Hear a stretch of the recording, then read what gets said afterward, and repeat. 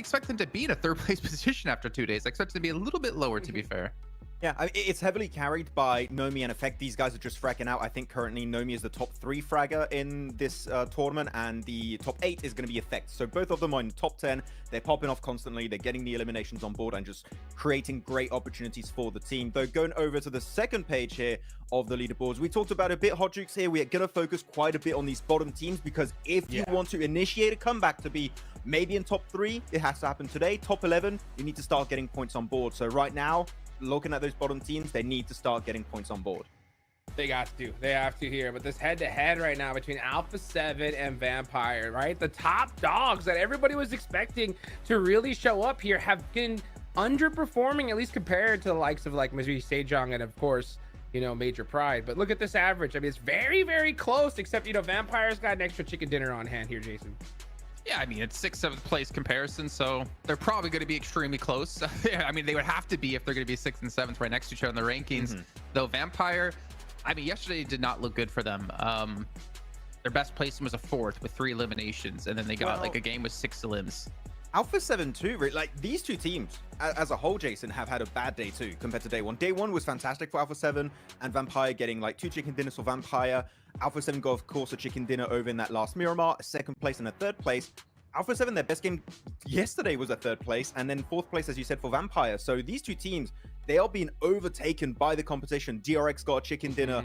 Xavier still getting some consistent placements in the late game. Team Spirit getting big elimination matches. And of course, MSJ and Major Pride just always at the top in terms of all elimination and placement points. Alpha 7 and Vampire were looking like the big dogs, right, Hot Jukes, going into this group. But they got competition, and it's not going to be easy to climb their way back up in the top 3. For sure, especially considering that, you know, Alpha 7 got majority of their points on day 1 in Miramar, and then yesterday we saw them go out early in Miramar, so that's going to be a little tough one here. We are going to have a whole new group of matches today, and what are the odds, Jason, that Major 100%. Pride wins Sanhok again? Oh, I don't know. No, it ain't happening again. It ain't happening. That's it. So just 2 in a row. No chance of 3. No. If you win 3 in a row, then something. The teams need to look at you and what you're doing, because like Sanhok, it's not a consistent map for any team out there. It's played only once a day. It's played generally only once a day, if even played at all, when it comes to PMSLs as well. So yeah, no. Max, I think it could happen. No, Max, I think they might get a top 3. I think they could get top 3. A win again is going to be like rough. They'll be the true kings of the jungle. But they had quick rotations, Jukes. We were talking about it yesterday, especially that 2nd Sanhok we had so far this PMGC. They just, you teams are fighting on like the edge of circle and gatekeeping? Huh? Don't know what that's about. Anyways, dead center and just send it and get to late game, get 3 eliminations off the back of that. So they've got a good game plan for Sanhok, so I would say they can make it far once again. Well, obviously, one reason that they are playing so well is, of course, our official smartphone provider here at PMGC 2024, the Infinix GT20 Pro. If you want to play like a pro, pick one of these up, and potentially we could see you at PMGC next year. Hot Chick still doesn't have one. Poor you. It's okay. I cry every single day. You'll get one. I look in the mirror in the morning, and I'm just like, man, do I wish I was Jason and Max, man? Because I would have. I mean, who doesn't wish they were us? Unless you don't want to have a giant nose and you want to have a head of hair. I knew that was. I was waiting for that screen. Not to mention, you guys at home, you can obviously check us out over on socials, whether it's going to be YouTube, Instagram, Facebook, and TikTok. You can check all of those out, and of course, see all the content they put out as well. There's definitely some really good content coming on YouTube you guys should be checking out. And then also, if you're in the area, or even you're not in the area, you can still pick up tickets to PMGC kicking off the 6th of December through 8th of December. If you get a ticket and you go, you're automatically going to be able to get a sweet skin from the 2024 PMGCs, not to mention all the little activities they have at the event for you, and some even merchandise you can pick up for yourself. But as we do obviously take a look towards what's coming up today, our teams to focus in the day, I put the big 3. That's the 3 I predicted to win the group, just because where are they? What's going on? Like, do we have new top dogs? Do we have like the new best teams in the world here? Obviously, it's just 2 days of play, but I was still expecting them to hit the ground running a little bit better. Yeah, and I picked the same teams you did, except for BTR. And the only reason why I picked BTR is because, you know, they started off looking so strong, right? I mean, I was really like, oh man, this is the big resurgence of the squad.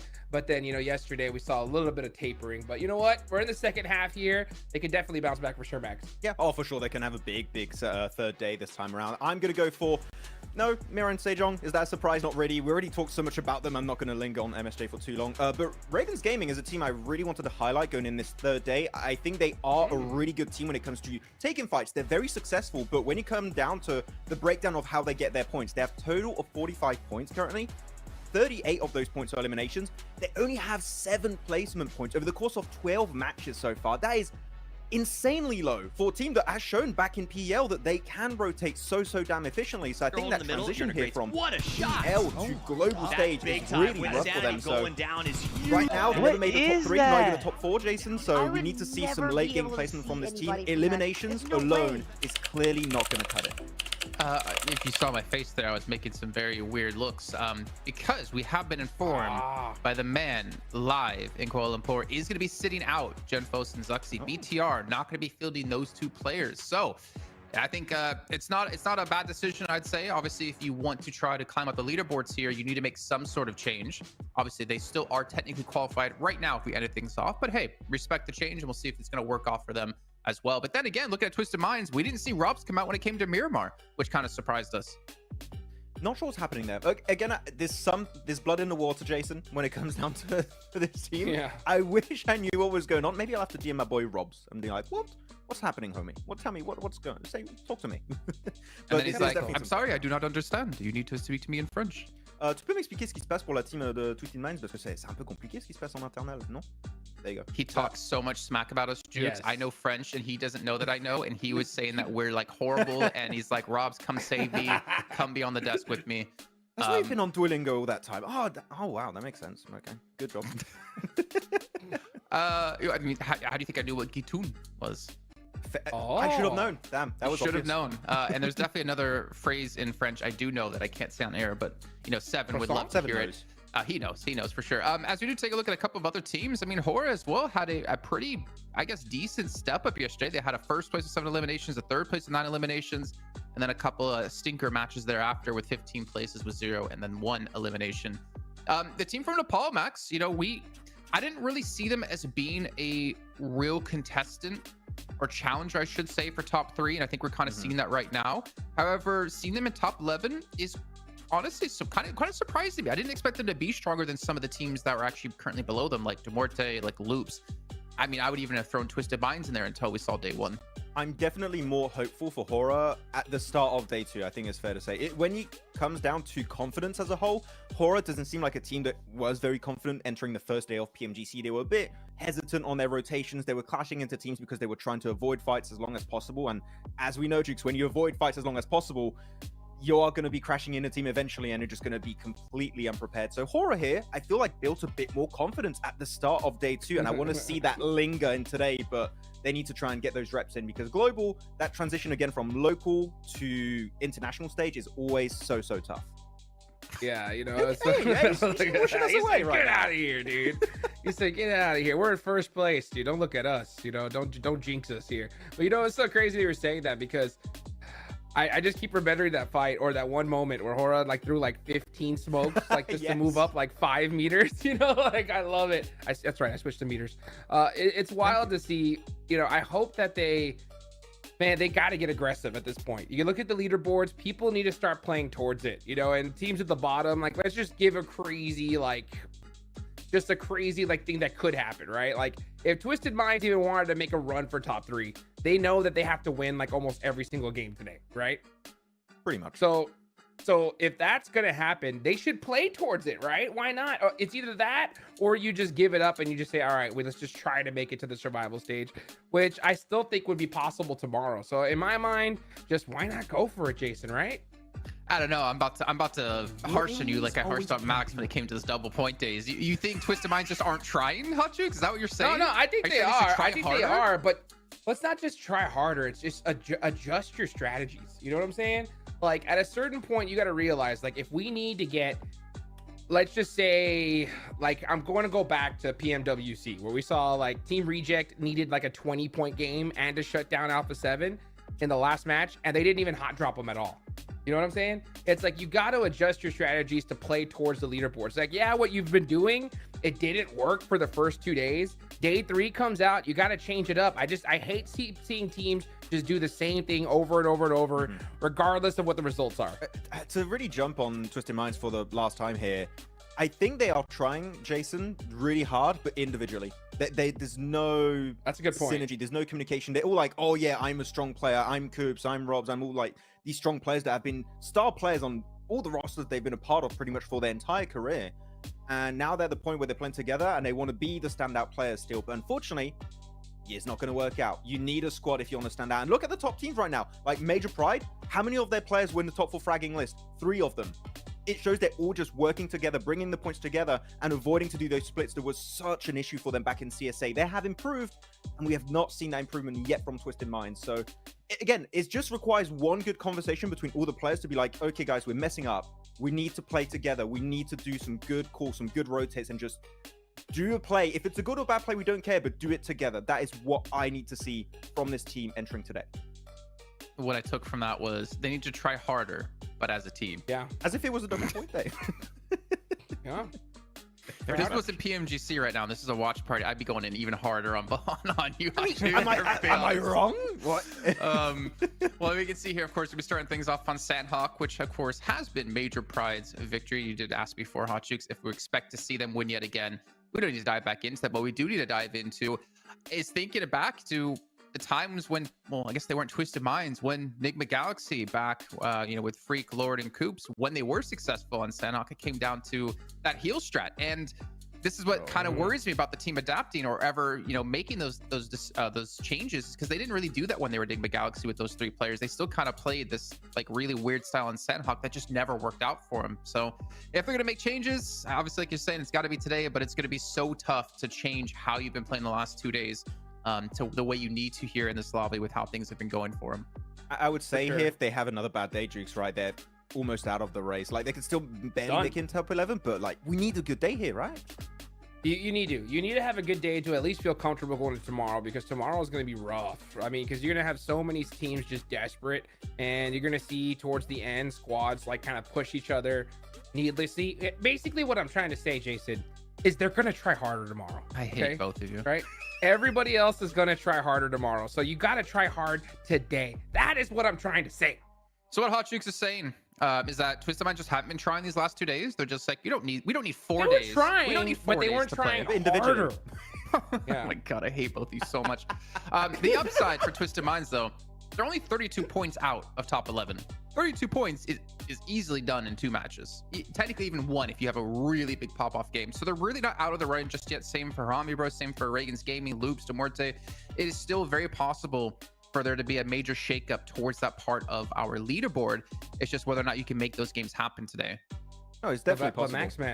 But Max Man, right? If you're gonna get 32 points, how you gonna do it? Please don't say they tried harder. Say it, Jukes. Tell us, Max. I'm saying it. They're going to try harder. Yeah. What do they have to do? They're just going to try harder. Points? Oh yeah. I agree. Thank you, Kalaris, for your approval on this comment. What about another team, Inko? They had a fall off quite a bit here from day one. No. Way Morse code in this. From day 1 to day 2, you were expecting Inko to be top 3, Hot Jukes. I was. I mean, I thought Eco could do it. I still think they can do it. All right. I mean, they have 66 points, right? That it's still in the realm of possibility, especially here with 2 days left to go. But they would need a couple chicken dinners. Like, that is the strat. So it's not necessarily try harder, but there's different things you could do. So just to give you an example, at a certain point towards endgame, right?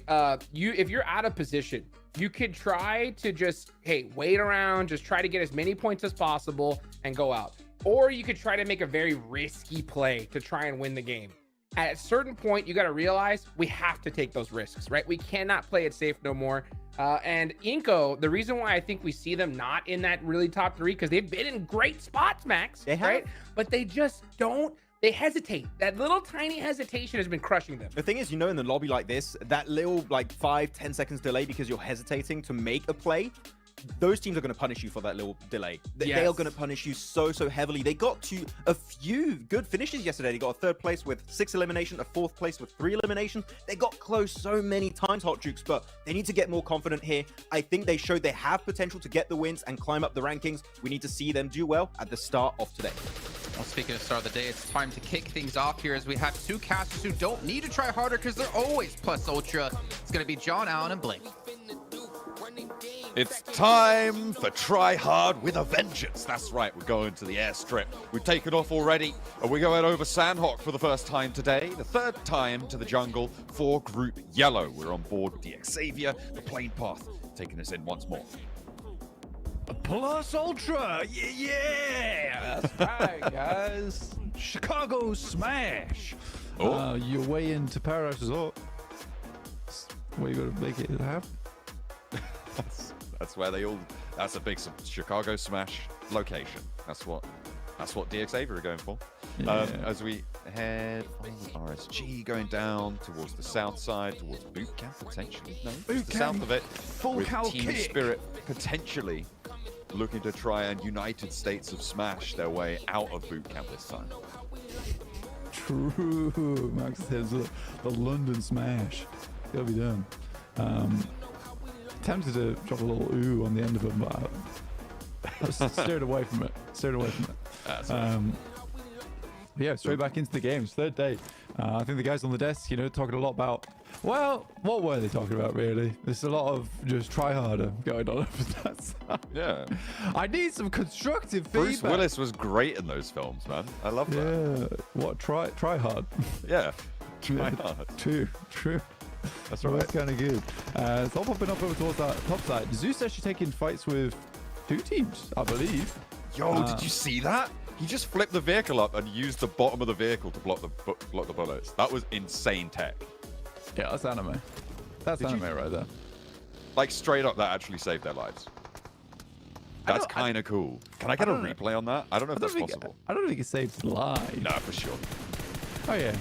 Okay, No, they but did. hold on. So Yeah, Major Pride. I like this team. I do like the team. I want to see more from them. There was some really good starts for that, and they have got the majority of their points off for a couple of games. Orange? oh, Range. Federalis. Doing. He's getting in there. There's some knives. AZ's getting slashy with it. Genuinely, one of the- Halloween was 3 days ago. He's not Michael Myers.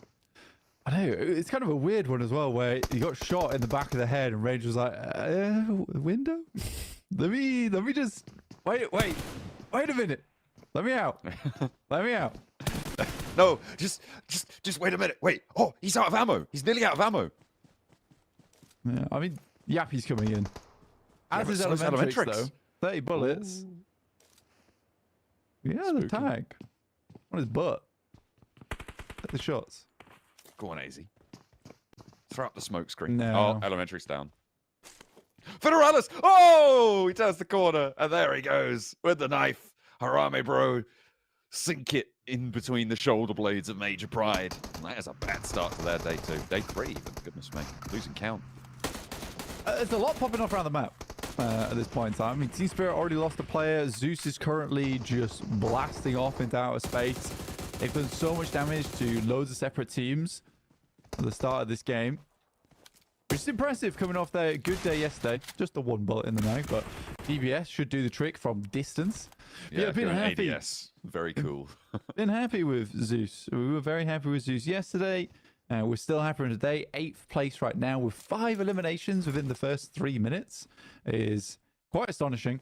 And for Zeus, this is a team we wanted to see do well, right, coming into PMGC as that rookie roster. And they weren't doing great towards those first couple of days. I think that was nerves. There's a lot of pressure.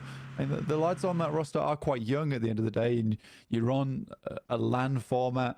I think they got a little bit of a taste of that over in EMEA. But yeah, nowhere near as much pressure as here. I mean, all the lights, the stage looks awesome. But it's scary. It's scary. You know that one bad move could be the difference between you going home right now. For PMSL, EMEA, for them, You know, there was that case of trying to get towards those spots on those top sides, but a little less pressure with the difficulty teams on side. So well done to Zeus, and already coming out swinging today is good. Team Spirit take another knock as they try and get across the river. This boot camp drop just continually being punished. DXavier really looking to turn the screws on them, and it has been a real tough time for Team Spirit on Sanhok here, being the victims of a lot of pressure so far. DXavier, a main profiter from this behavior. Looks like they're trying to get ahead, trying to cut off this bridge rotation. Nomi should be resable if they can extract Kitsune from this wall side, from the compound down to the south of boot camp. But the nade over the top, the bridge under control. DXavier do have a chokehold on this. Yeah, it's difficult. It's real difficult for Team Spirit. I mean, it's not the end of the world for them, though. It's just a question of how much do DXavier want to pressure this. Right now, they've only got one player on side, which is Kitsune. It's a good nade, actually. Needs to be a better one. There is a lot of damage sent back. I think they both take each other at the same time. That was Matic to be able to get involved there. He's made a long journey down this way. For DXavier, two other players aren't really close by, but he's likely calling for a little bit of backup ASAP. Ooh, I'm not too sure that they needed to go for that peek up to the wall, put more pressure on. I feel like DXavier, they had the back of that compound, they had a lot of control, and they had the bridge as well, but they give a little opening and Team Spirit are ready to pounce. Meanwhile, over in Painan, looks like Harami Bro and Demuerte will be clashing. Demuerte down a player. Harami Bro on all four of their players alive. They've already managed to get through that fight that we saw earlier with Major Pride, but Tresley, maybe one step too far, immediately goes for that flush as well. Taken very low by the nade, but gets far enough away to stay alive. Yappy wants to put another one in, but teammates are starting to fall now, and Pusher, a priority to get res. Staying as 4 on this crossing is so imperative here. RSG are on the south side, so could be a difference maker here, because they have got Harami Bro on that south side as well, to maybe third party the rooftops, but Demuerte, they're just getting shredded. I don't even know where he's actually coming from. That was a wild push out for Demuerte. Somewhat deserving to lose that fight. 7 minutes, 8 eliminations. Harami Bro basically have already had a successful game here on Sanhok. 8 elims, man. It's kind of crazy. Down towards 15th place.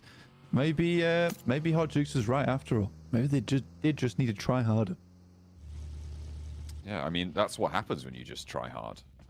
It's so much better. This is a pretty nasty shift. I don't think we talked too much about the circle. I don't think we talked too much about the circle shifting as hard southwest as it did. It's forced a lot of these early fights on rotation, pushing in towards that ruins area is where Zeus picked up a lot of their eliminations. Obviously, that Painan engagement that we just saw as well. And now with the circle moving up towards the bridge, towards the Northwest Island, Vampire are the only team up there, and Ruins is a main focal point. Yeah, there's been so much action towards this early game that it's somewhat difficult to pinpoint what's been happening elsewhere around the map. I mean, Alpha 7 currently moving through 3 eliminations. And yeah, the dinner bell's certainly been rung today in terms of, you got to hurry up, guys. If you want to stay towards that top 3, or you want to get towards a position where you're not heading home right now, you need to keep pushing a little bit further. Inco even having themselves an engagement. We're looking over towards Harami Bro here versus Lutz. It's the last 2 players alive. Levi's finds a shot up towards Nova. It's never ending. They're on 8 eliminations now, and I mean, if they get 2 more, this is a big game for Harami Bro within the first 10 minutes already. A nade over towards Nino, nearly finding the knock, but not quite. It's a really bold push, and there's the nade to back it up from Federales on the off angle. That is an excellent pickup and loops. They're losing players. I don't think you get this one back up. Unless he makes this mad crawl. I mean, that's a surprise that he's been allowed to do that. But over the balcony he goes, Federales giving them the slip and finds another through the window. Neil Zada finally puts a stop to proceedings, but from the staircase, nearly doing some damage there. Loops on the top floor, stay up with 3. Harami Bro, 9 eliminations though, and that is a great game for them. Yeah, I mean, if Federales stays alive for a little bit longer there, that backstab could have been absolutely awesome. It's the fact they were able to turn around and move on to that. But it was well-made pincer move for them, because they'd pushed them onto this one building here. Yeah, wow. Well done. Well done indeed. BTR, they had an early engagement with Zeus and now look to get a little bit of payback for their troubles playing in Ruins at the moment, as it does become, like you say, a bit more of a focal point as the circle would lean over towards Ruins, and it's nice to be able to play this position. Again, for BTR, this is more of a safety pick more than anything. With 3 players, you want to go for something like this early on. The Xavier try and fly their way on over. I think a lot of these rotates are misguided. We'll put it that way, right? There's no guidance system on these bad boys because they are running out into the open. I think so much has happened so quickly that yeah, it's getting fairly hectic inside the lobby. Damage proportions here for BTO is Zuxi down towards 2,000. It's a little bit skewed since Zuxi has had a couple of games where he's been out of the roster, subbed out. But yeah, Lepart still being that star player for the roster at the moment. Yeah, Leon and Hansel coming in. They have had a couple of entries for BTR over the course of the SEA tournament. Obviously, we saw Hansel at the end of yesterday, so we'll see if they are able to patch up some of the holes that BTR are showing. With 2 eliminations so far, 3 players alive. Pretty central, important position. Alpha 7 out in the blue. They've been here for a while. They have encircled loops now and forced them to stay in Painan. Are we going to the north? A Vampire just absolutely cashed in on this Northwest Island shift here. BTR have left it early and maybe regretting that decision. Team Spirit as well. Haha, we win. BTR, prank. Yeah, I kind of assumed this would actually head over down towards the south side of the map, but sometimes you do get these cruel circles like this, and it has been a consistent factor throughout the entirety of Group Yellow that we have a lot of southern rotating teams. Not a lot of squads are willing to make that approach over towards that north side. And Mirren Sejong, they know the call that needs to be made. They fly in over towards Vampires. This is not an easy team to go toe-to-toe with, but finding an initial knock is good. That evens the tide. 1 for 1 on the trade, but a lovely nade around the side from Stoned. He's already stepping out, getting underneath the stilts as well, and taking Mirren Sejong down as quick as they can roll up. Stoned moves through the building now as well, as Tony K still the only casualty to be found in response. Is there a third party to be found? It doesn't look like it. The nade over to Stoned, and Tony K. Hoxie's going big here. Schweppes on the outside has danger breathing down his neck as he goes low. Again, Hoxie dips back. He's the last player for Mirren Sejong, and there's the third party. Team Spirit here to play on the east. BTR have set up on the west side of it, and all of a sudden, Vampire, they've got so many neighbors, they don't know what to do. Yeah, I think Vampire honestly might have been better off holding that northern compound towards the high ground, because this is just... everyone knows this is most likely free. There's likely only 1 or 2 teams in this location, though it's a strong spot. So for Vampires to like set themselves up so close to the bridge, I think they might have been better off making a play like BTR did, which is over towards that north side and set up that barricade between them and a lot of other teams that will be flying over that bridge shortly. We're down to 11 teams, 32 players. What a weird game this one's been. Very aggressive. Teams understand that now's the time for a limbs, and Vitali goes hard on this fight and will find himself 3 knocks. Twisted Minds again, not having a great time against Inco here. We can see in the picture-in-picture Alpha 7 battling their way on the east side of Ruins as well against Xavier. They will win that one out. This is an opportunity now, Blank, for Team Spirit, who have managed to get across to the north side to play as 3. 3 eliminations already found, and you can see that tables at the top are looking fairly barren right now. There is a good chance for them to jump up. 110 points for Mirren Sejong have been found. And that is where they will look to set their sights. They're 20 points, well, they're 17 points behind at the start of this match. They have 14 more to go.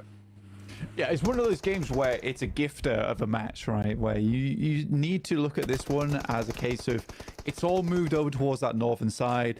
We know a lot of teams rotate on the south. This is a chance for us to have a fantastic game. I think they understood that as well, which is why they played on the north side. They knew they weren't going to have the best of games down towards the south, so they had to gamble on this heading up towards the north. And now with Matic holding that northern compound, he's got a strong spot. But Zeus is coming in real quick, and the rest of the team will need to regroup fast. I'm imagining Matic does hear the vehicles down the hill here. This was a pretty crazy rotate from Zeus, Blank. They started on the compound to the southeast of Ruins. They swung out past Alpha 7, over Painan to the east of Bootcamp, over the north bridge, and now they're coming in on the north side. They're the only team to do this. This is smart. This is heads up from them. I mean, it's the only reasonable rotate for them, right? If they had the medication to make it happen, why not? They were in stage 3. It was an instantaneous reaction from them. But they knew that Southside, again, it's really tough. And it feels like some of our EMEA teams have a bit better of a grasp right now on those wide wraps, which is cool to see. I think BTR also similarly made a strong rotate. They saw the fighting happening between Vampires and Marin Sejong. They didn't get involved. Instead, they took a stronger spot on that northern side. For them, consistent points matter more than anything else. Loops do send over. They're looking to keep that vehicle, though. They are looking to keep that vehicle. I mean, it bounced off the bridge like it was some kind of rubber construction. It was a little bumbly, but we'll see if they can get much further. Team Spirit need to regroup, I think, in about... Well, they want to keep control over this east side crossing, right, despite letting Loops through. And Matic is alone right now for Team Spirit, and the fact that Loops are through now, I feel like you do just have to regroup up towards Matic, but Loops might be ahead of them on this one. This is one of those Team Spirit plays where they're trying to hold too much space, and I think it'd be absolutely fine as a 4-man, but you've got to consider the amount of squads going through. Scouting is good at this stage of the game, trying to cause some casualties, some damage towards these teams, so your late game's a little bit easier. Definitely important. I think that, you know what? Actually, I don't mind this. Now that I'm thinking about it, I don't mind this. I don't really think that many teams would have assumed that Zeus would make that play. I think that this is a play that looks bad because Zeus's cool reaction and creative way of getting around that circle. Because they assume they control the entirety of this high ground. John, that's what I'm trying to get at. For Team Spirit, is it why they felt confident going for that split? Yeah. I think that's fair. That's a good assessment. Of course, we have a map feed. We could see exactly what's going on. This is interesting, and I wonder if they're going to figure, or when they're going to figure this out, right? Yeah, because if that's the case, then Matic certainly didn't hear the vehicles roll up behind him. That's the only way I can assume this. Yes, they still have a strong position because it is all uphill to get towards that plateau for Zeus, but they will be covered for the time being. So this is why Team Spirit's getting so aggressive on this eastern side. They will have to now move, and Zeus has a decent rotate off towards the west. They can play the paddy fields looking over towards BTR. For Team Spirit, for them, life becomes a lot harder. I think that they sort of need to go for more of a sweeping playstyle down towards the low ground, because you can certainly play on what I would call the beachhead on the south side of the map. With Nomi going down, though, that is tough. That is tough. Yeah, that is very unfortunate timing. For my money, though, I want Alpha 7 to sweep across. Remember, DRX is positioned on the bridge. I feel like Alpha 7 could take this up fairly convincingly, use that terrain cover, try and get some suppression down. It's very difficult, but with Nomi knocked, now's the time to try and make that work, unless they just want to try and get rid of everybody in this east side and play the outskirts. But either way, I feel like that bridge side is going to be a very strong position to guarantee at least a top 3. Yeah, for Team Spirit, this has become needlessly aggressive at this point in time. Again, Nomi certainly puts up a lot of those numbers in these games, but that was a bit of a greedy play, specifically because of the timing on the circle, because the Blues about to approach in.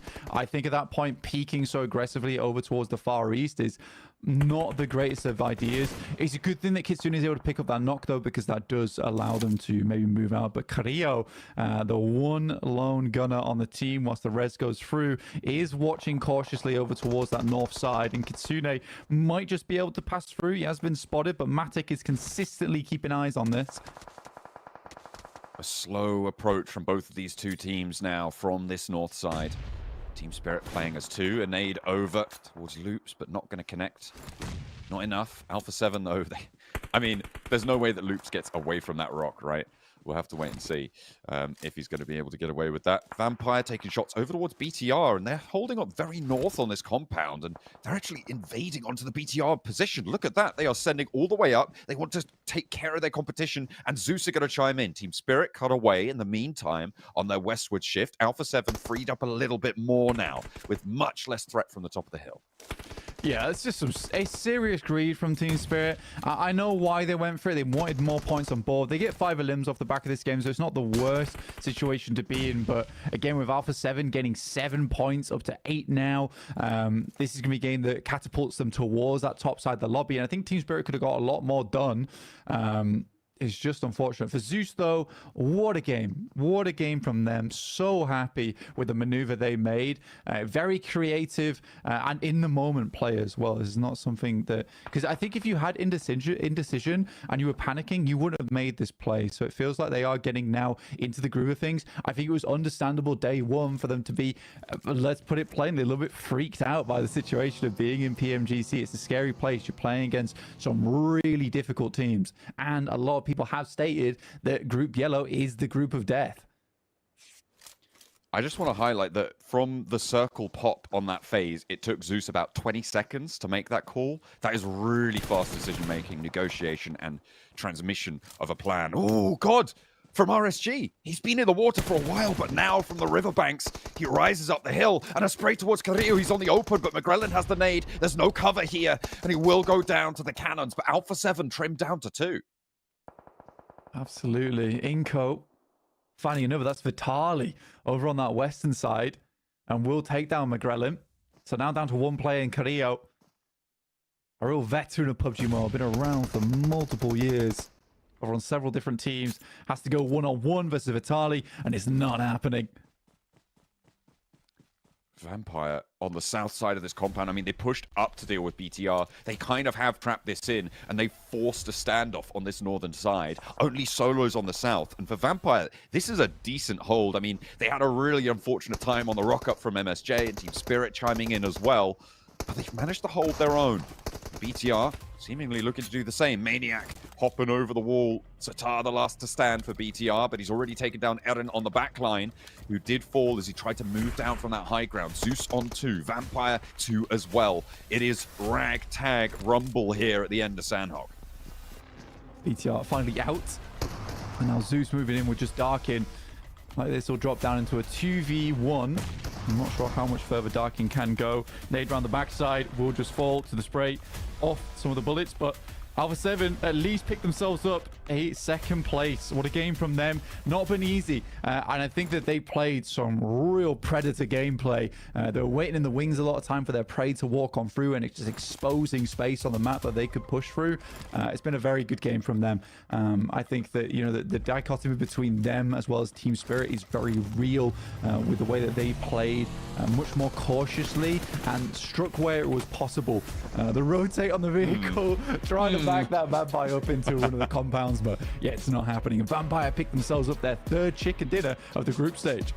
The reason that Vampire have been able to take that was the fact that there was really not very much threat from the south side. Everybody who tried to cross the river went down to 1 to 2 players alive, and there just really wasn't that pressure that allowed them to move up toward BTR's compound, take care of that, force that fight to conclude, forcing BTR to the backs to Zeus as well to take that engagement for them. A really heads-up duo play from Vampire, and they'll reap the rewards for it.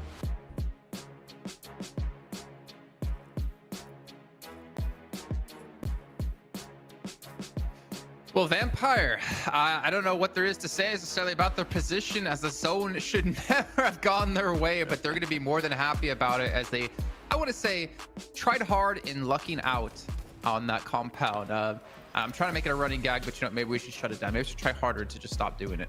But Vampire, they survived the crash. Wait, guys, let me change your hat. And a win that honestly, Vampire really kind of needed to still be in contention for top 3 here, Max. I'm here. It was a good idea also from your own. I missed the first game. I saw Vampire get the chicken. Down to that crash, but we know as a fact when it comes down to drop locations and where teams like to play, that Vampire are always going to be in a vicinity. When you approach this area, you should always be aware Vampire are lingering somewhere in the shadows, and they are going to be a threat to our rotation. So you've got to be careful, but such a good hold. And unfortunately for MSJ, even Jukes, a little bit of a rough entry point, because that building, you were talking about it during the crash, you can get shot under that building, which that was really the big problem for them on that crash.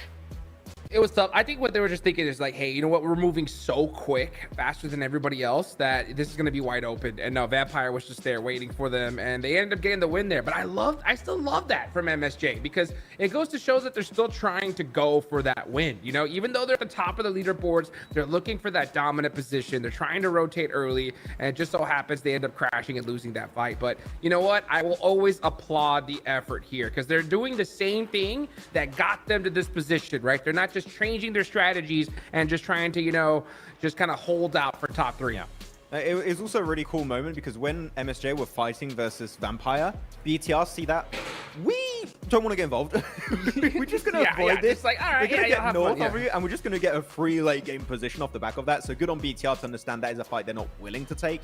But no, some really, really good rotates. But as you said, Jason, the circle should have not gone up there. And 11 out of the 12 teams were not on the Northwest Island when that circle rotated. Yeah. So most of them got completely obliterated upon phase 3 shift after that. So yeah, this was a really, really bad game for most of the teams. I liked how Zeus played it, though. I mean, they were the only team to go for that really wide wrap in towards that Northwest Island, going through mainland as well. Whereas you have like the kind of opposite of that, where Alpha 7, they just kind of chilled back and waited. And Max, you were saying, I mean, their play style was either, if you don't go early, then you're going to be there to backstab teams. And we saw Alpha 7 get a ton of eliminations this game. Just sweeping teams. It feels good to see Alpha 7 do that here, because they had a bit of a rough day too. So here they were like, okay, we are going to delay the rotate a little bit, but because we're delaying the rotation, playing passive is non-option anymore. We need to go guns blazing in this game, just getting as many eliminations as possible. And when you get eliminations in a situation like Duke, you also clear a ton of space in the process. So Alpha 7, for me, that was the correct approach. Sure, it's not a game-winning approach, but it's an approach that gets you points on the board.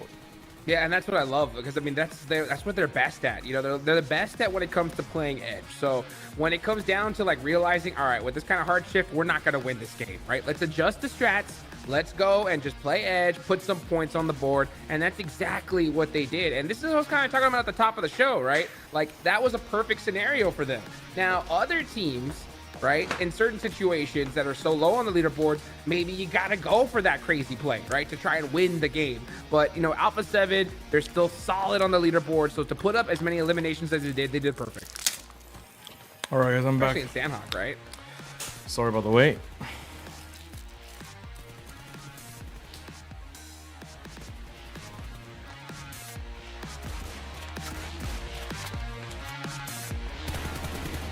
Vampire Arc is the first chicken of the day. Okay. For the cap, yeah, because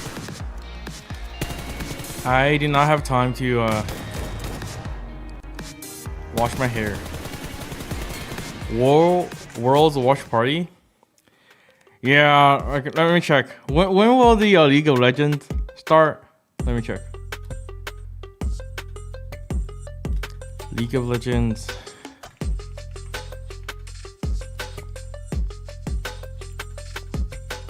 Do they have a scheduled stream?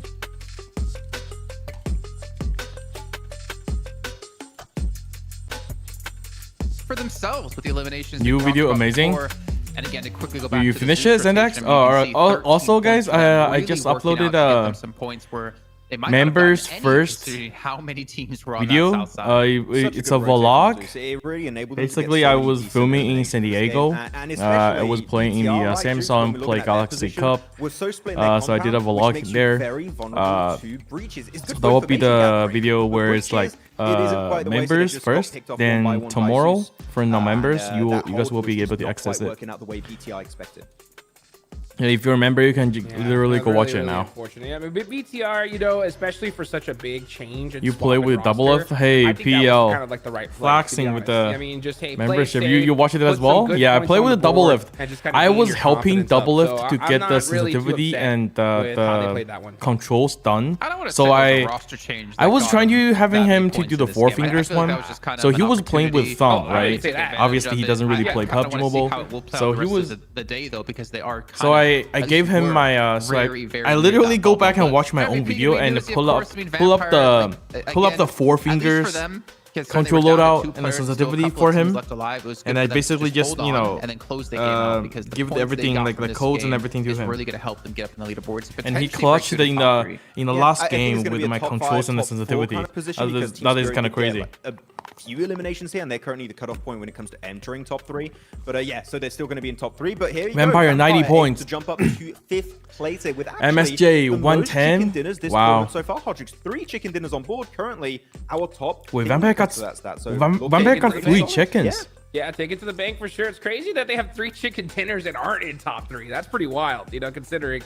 But you know what? I mean, they're right. Yeah, Double Lift is a League of Legends again. You know, pro player. Top 3 is the goal, folks. That gives you that ticket all he the plays way like to the ADC. finals, and then 11th place on up survival stage, everybody else going home. And honestly, that's where my eyes are on, because how many of you watch these, League of Legends? These 5 like teams, the they gotta make something happen. I gotta give it to Harami, bro. How many of you watched that? A whole bunch of eliminations in this one. They eliminated early. Major Pride and Muerte, and they were still looking to fight even more. They got an extra elimination on the 3rd squad after that, so they had to end their reign of tyranny in this game at some point. It was going to be tough for them to keep players alive. But who are you supporting Worlds?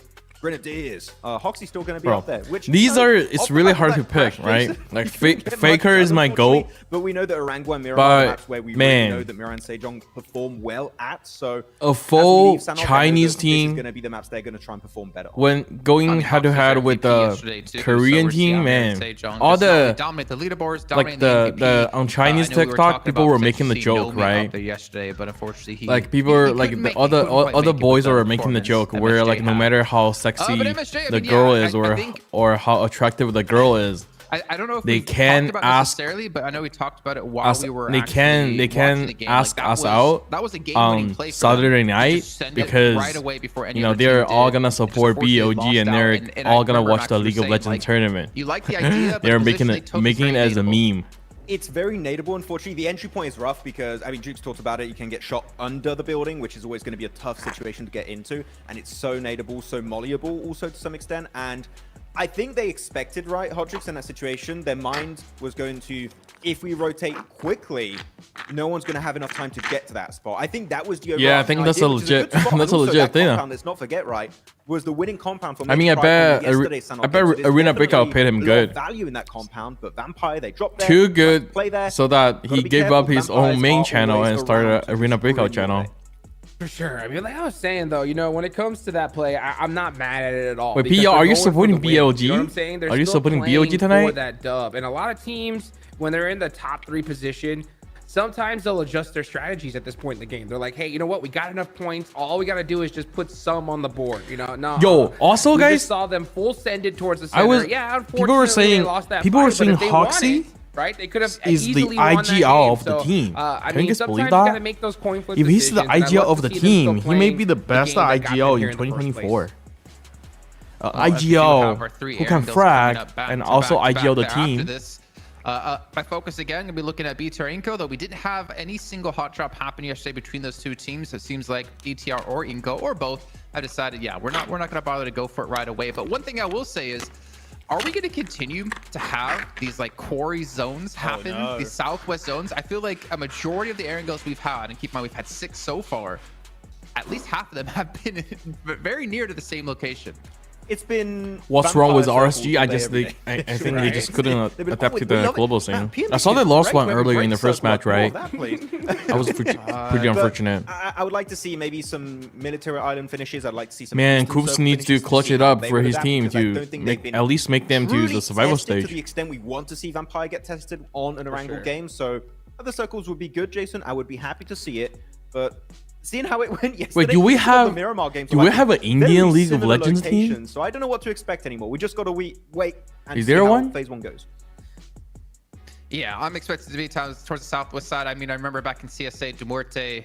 And also, how many of you think that Inco will go to survival stage? I think it's pretty much safe to say that the Inco will for sure go to survival stage.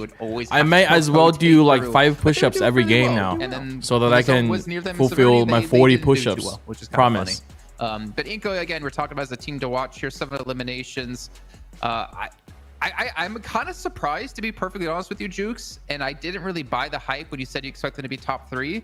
But I think in my eyes, they're actually performing better than I expected. Though I know they have make a poll about it. I feel like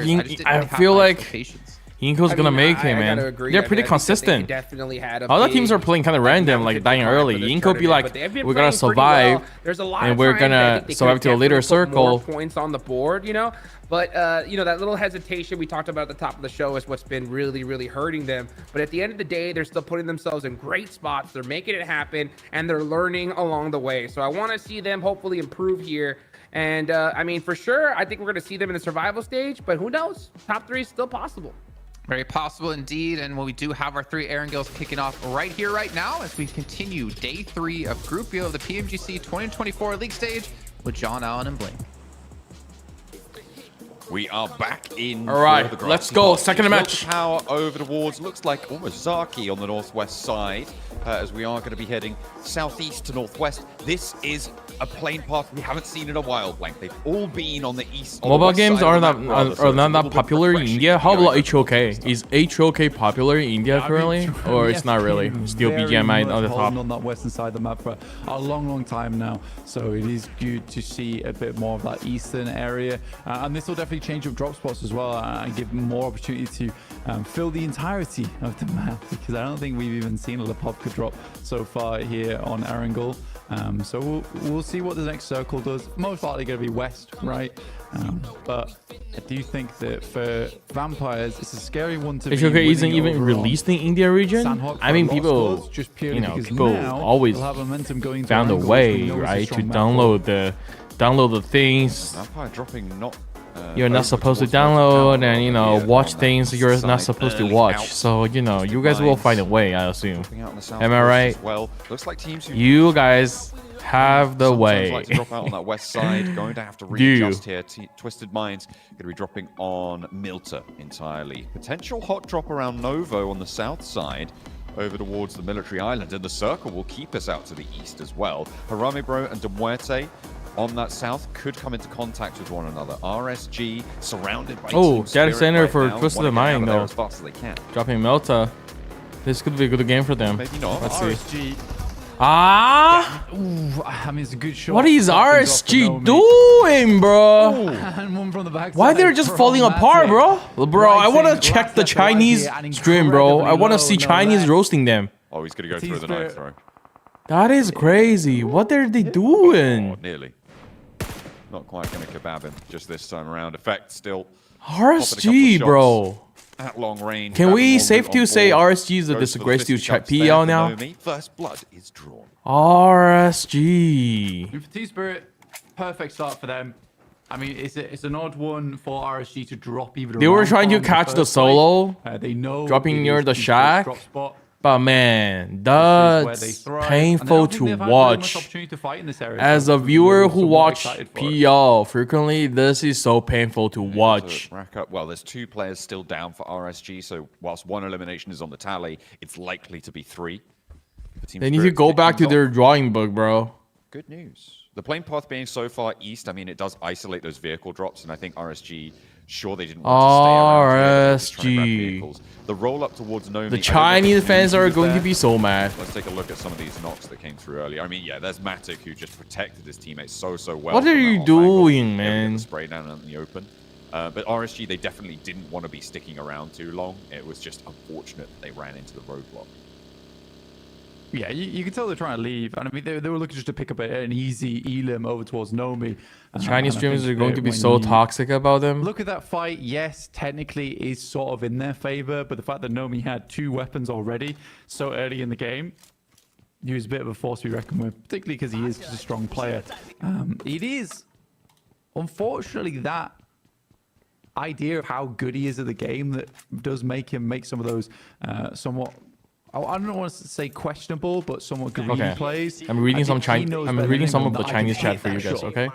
So these Chinese viewers were saying that. Were you guys expecting to be so successful so quickly? Oh, come on! Only 1 left the gang. The first 2 days. Please go home, RSG. 이렇게 빨리 성공할 거라고 예상하셨습니까?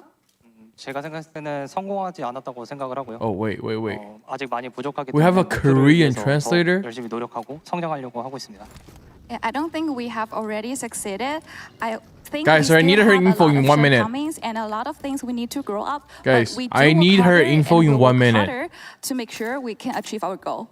Well, that's definitely what you want to hear for a team. Come on, boys. Do your research. What is her IG? What is her IG? I need her info in 1 minute. Of this week, when we get to that day 4, where do you expect your team to be? 우리 팀 지금 1등이는데 4일 다 끝났을 때 몇 등이라고 생각합니까? I'm having a eargasm with the Korean, man. If we don't make any mistakes, I think we will be the number 1. Ooh, okay, number 1. Let's go. Because MSJ wants to be first place of Group Yellow. 감사합니다.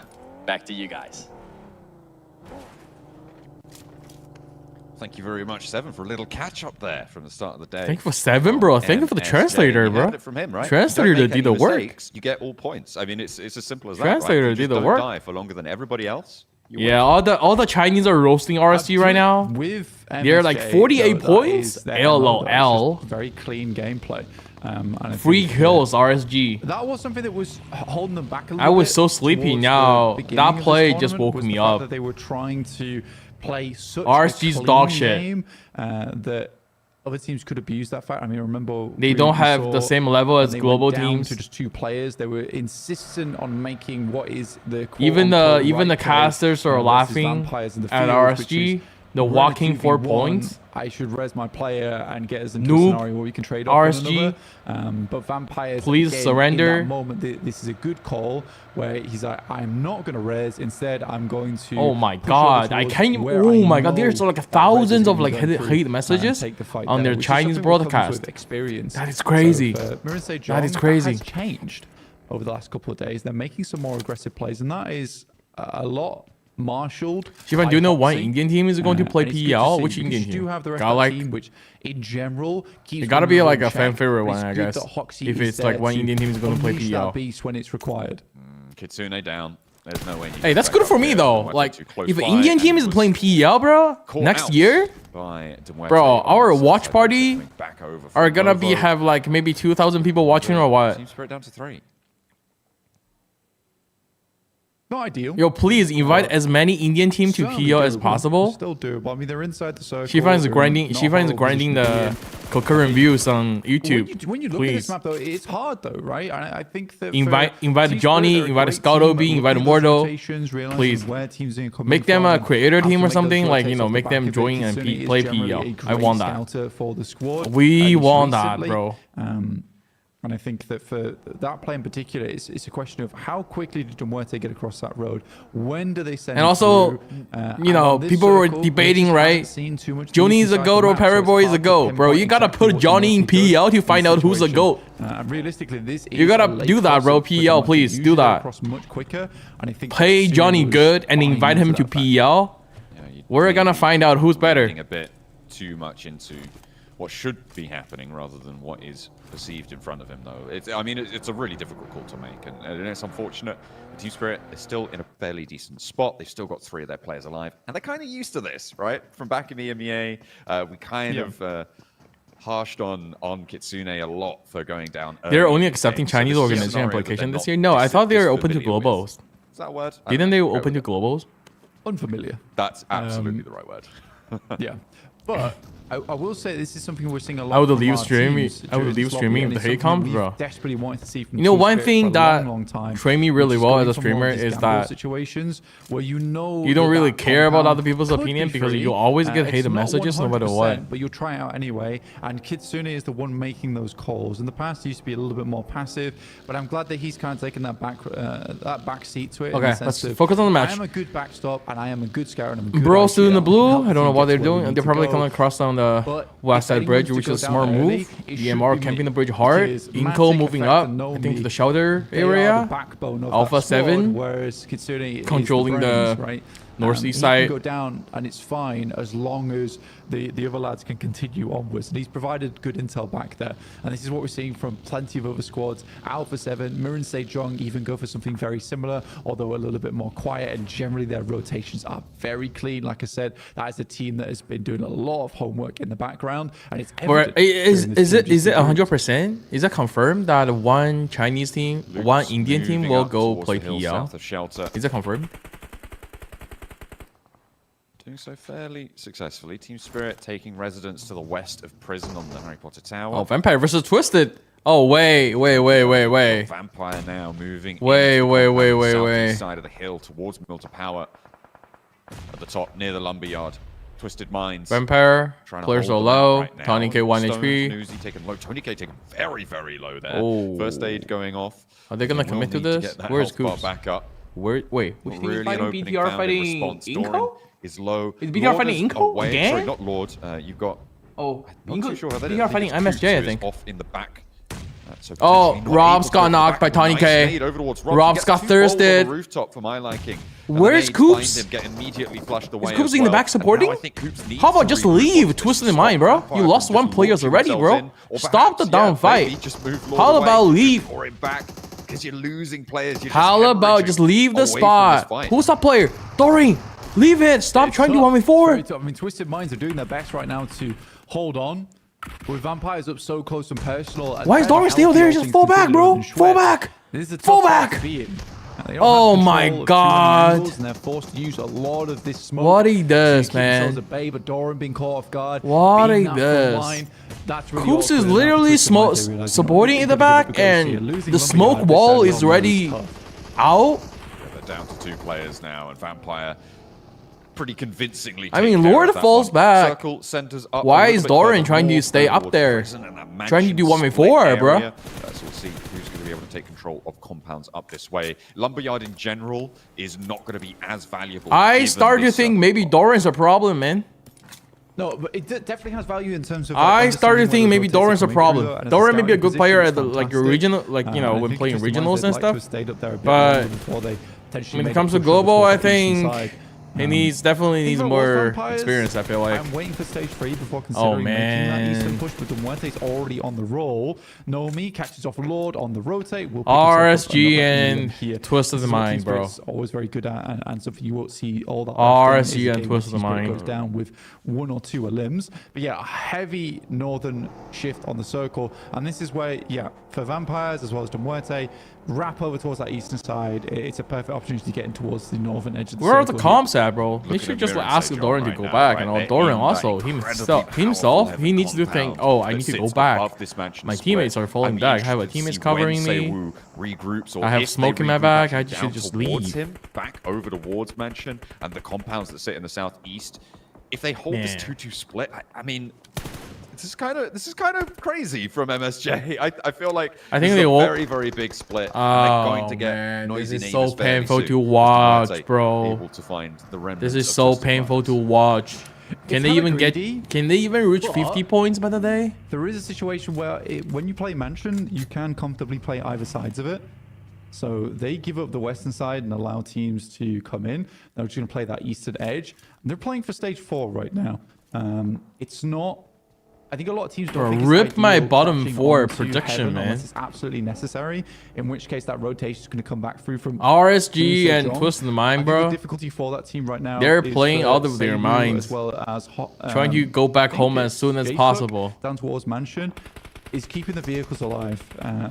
It depends where they've actually placed them, because they will definitely need them if they need to regroup back over towards Final and Hoxie. But yeah, they are split now. And they're sort of entrenched in I that think- split, right, by Major Pride, by Team Spirit.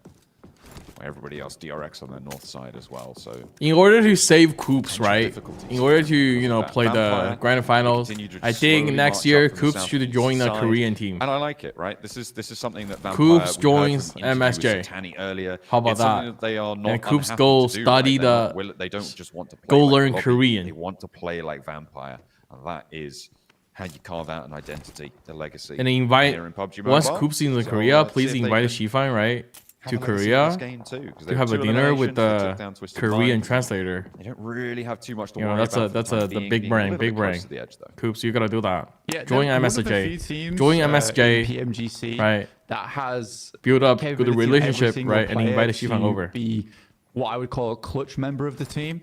I think that's a big difference maker, and it does change your play style, right? Because for teams like, sorry to come back to Mirror and say Jong, they don't have incredible firepower, but they have this really good tactical mindset. Yeah, I'm trying to save but Coops. that It's doesn't not that I open want to opportunities have for them dinner to with be the an Korean edge translator, okay, team. guys? They have I to want to much save more Coops. rely on We that want macro. Coops in the grand Whereas for finals, bro, Vampire, because it's been they so have many another years that option available Coops to them, never which is we might plays in the always grand be in the finals. strongest We want location Coops in the map, grand but we're finals, happy right? to fight This is the teams only way I can think and of to create like save scenarios Coops. where Okay. we can pressure other squads out and open space around the map where we need it, and I think that's definitely interesting. So the circle does shift off over towards Mansion at this point in time. Where's Inko? Final and Hoxie would like to Inko will fight relocate. MSJ, I think. But Did if I was MSJ? Seyu and Oh, J-Suck, I'd be like, wait, listen, MSJ. Look at that MSJ. It's probably best that we come back up over What? towards heaven, Split? because we Are they get gonna keep very the hot split in like Mansion this? soon.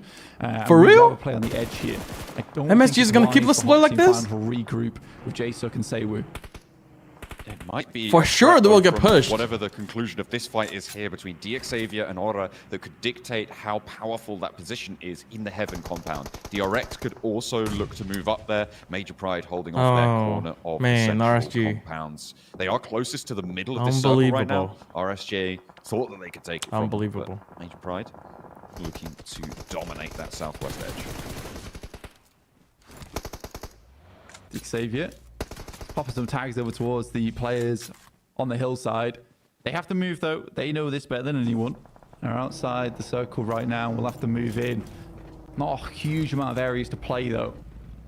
Yeah, again, the reason why Mirinsei Jong's been able to happily play in Heaven for so long is because it is, as a lot of people will consider, a god compound. It's very hard to breach just because it's up on high, and a lot of those angles can be covered off by the rooftop positions that are on those compounds in Heaven. So yeah, this is the decision that I thought would come through. So Mirinsei Jong are regrouping with the rest of MSJ. Smart, I'm really happy to see it. That's exactly what I wanted from this team. The story says the first group is too tragic for China. Difficult. Yeah, like the first group, whichever Chinese team ended up being the first group playing, it's bad. Who are now farming this lobby. The other Chinese group, they have time, right? They have a week to learn everything, right? How other global teams play and what kind of mistake the first Chinese team made, right? So you know, it's always better for the TT and for TT, TGB and Tianba, right? To learn what kind of mistakes is it. And stuff like that. That's a very good name from Vitten. Yeah, and especially RSG qualify through the qualifiers, right? So they get to practice, not trying to find them excuse, but like just talking about facts, right? You need time to adapt to a different version of the game. But RSG didn't have that. RSG didn't have that. Whoa, Yinko flying. Suppressed auto shot here is one of my favorite gunshots. RSG 2-way-4 or what? MSJ. Oh my god, he got two. Who's that? Just looks good. Seiwu scouting out over towards that western side as well. Oh, here comes the support. They tried to get in on this fight. Oh man, what a clean weapon. MSJ 10 kills. It's so hard to aggress over towards Heaven. MSJ 10 kills as well. It gives them so much presence over the map. 10 elims. Wow. Fantastic stuff. They even made the play, Didinko, which was to use that momentum as you head up the hill to kind of jump onto one of the high grounds. It was a decent ploy, a good try, but not versus the hands of Mirinsei Jong, who is quickly becoming one of my favorite teams in PMGC.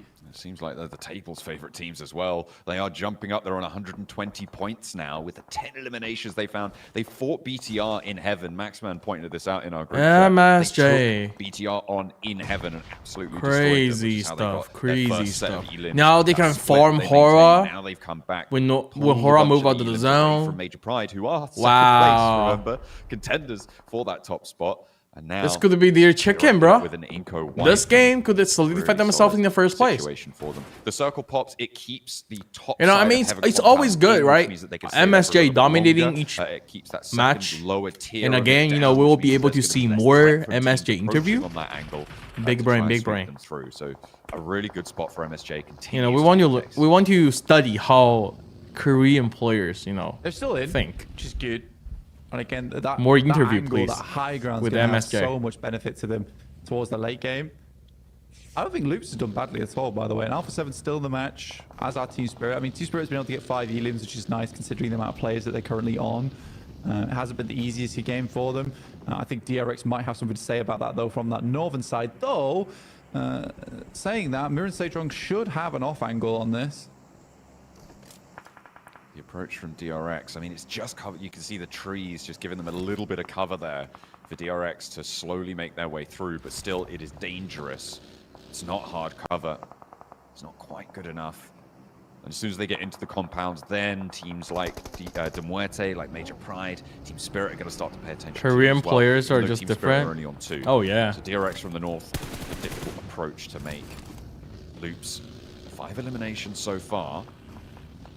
Oh yeah, we may not do live spar today, guys, on the southeast side because there will be like a lot of MSJ interview, I think. Hello, Tata. Welcome to the chat. How are you doing today, Tata? They're gonna have to regroup and move forwards into the circle. Yeah, Zeus over towards that east. Now, Zeus has been a standout over the last couple of days. racked up a whole bunch of points. They do lose Rita, though, to Harami Bro. Unfortunately, the team tries to make a crazy push up. Oh, okay. On the roll up and will decimate them. Shreds them as 2, but this should be an opportunity for Zeus. Harami Bro. Maniac moves forwards, hits the deck behind the vehicle. Molotovs showing Twist of the Mind how this should be done. Control from Harami Bro, but Maniac down to a nade. Wow, this duel to keep them as 4, but Maniac successfully defended the 2 spot. Goes to 3. That was Range crazy. is still alive, hasn't healed yet. Instead, looking more for that suppressive. Oh! Zeus, Pharrell. who's darkened as well, clipped away. Making her Brazilian on 2 full 4 rosters. Brazilian Pharrell proud, bro. Looking great. Rocking the same username. I think this would be a very different story if teams knew they were just 2 players. Again, for Zeus here, it is a lukewarm play. Oh, in wow. my opinion. As Horda finds Eren. Sky found the shots from the side. Again, if they knew there was just 2 players. Angus said yesterday I go watch Hoxie's clip. I found out that he only takes AUG. I think AUG is a weapon that if you're really good at it, it's better than M4. And also, Hoxie maybe watched my M4 and AUG comparison. You know, by comparison on the paper, AUG is better than M4. Circle coming on through. It goes. I think most people choose M4 first of all. You know, you all got like fancy M4 skins and stuff. But AUG, Alpha 7 may be able to the stats on the paper, AUG is better. Well, given that they're on the outside. If you guys want to see the comparison, go watch my short. It's going to move away M4 versus AUG. Which weapon's better? Blank, which is going to force them down and out into the fight. Once you get to the recoil, and stuff, concerned about you can be a laser with AUG. They roughly know where they are. The smokes have been laid down. To get rid of them, it would be brilliant. Zeus goes down with 0 points. I mean, it is just a pretty painful play that they make. Yeah, AUG is harder to use, but once you master it fully, right, get used to the recoil pattern and stuff, AUG could be really deadly. Cruel here, really biding their time. You know, south side is Federalis and Range for Harami Bro. They are one of the most ultimate duos since Eddie. Well, they top 3 in their group. DK can go and see at the cinema right now. I don't know. I need to watch their interview first, so make sure you check so that I can know if they can make it to the top 3. We're seeing here in the PUBG Mobile group yellow. DK is also from Korea, right? All right, lose a player. So 2 elims. I think a lot of people had 11 elims. Wow. It's not come to pass though. In these games, as Marin say, John, too easy for MSJ. And this is exactly what they've got to do: is just fly on over. They know that this team has already taken a knock. They know they're weakened. Fighting horror. There's a fight they've got to take. They bait out the jump to it. Oh, looks good. Plays. Oh, big. Oh, very well placed nade. That does so much damage. Unfortunately, it didn't get a knock there, but it's going to slow things down so much as the nades continue to bobble on forwards. That one just continues to find the mark. Auto take very low. Oh, boom! Wait, what? Almost down. That one's going to find Malik for sure. No, okay. The spray downs instead. Wow. Hoxie finds another knock. This guy is on a tear, and the nades do the job. Auto down. Wait, now, can they break the record? Navigate the open fields on the outside of this compound. The record is what? 20. What's the record in global tournament? What's the highest kill record? Make a mistake up to this point. Can they keep that track record clean? 我还以为他们故意分配 Hoxie 特别的 M4. I guess we're saying that I thought like they asked Hoxie to get M4 just in case they don't have enough M4. Definitely being a point sponge here. That could be, you know, I don't think they will like specifically ask a player to train AUG so that the other players can use M4 just in case they don't have enough M4 in the match. I don't think that's the case, but it does help, right? A lot of bullets remaining here for other players, right? Because sometimes you just don't have 4 M4s in your team. Full squad wipe. And to be able to, you know, use like different weapons with your teammates, it does help. Honestly, it does help for them as they leave and hope another team chimes in. Hard fight to win 2v4. Fire for like 27. DRX on the southeast corner. Sorry, in the northwest corner. De Muerte on the southeast corner. And this is what I was saying earlier. With Alpha 7 being on the outside, I feel like they potentially have one of the better shots and move this one down. Seriously, south. this is MSJ's. Alpha 7 into This a is little bit of a better MSJ's position. There's a lot of chicken. open ground in front of Let's them, see the and game Mira for and them to Sejong win. currently have Hoxie in the circle as well. And they will be So I feel like farming. these two teams and Major Pride have the best shots into this game. It's a very good line. All the team from Mira and Sejong. animation, they will Aggressive fight run it at out. They know that they've Free got a little bit of cover. Some kills of these for trees, MSJ. Some of the rocks to play around with. They can just gatekeep every Sending single nades team. over towards Alpha 7. Major Pride get involved with that as well, as they know that Muerte needs to leave. It's probably gonna be a 4v4. I feel like From DRX, it's going to be like a 4v4 station down, and it's between going to be MSJ versus Alpha 7. Only I one feel like. sightline. And Muerte may be able to capitalize off of this. There was a lot of damage sent through the smoke, but their sightlines are severely reduced now, and Alpha 7 under a little bit more pressure. The smoke train doesn't have too much longer before it's going to clear and open them up to a broadside, but Muerte trying to navigate this one, but they haven't found an opening towards Alpha 7. Instead, they're just getting teared Oh my apart, god! teared to pieces as the smoke's Hoxie! dropped, and it's all Hoxie! Hoxie be like all mine, all mine. Hoxie, how many kills did Hoxie got? 15 elims now. Stealing them. Oh, Wait, what? 15 now. They were able to pick up 2 of those. Oh, that's naughty. Keep coming, keep coming. If Major Pride only been able to take 15 3 off the back of elements that. now. Team Spirit crawling their way in. Smokes are unleashed. There is a lot of action going on, so there's potential for Team Spirit here. But for them, this is now less about getting a high placing, but more about the elims. Realistic. He been so close in that spoken effect. No, Wait. after he gets that tag. Why do I have a feeling that none of the MSJ player got knocked this game? Team Spirit still fighting on the inside of the compound, close quarters. Did the MSJ player ever got knocked in this game, guys? Either one of them? They can frag, Effect, and Nomi take care of it. Now they can turn their attention towards Major Pride, but they have to cross open ground with Mira and Sejong taking a peek over towards them. Effect into the smoke behind the tree. Has to None of the player got knocked in this game. Going. Nomi as well. Alpha 7 got Magorilla got knocked. Oh my god. But there's traded off by They're Nomi. still farming. Will be blasted away for a flash. MSJ still farming. Effect trying to cross the open ground, does take some damage, but not quite gonna make the full Monty there for Elementrix. Not gonna be able to get that knock. Instead, gets spotted, and from across the way, it's Alpha 7 to take them down. Mira and Sejong are still going. They've got 16 eliminations. Team Spirit with a solo, but it's Alpha 7. Come on, don't ruin them. Now on the outside.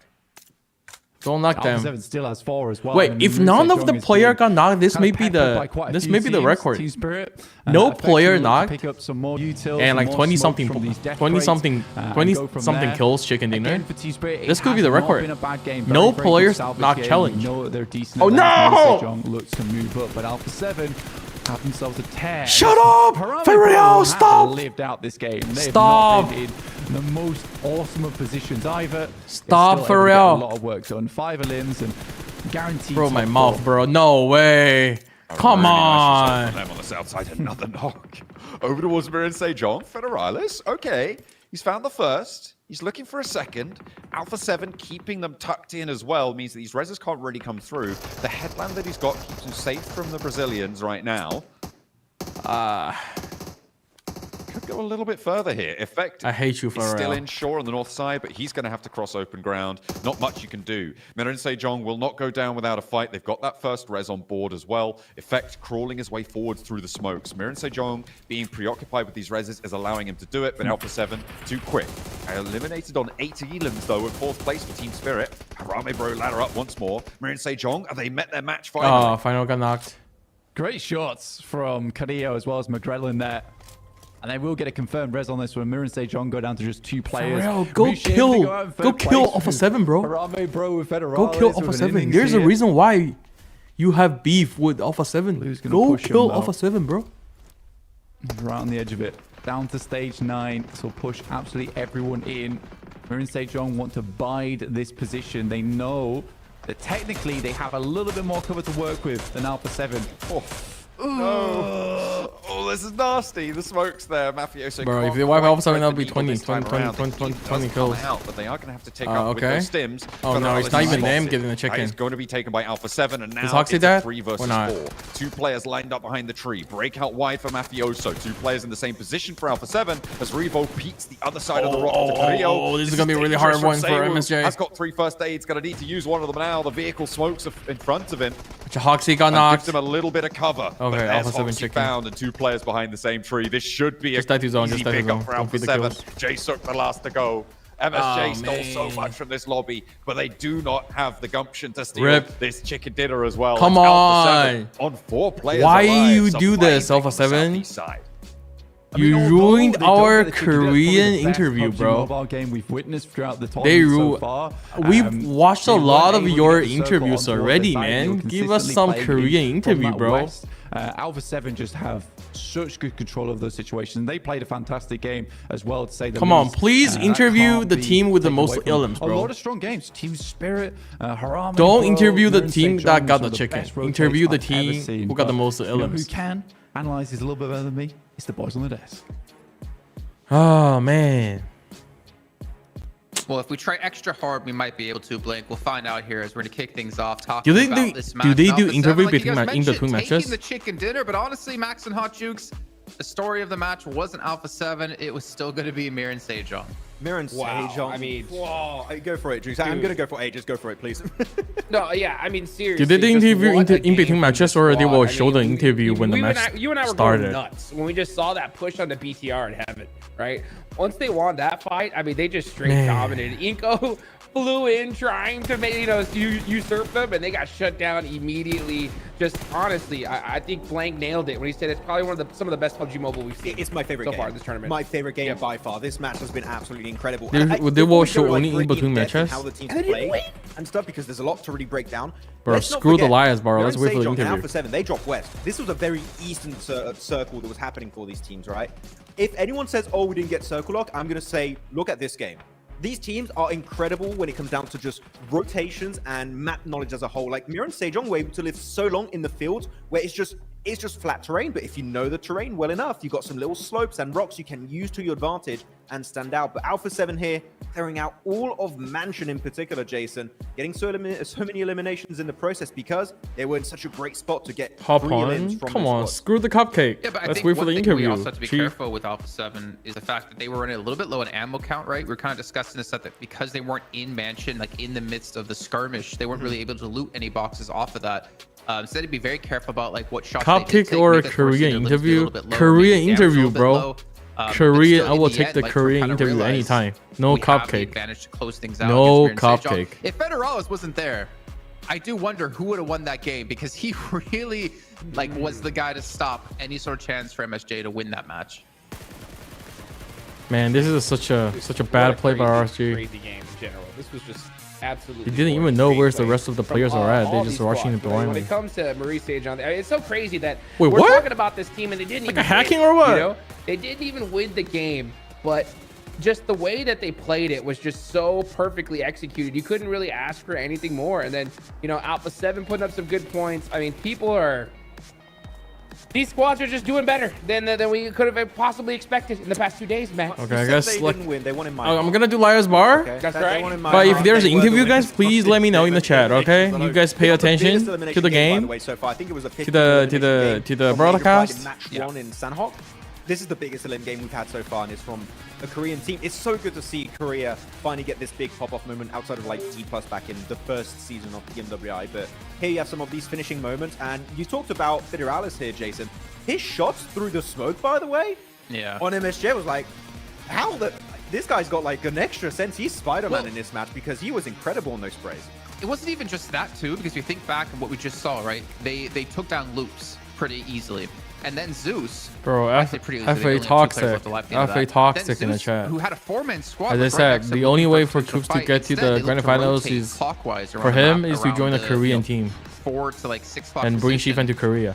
And somehow Harami Bro with those That's 2 how. players were still taking out Zeus That's members how. that eventually it was just down to 1 player alone from them. So I was really confused how they were able to get so much done from that position. But to kind of rewind it back before that, one thing we have to talk about is this split max that you were looking at when we had Mirin Sage.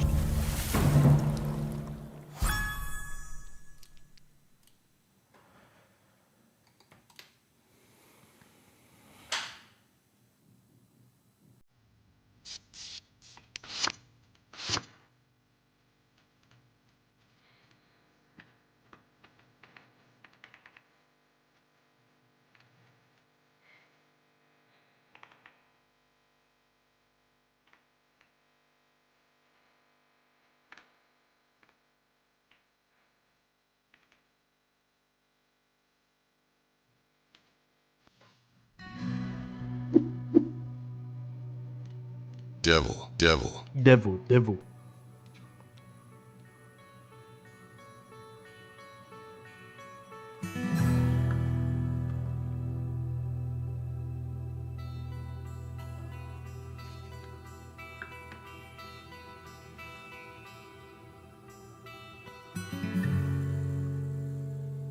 The rabbit girl, yes.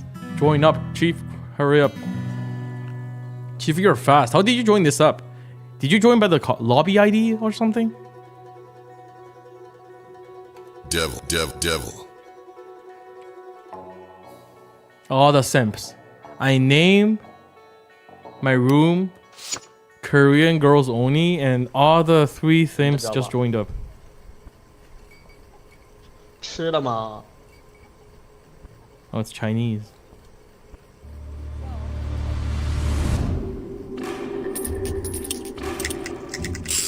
这几个吃了吗？ 감사합니다.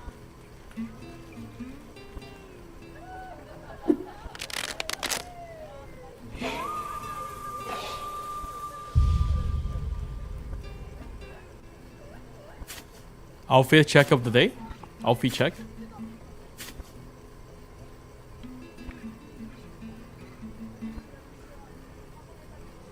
One ace. 2 aces. Liar.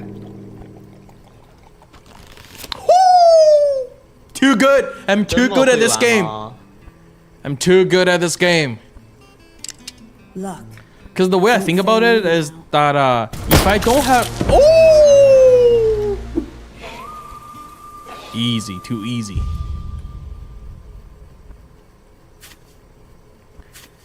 The more I think about this, I think it worked.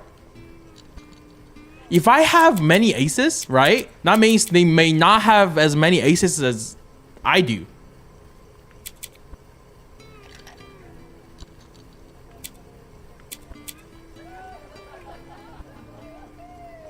One ace.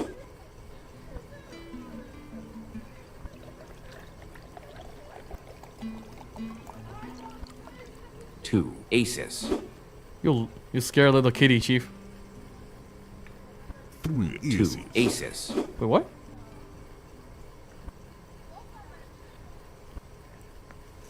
Two aces. 2 aces. Wait, what? Wait, huh?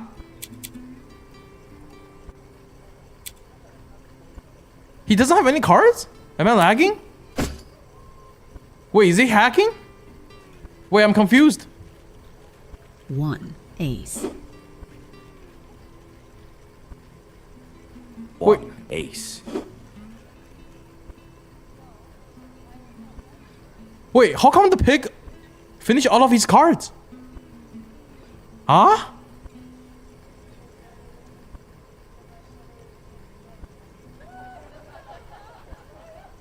Drop the cap, Chief. Liar. Drop the cap. Oh, okay. I'm lagging? Let's hope this bunny's still got luck. There's no way.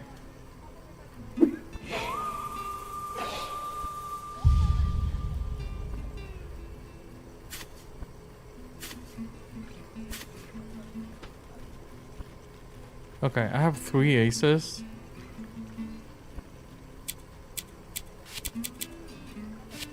Two aces.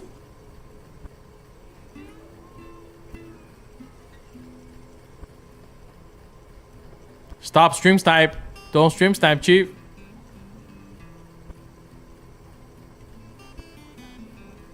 Don't stream snipe. Liar. Stream sniper! Stream sniper! 100%. This guy's stream sniper. God damn. Here's to taking chances. Stream sniper, bro. This guy. Stream sniper. Cheater, cheater. Cheater right here.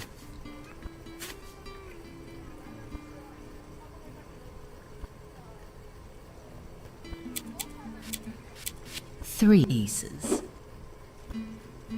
3 cards? You got more guts than brains, friend.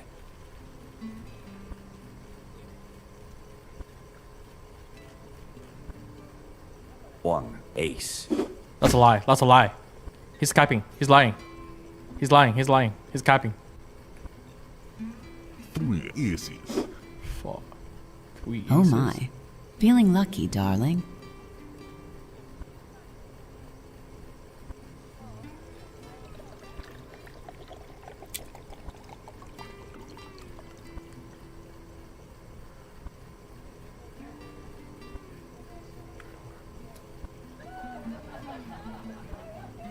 One ace. 1 ace. 2 aces.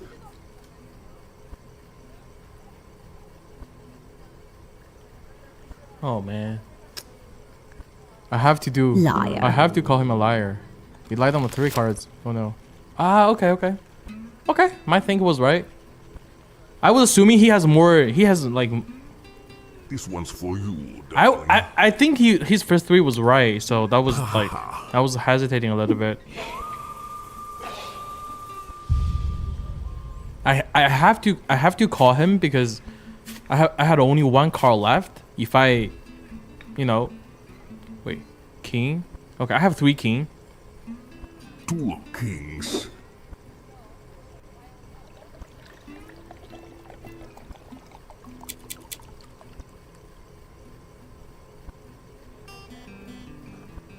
Two kings.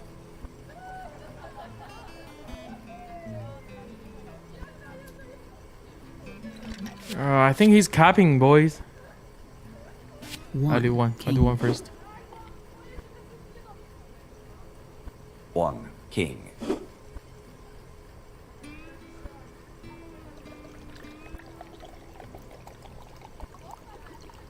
I think that 2 kings a lie, to be honest. King.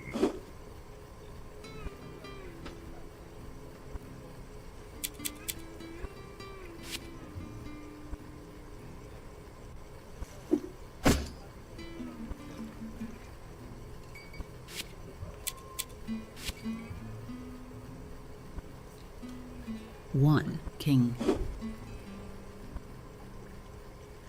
1 king. Liar.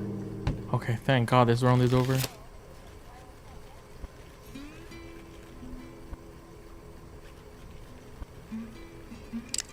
Let's see if luck's still on my side. Boom. Foo.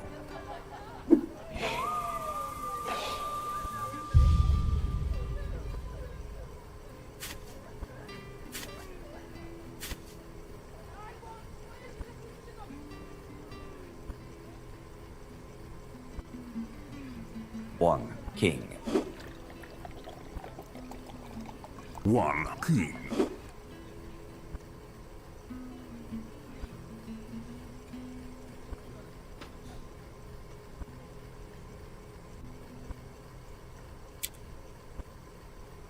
One king.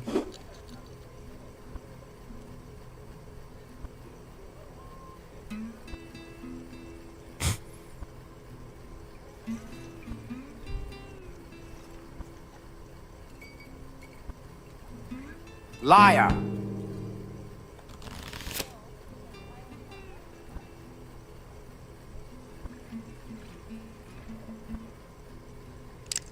Well, ain't my first rodeo.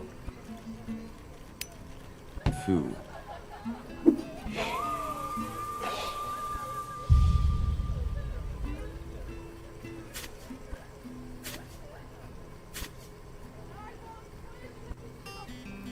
I have 3 aces. They have less. They have less aces. 3 aces. Liar. Oh. Liar. So 3, 3, 6. He has only like 2 aces or something.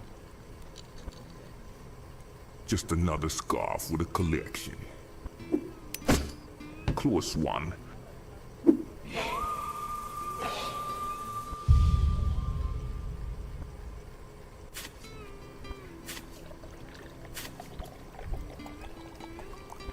2 queen. They have more. 1 queen.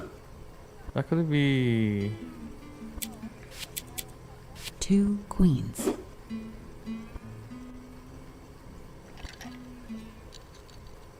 1 queen. 1 queen.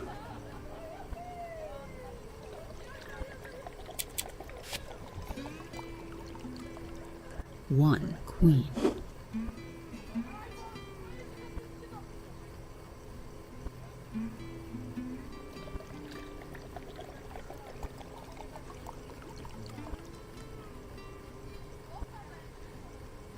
Bro, this guy's stream sniping. Is he stream sniping? Liar. Fuck. Is he stream sniping? Guys, I started thinking he's stream sniping. Guess it's showtime. Try harder, darling. Try harder, darling. Am I starting 1 minute? Okay, I'll kill them all in 1 minute.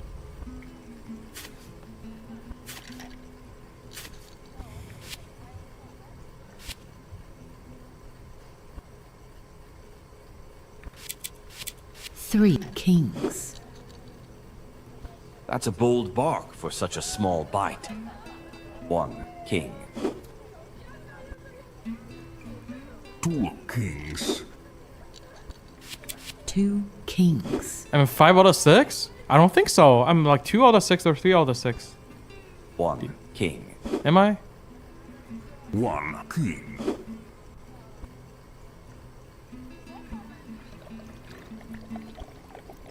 Liar. Oh, luckily I'm done with all of my cards. Let me see some blood. My start? Okay. It'll be a fast one. This will be a fast one. Foo. I doubt RSG will make the same stupid mistake and losing 3 player at the beginning. Am I 3 out of 6 or what? King? I have 2 king.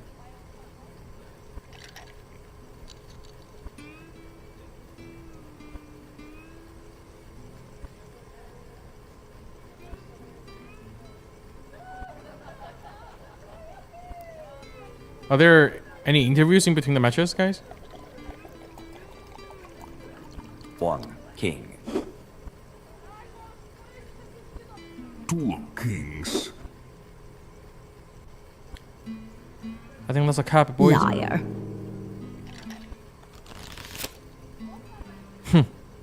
Read him like a book. AC wiped? Bro, drop the cap, T-Rabbit.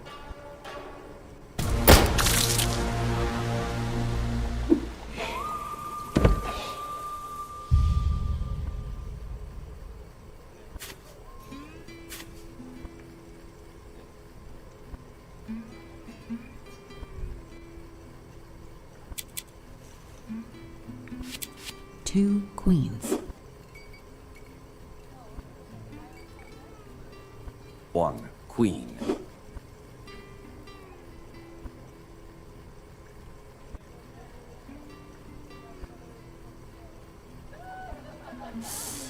Two queens. He does 1 card.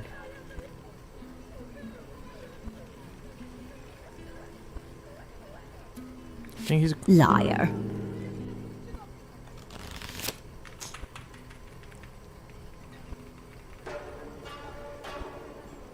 Would you guys believe me if I press the wrong Guess button? it's showtime. I pressed the wrong button.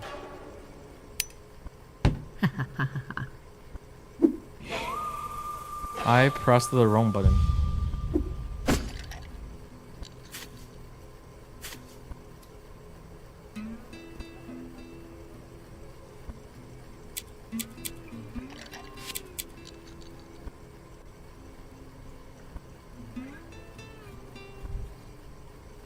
One king.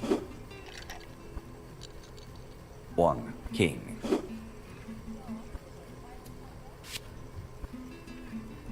1 king. 1 king. 1 king.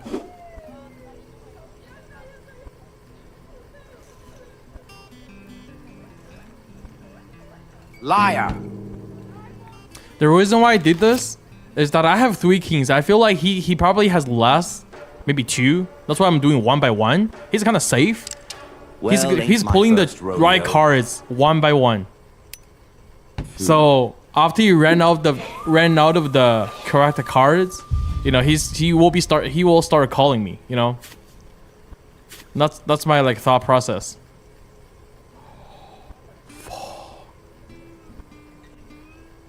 If he do 2, I'm gonna call. 3 queens. Oh my. Feeling lucky, darling. This 3 is the true.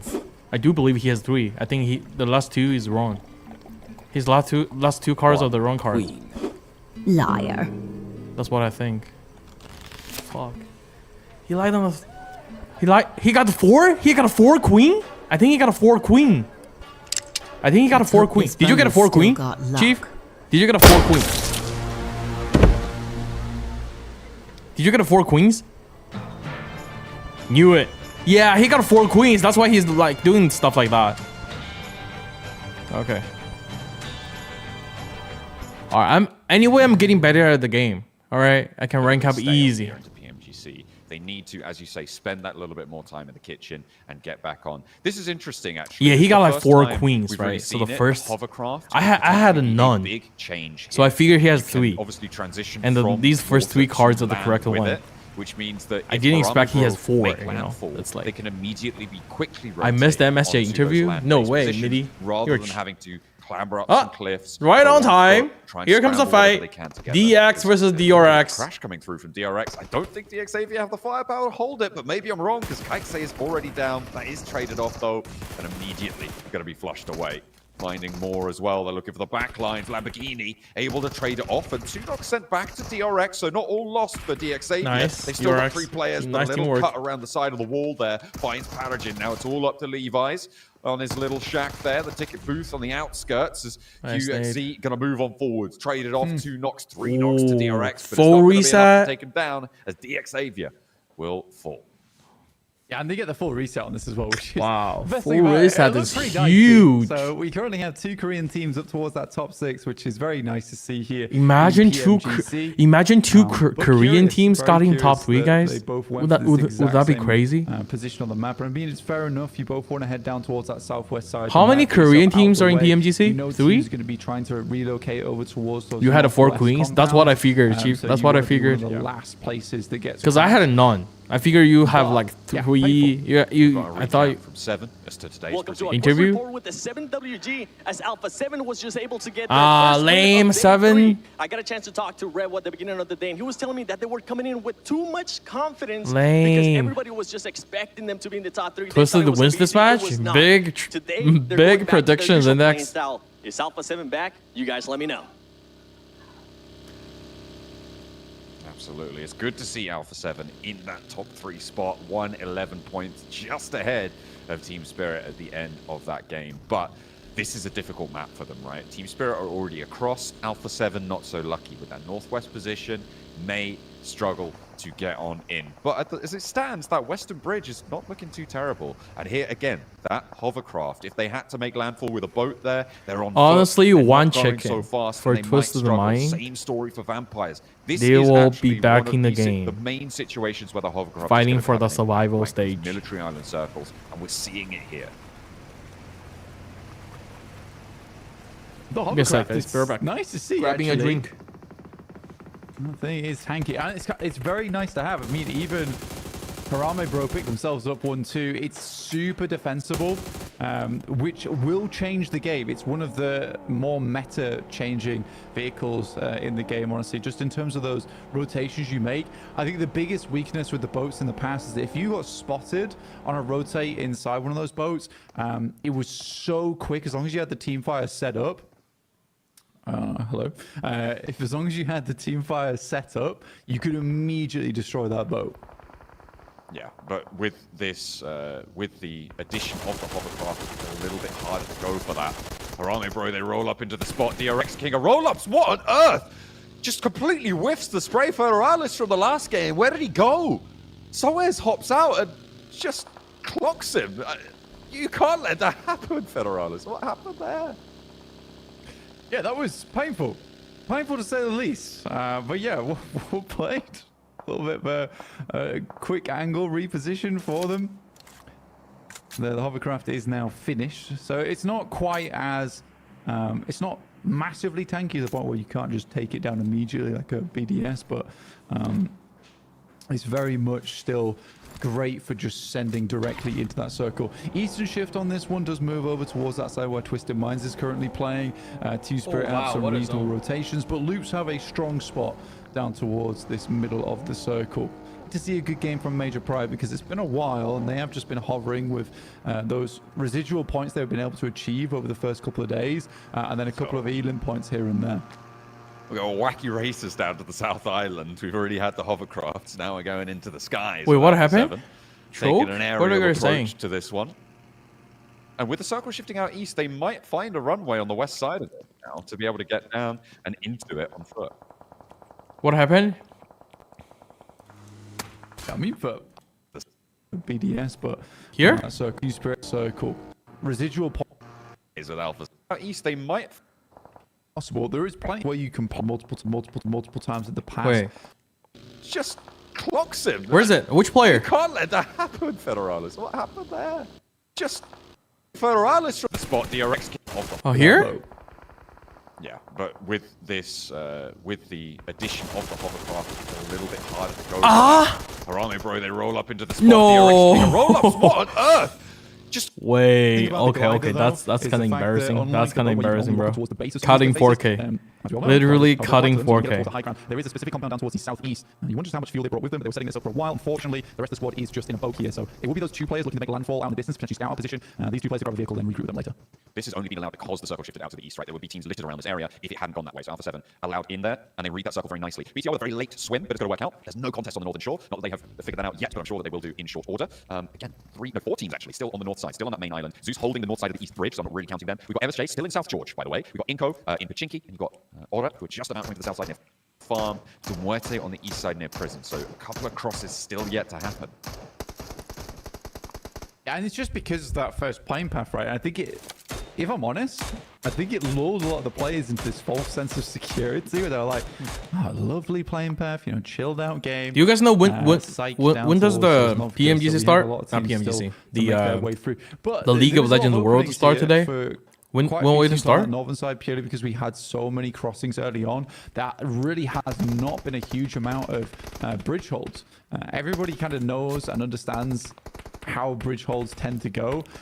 You get a couple of elims, but essentially ruin your chances for a late game unless you have an incredibly solid hold. And that's not always possible in these types of games at PMGC, where it is really strong teams that take advantage of any mistake that you might make.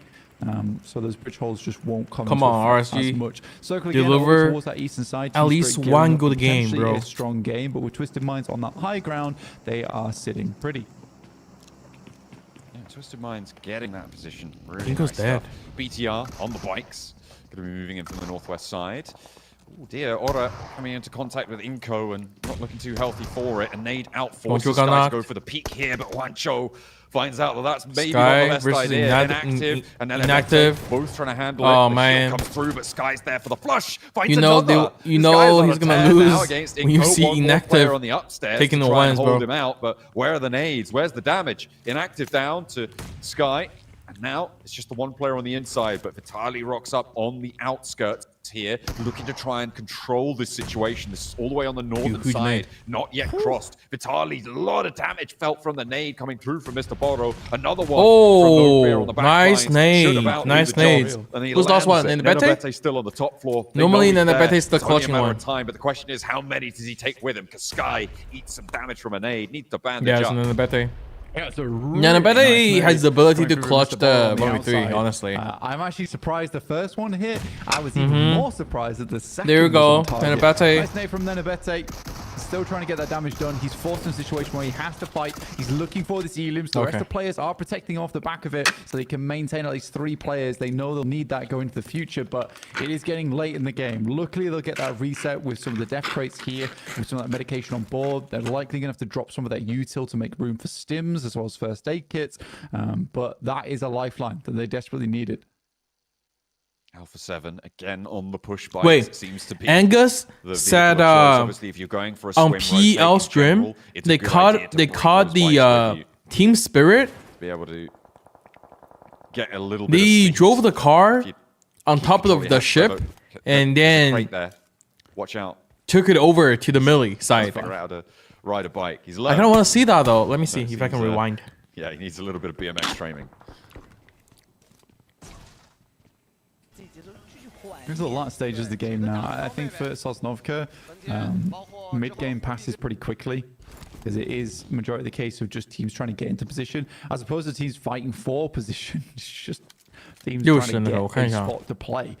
So you head towards that late game quite quickly where it is just teams set up and then start fighting as a full 4-man squad. Good hold from Zeus. Again, I think this is one of the few times where I think a hold like this is possible because for Demuerte, coming into stage 4, they have to make a decision, right? Which is, we have to. They did that too, but it's rare to see, you know, in competitive matches. So it's where nice they took a car. Now, I think it's one of the few times where it actually makes sense. RSG dead center. RSG dead center. Down towards well, they choke. Well, they choke, boys. Well, RSG choke. That is so sad for this team, and they set themselves up so well in this match. A really good early rotation for them as well, only for them to all go awry on stage 4. It's unfortunate that Zeus left this hold when they did, but they are going to turn their attention back to the bridges here. Rita takes a lot of damage. That's from Twisted Minds up the top of the hill, as they will get the knock, and No Fear chimes in to get that final bullet in on the mark. And will find the knock, get that flush. If they'd have held their positions for a little bit longer, they would have been able to deal with Horror, and they wouldn't have taken the shots from Twisted Minds. But as it stands, they're not going to be able to do that. Unfortunately, busted down to 3. A very late approach from Ora spells disaster, losing their 4th player. Yeah, I think for Horror, it's kind of painful. In a Are we going situation where you look to make your way across, they took that fight with Inko. It was well played. This was always going to be a case of attempting to get in. I think personally they would have been better off making a wide wrap. Oh, you were watching the stream back, Chief? This east one. Yes, this is the closest to the circle, but it's where you're going to meet against most of the teams. I think heading over towards potentially that north side where there is a bit of a hill where BTR is, they could have got a backstab on that side. It's a greedy push. MP caught in a fight with MSJ. Pride, and it's a team that I definitely did want to see step up in this game to 4 elims already.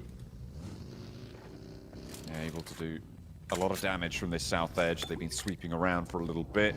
Miran Sejong, one of the teams that had a long way to go in this. Alpha 7, one of the other ones as well, and both of them have been busted down on numbers. MSJ guys, check this out. Alpha 7 on 1. Shout out to you, Angus, for providing the clip. Check this out.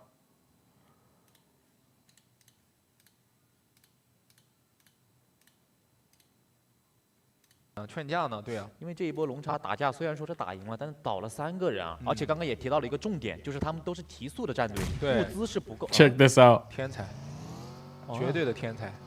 这个用船载着车的打法，我好像当年在 PEL 的一位选手身上见到过。是的，黄二，我见到过这个。Wow, big brain, team spirit. They definitely studied the strat. They definitely studied the strat. Oh, they have a bicycle. 跑车可以坐4个人吧？可以，但是他想拿更多的车。而且这个时间点，我觉得在他们的认知当中啊，应该不危险。对，你想他们的跳点就在农场，我们 PL 体坛那边嘛，所以他这个路线其实是一样的。他的打法就是农场体坛的打法了，对，就直接游过来或者开船过。 Off on the northeast side, Kitsune regrouped up towards them. BTR are just across and waiting in the wings. Ora on their last. How many teams are the rest of the next round? Next round, you mean the grand finals or the survival? Survival from 5th, from 4th to 10th. Surprising that 2-11. really take We'll play the survival. Top 3 goes to the grand finals. Bottom 5 eliminated. Out that there's players here as they rock up to the hillside. They are into this next circle, controlling the side of the road. And what this allows them to do is spot anyone from that northern side. Who's got MG3 and the full level 3 as soon as they try and send on through. And full level 3 angles and be able to shoot them down late. RSG still alive. Yeah, this is one of their last zone. Let's see if they can see their chance. Moonsei Jong does with their 2-2 split. I mean, one chicken for them. It will send them to survival. Those will provide cover for. Vampire versus cannot hold on to Twisted Mind. Coops in the front. The MG3. Full level 3 armor and helmet. Looking to. They should win this. Twisted Mind. Wait, why slagging? Could be disaster for Vampires using the hovercraft to get up there. Oh no! Okay. No way. And this is exactly the situation where Twisted Minds can shine blank. This is what we've been missing from them. They get into a fight. They have. What are you doing, Didi? What are you doing? We'll see them safe. It's interesting. Is it bring that or what? That hovercraft, as you say, to slowly creep his way up that hillside, but does manage to get through. And he's trying to third party for it. Twisted Minds. I mean, they find something finally. They're up to 4 limbs. What is Didi doing? Yes, it's a game for them. Maybe they can get themselves into survival stage. I think that would be oh the best my thing, god, again, RSG. Today, you need a large match. Oh my god, right. Didi got thirsted to make that even a possibility, and then playing through for the rest of the day. Like Didi is using his D to think, not his brain. Team Spirit up against BTR. This is what happened with the RSG boys. It is a fight that they absolutely should win, though. Considering the way that BTR has been playing and where Team Spirit is in the lobby, I think this is a good litmus test of how Team Spirit's feeling today. Because if they're unable to clear BTR out from this angle towards the west, yeah, I'm not too confident in the rest of their day today. I mean, the difficulty is that Twisted Minds. That is crazy, bro. It's so hard to move over these hillsides unimpeded. It's like all the hills are in zone. In general, for Team Spirit, look at the open ground that sits there. Why is he trying to like? They kind of have to go for this push against. Oh, great! Now Twisted Minds is on top of RSG. Momentum, but this drop down from Twisted Minds allows them to do. There's a reason he called himself DD, bro. So that's there's a reason. Maneuver. I mean, Twisted Minds did have to move, so fair enough to them. But Team Spirit could have opened up a little bit more. Team Spirit shots taken out towards him. Good shots from Lord. Who said Twisted Minds getting the chicken this match? There is a bit of cover been sent back. Matic will be finished off by Rob. Zendax, right? Zendax, you said Twisted Minds is gonna get the chicken this match. Situation as they attempt to get over towards the roadside. There's a lot of teams in this area with all angles, all eyes over towards Team Spirit. They have to turn around. They do find a knock onto Lepard to start with. Remember, that guy is the one doing a huge amount of work. Is RSG afraid of something? Another over towards Leon coming through from Zeus. This might be the break that Team Spirit needed. Nades over the top as well, and that looks good. Oh, it's just a little bit far, just over that ridge line. And the res comes through onto Leon. The pass still down. Nades continue to pour on in over the top line, and that looks good. The spray down from Effect gets 1, gets 2. Satar is still in there, though, and he reads into it. Hits the deck, and Effect with a 1-2-3 punch, able to take them down. Yeah, really good play from Effect. I mean, great. RSG's dead. This is what you expect Effect can just gatekeep RSG here. Your firepower in the squad, the one that can hit the hard targets, and you put him off on that off angle for that exact reason. Without Matic, you don't have that player there who is specialized in that category of playing. Kitsune still bobbling shots over towards the south end here. Now, if they can get over towards Zeus's position, who is pretty unhealthy, you know, they're down to 2 players. I'm pretty sure, not so sure anymore. Wow, they lost their vehicles also? Seems to be ticking up just a little bit now. They are so dead. Robs.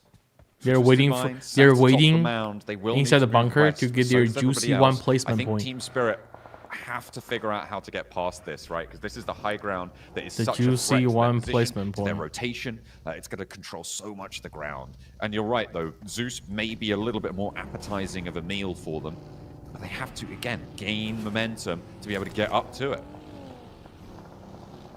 If you are RSG towards Twisted Minds, you're in a sticky spot because you have to fight eventually.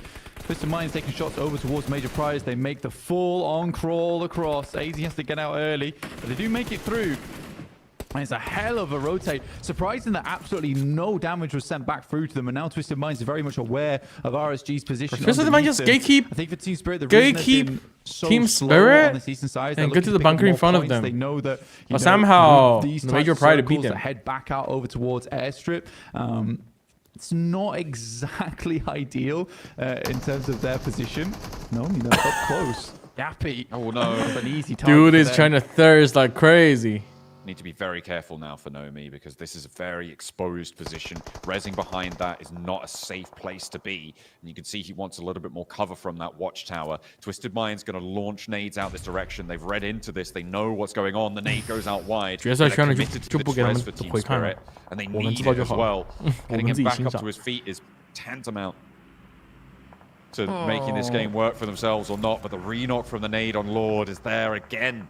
They may be able to get this one, but it's just time draining from the resource bar there as the zone pushes them in. And Twisted Mind's going to descend the mound, going to move up into Major Pride territory as well. This is a chance, actually, for Team Spirit to get Nomi back if it can crawl his way forwards. A nade from Major Pride, and Twisted Minds may have just fallen short of the mark.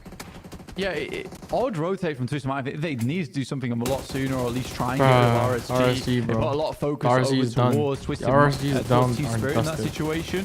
But they get themselves up to a spot where it is somewhat comfortable to play. They play like JDE, bro. Major Pride. I think there's like one game JDE is like RSG, who have been so passive in this game, has been in the same situation. 5 elims now for Major Pride, catching back up to Murin Sejong, who did dismount them from that top position.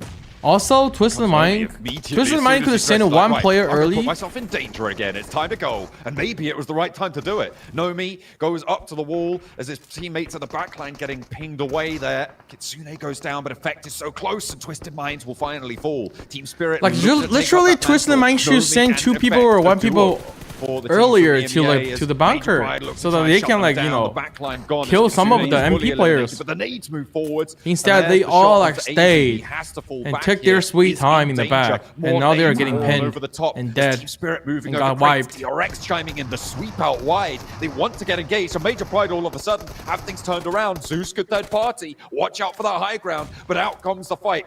As Evo Station and AZ turn their attention to DRX, but there is just no right way to face here. AZ down, and Team Spirit look to sweep around. Good crunch, good finish as well. Now Team Spirit need to fight another team, and they have been desperate to clear this angle because they know that Zeus is behind them, who did move out from that position to try and catch them off guard. DRX come face to face with another team. Team Spirit continued to send those nades back across. Weren't able to get too much out of those death crates, but they need to move further in. Hyunbin holding a strong spot over towards their western side, but Loops made their way over. Now it becomes difficult for Hyunbin to provide support for that backline that is currently dealing with Team Spirit. It is all systems go now for every single squad. DRX flexed out to make sure that that fight concluded with all of the teams on the east side. Nice third party from DRX. And now Zeus are chiming in Team Spirit's position. They Korean, are bro. At this point, so the regroup back in from DRX is good. The flex out was great. I really Xifan is rooting for Korean teams in PMGC now, they've boys. done enough to make them not as long as a Korean team gets a chicken, I'll be a happy boy, bro. A very nice off angle onto him. The circle's not pushing in yet, though. I think Effect understands that, you know, for Nomi, he's a goner. Moves up. Oh no, he is so he got spotted. Visible to this squad. Oh, he has 3 people. He has 4 people. All of them. He got spotted. Yeah. Yeah. Okay. Okay. Yeah. He knows, and immediately has to go for the fight. As soon as he was spotted, he was dead. So he knew he just stood up and went for that fight. RSG in qualifying. Yup. Eliminations at the 4th place for Team Spirit. They're not qualifying. 10 elims though for DRX, and they are looking back to back with the performance from Korea. May have been a little bit too slow to take this one away from them. Yeah, they made that initial push and it just didn't work out. I think that they made the right call. Korean bots using shotgun. They're bot using shotgun, bro. Every players are using shotgun. If you don't using shotgun competitive, you're dumb. It is what it is. If you don't use shotgun in CQC, given all the time in the world to make this work, I think then you're dumb. Is the real key to this fight. Because shotgun is a meta. Shotgun is a meta in the comp. One of these nades off over towards them. They have to use a shotgun. They have to use shotty. You have to learn how to use a shoddy and be good at it if you want to play comp. Loops trapped on the inside of these buildings, right? And that's the advantage. Like pro players, they need to play with the meta. Unless you can't be like, oh, everyone's using shoddy. Let me use it my sweet UMP and buddy everyone use shoddy, bro. That's not gonna happen. That is not gonna happen. Zeus getting up into 3rd place. I think that's a successful game. 5 eliminations, 3rd place. You'll be happy with that. As Neil Zada, they know he's close by now, and you can see DRX readapting to that. Yeah, some good nades, a lot of damage. I mean, no, me 3 games, he already had 10 kills, bro. Luke's nice. to regroup with him. You know there's a fantastic amount of damage going over the top side. Neil Zada's providing the information back. They have the first aid kit. They can't prevent a full man push here from Loops. And that's the sort of information you have to be going off the back of. And this is why I mean, that player was using M7 though. Right, oh, okay. Never mind. He's using. You see, the worst the combo possible. They're still like, even if he doesn't have M4, he's still using shotgun as his secondary, right? He would take M7, stuff like that. The king of this lobby at the moment, and he still carry a shotgun. You know, when you see players do that, you know how good the shoddy is. Will the watchtower pay out? DRX are getting cut through. This is only 1 player now remaining on the high ground. I cannot believe that Rafinha was able to make that dash up the tower against DRX with full sight lines over towards it on a blind staircase. The drop down, and it's only Kai'Sa versus Nino and Rafinha from the high ground. As they find the flush onto Hyunbin, the drop down, and Soez is in action, but the light up from Nino is there. Soez needs to win the trade, but the challenge is too much. Bro, if DRX wins this, bro, DRX may have had this one stolen away in the final moments. Loops have been almost silent in this lobby. The heal comes through, and Soez needs to win this challenge. The drop down from Rafinha comes through. He's in a 1v2. The breakout wide. You win this. The blue zone pushing all of them as the shots ring in, and Rafinha marches his way towards the last player of DRX. Nino pushed out on the blue zone, finds the long corner here. Scared. But will Soaz outlast? Soaz underneath, knows that Rafinha's above him. Drops out into the blue, and Nino will be the one to finish up the fight there. Again, for Loops, that fight does not go that way without having Neil Zada on that front line, right? He made that game. Won't be the end of the shoddy. I mean, just go look at PUBG PC. Like that. You will always be the meta now. If you play PUBG Mobile, if you play PUBG PC, learn how to use a shotgun in CQC. It was a weird one. It was a weird one to watch from Loops' side of things. I feel like that could have gone one of many different ways. It's so unfortunate. Let me check if League of Legends. I can't believe that they allowed Rafinha to go up towards the top there. A low elimination count, but it is nonetheless. Wait, what time is in Korea now? Oh no, they're playing London, right? Finally, another team from to show what they've got. The League of Legends Grand Finals, they're playing London. Like we heard the caster say, the biggest of wins, but a win nonetheless. And that's honestly maybe exactly what they needed to break the ice for them, to get their mental state in the right position. But then again, South Korea, man, DRX. Like, oh, are they wearing their gloves? DRX, and it's because just, they all have like a carpal tunnel syndrome. The South Korea domination. It feels like 2 games in a row. I think they're wearing that to protect their wrist. But South Korea, though, it's twice in a row. Like, really good match from DRX. We'll all see a North Korean PUBG Mobile team, boys. From DRX on the eastern side here, well, we see North Korea PUBG Mobile team before GTA 6. There was team spirit, so many teams just sending everything they could over there. And DRX just, the way they were rotating and following the calls of the IGL was so good that they could react to pretty much anything. Does North Korean people looking to compete with MSJ? Do they even have smartphones? That South Korean synergy, baby. It is on point this season because, I mean, yeah, you see DRX playing together as a squad, pushing one team at a time and just executing them one by one. And I know it's South Korea. I'm talking about North Korea. 1v2 there from Soez. He almost had a shot with that blue zone pushing him out, but, you know, Loops pulling off a chicken dinner. And like you said, there's an old saying, right? A win is a win is a win. You got to take this all day long and hopefully just utilize it to up rocket launch you at least into the survival stage. I mean, it might not be the biggest win, 15 points, but considering how close things are down towards the bottom of the table, 15 points is I'm talking about what's the English name of that? Their leader, King Chong Wen or something. So yeah, in the end, not a bad match for them. I did. They all use iPhone? For real? If we're gonna wait, are you for real? So consistent. We got all North Korean people there using iPhone? Getting themselves, I thought they were using Nokia or something. No offense though, like I'm just saying. Just saying. I don't know, okay? And if we're talking about Loops getting a sign of life in the team, getting the win, we got to talk about Twisted Minds getting theirs. Yeah, they even caught up to Shrek trying to get away with that hovercraft. That was interesting, Jukes, that entire segment. But no, they're playing Observatory on the eastern side of Sanhok Island, which is an amazing spot when it comes to gathering information. And here I would have to say, Jukes, they were kind of playing as a squad, which... In which country they're playing right now, Xifan? Unless they're playing Malaysia. Playing as a squad in that fight when approaching the eastern side. Of course, it was tough transitions, but maybe we are seeing a sense of synergy. I really hope so, at least. Man, it was almost like watching a movie for a second. It's like Coops got a hold of the MG3 and the other teammates just, to them, it looked like as though he grabbed the Holy Grail or something. You know what I'm saying? And they were just inspired. They're like, you know what?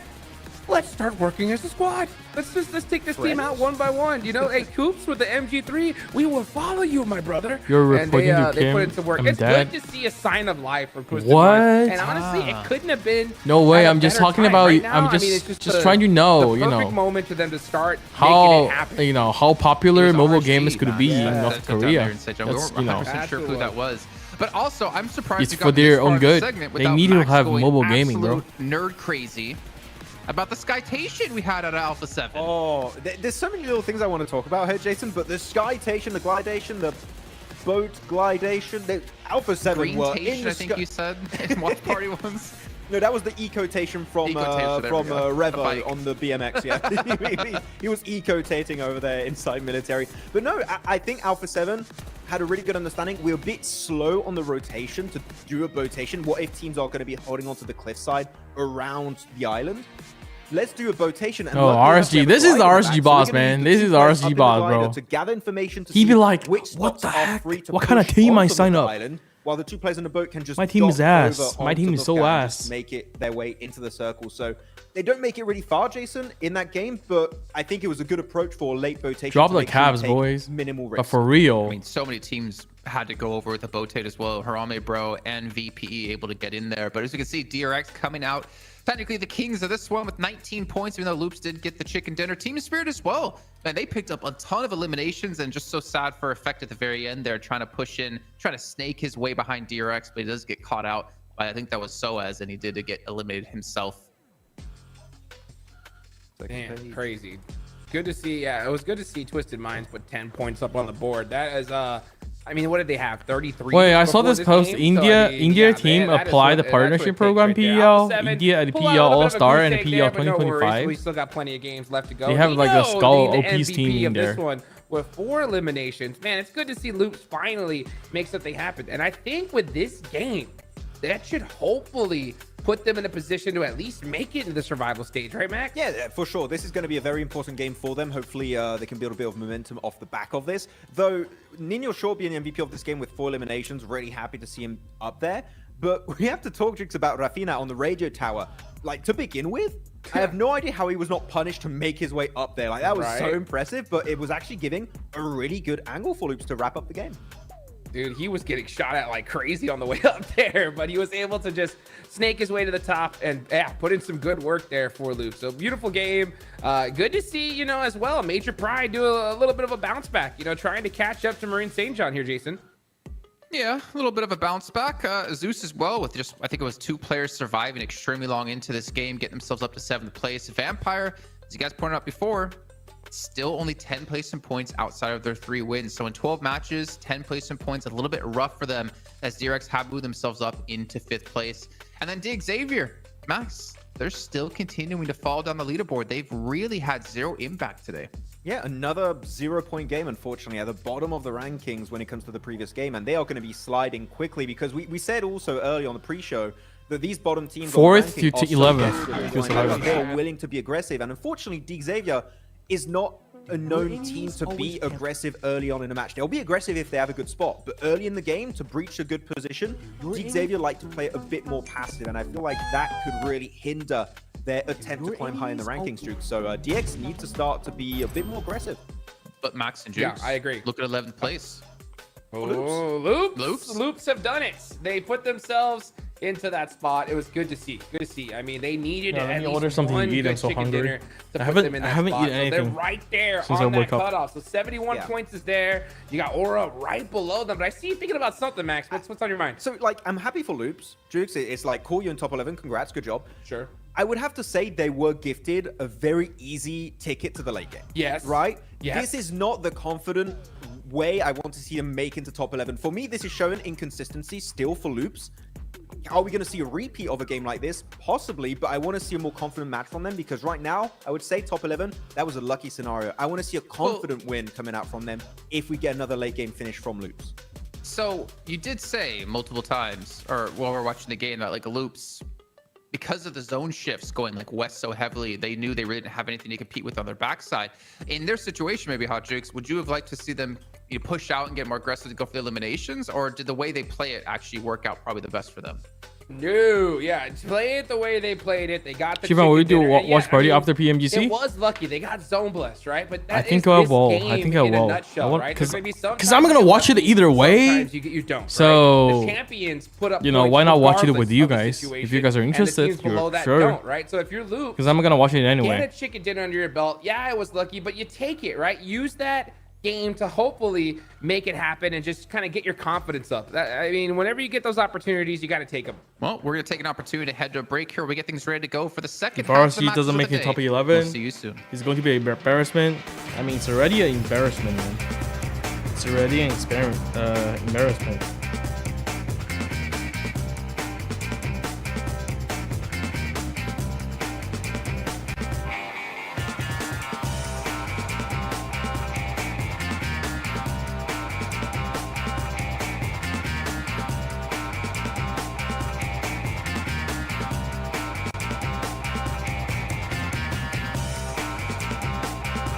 One kill, one push for RSG.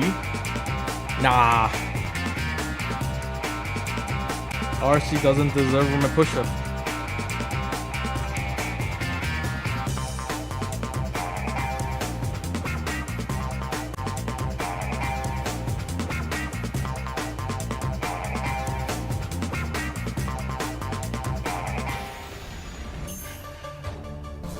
$200K watching League of Legends live? Wait. Is it already started?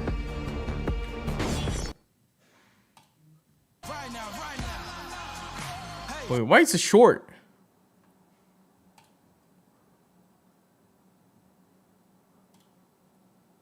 The next one? A lot of aura, all these. I wonder if there's one that's not. Okay. So do you just start all the way negative? back here, yeah. Yeah, So negative. So for context, BLG had already qualified, and then Bin and Alec were watching T1 play, and apparently Yeah, I haven't started yet. impressed at all. Oh, you will have Bin is just like another hour? Another hour. Okay. For the game to start. I hope it's a little bit more aura than that because.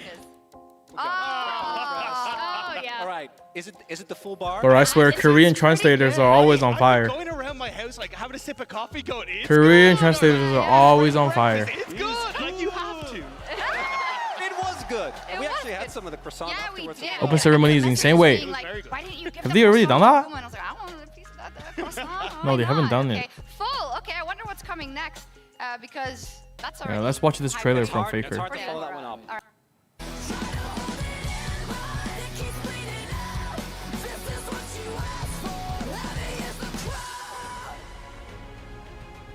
Welcome everyone to the World's 2024 Yeah, they're fighting London. finals between T1 and BLG. As we take a look at beautiful London, where we have spent our entire week in anticipation for this matchup, and all the fans are lining up. I also saw Candace there. What are you doing there, girl? And everyone who is here at the iconic O2 Arena. Here we also see the Yo, trophy sexy arrival Mercedes-Benz. by Mercedes-Benz, because we cannot have a championship without having a trophy. Am I right? Let's take a look at this. I mean, I'm really excited to see how they play it out. What a wonderful partnership. Did you see the video with Roger Federer? That was insane. That was I was like, how did you manage to get here? All right, BMW or Mercedes-Benz, guys. One of the greatest If you have the money to universally pick beloved, either incredible one, tennis which one would you player, pick? So really cool to see And the entire year, we have been building towards this one day, and I can't wait. Oh wait, is this a feature or customized feature for the League of Legends? That is pretty cool. On the Summoners Cup as Seb, our esteemed Seb, who makes sure that everything runs well here in the O2 and for Worlds in general, is going to bring it in for us. Hello, everybody. My name is Shox, and I'm joined here by Emily, Maurits, and Dagda to lead you through Countdown. Azale is also joining us in just a little bit, but we couldn't be happy. Good. Yeah. No? Why are they not good? Awful. So Do you guys even play League of Legends? How many of you play League of Legends in chat, boys? How many of you play League of Legends? I thought it was the Nautilus Death Foot. Yeah. It's the standard, but many the rounds just classic. take it over. Okay. I also was really hoping for Chemtech Dragons, but it was a very fiery. Bro, can we see a Yasuo in the grand finals, please? Pulling pretty far ahead. Never. But do you watch the esports? Okay, here. Hey, Madeline's got something. You play MLBB? Oh, yeah, that's 2 different games then. Fastest game versus Gab. Most kills in a single game? Yes. 14, 13. Getting to stars that it was a win. Highest to KD, Scout. Later, but Okay. most unique champions, Knight there with 12. He's been pulling out a lot of stuff for BLG. Kind of quietly What's your main, under Sonic? the radar too, that BLG have picked such a variety of champions a lot of their games. Also got to highlight that FlyQuest, even though they didn't make it, I think still had an incredible performance this Worlds, and actually second in unique champions played, which we saw in that series against Genji as well. Yeah, it was awesome to see them play. You don't even have a single idea about the game. Well, basically, there are like 100-something champs, right? Each player pick one and go 5 versus 5. They fight for resources, fight for kills, fight for money, and whichever team destroy their baits first to win. Now that we have you here, an LPL fan for so long. I think she's a caster. Talk to me about She has been with BLG and League of about Legends for like so many evolution. years, at least Well, I 10 think plus that's the years, man. incredible part, 'cause when you look at I this recognize organization, her. This isn't the iteration that when they started expected to go the distance. Because when you look back at what had happened like several years previously, there was so many ZH said, I still think Twisted will be top 10. Then name your bottom 5 team. ZH, name your bottom 5 teams. Like they tried to set up with Ezeka and Aiming coming through in their first initial year, which really was them trying to go, hey, look, we can bring in some of the big heavy hitters into this squad and see if we can make it work from spring 2021. There's your free space But on as your they bingo moved on, card. they were like, okay, look, this hasn't really brought us any sort of success. So instead, we're going to bring in players like Fofo, who was one of the most outstanding mid laners in the LPL at the time.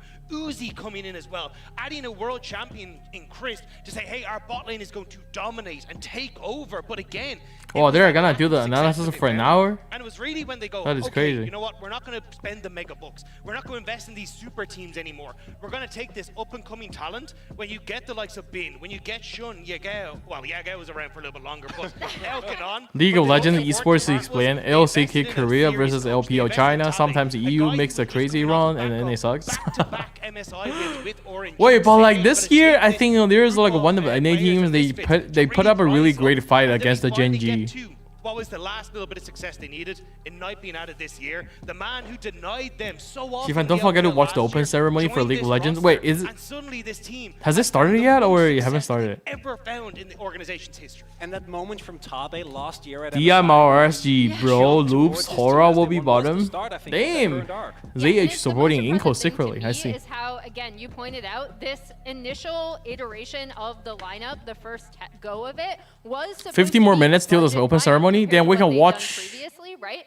And we even saw like one a game little bit of uncertainty from BLG at of the very the beginning of this tournament. They struggled in Swiss like stage. one more And then Erangel, in summer, they then brought in Wei. go watch League that of helped Legends. things. Then they brought back Shun, and he's looked great with the team. But I wanted to like show you what they were working with when BLG initially formed, because I brought in some old clips from Sunni when both Bin and On were on, and I just want to show you the bedlam that Tommy had to deal with this team.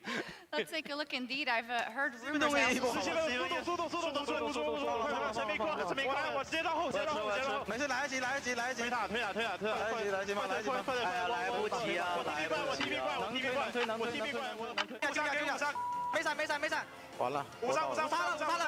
Okay, so the funny thing about the top laner of BLG is that Chinese already made it as a meme.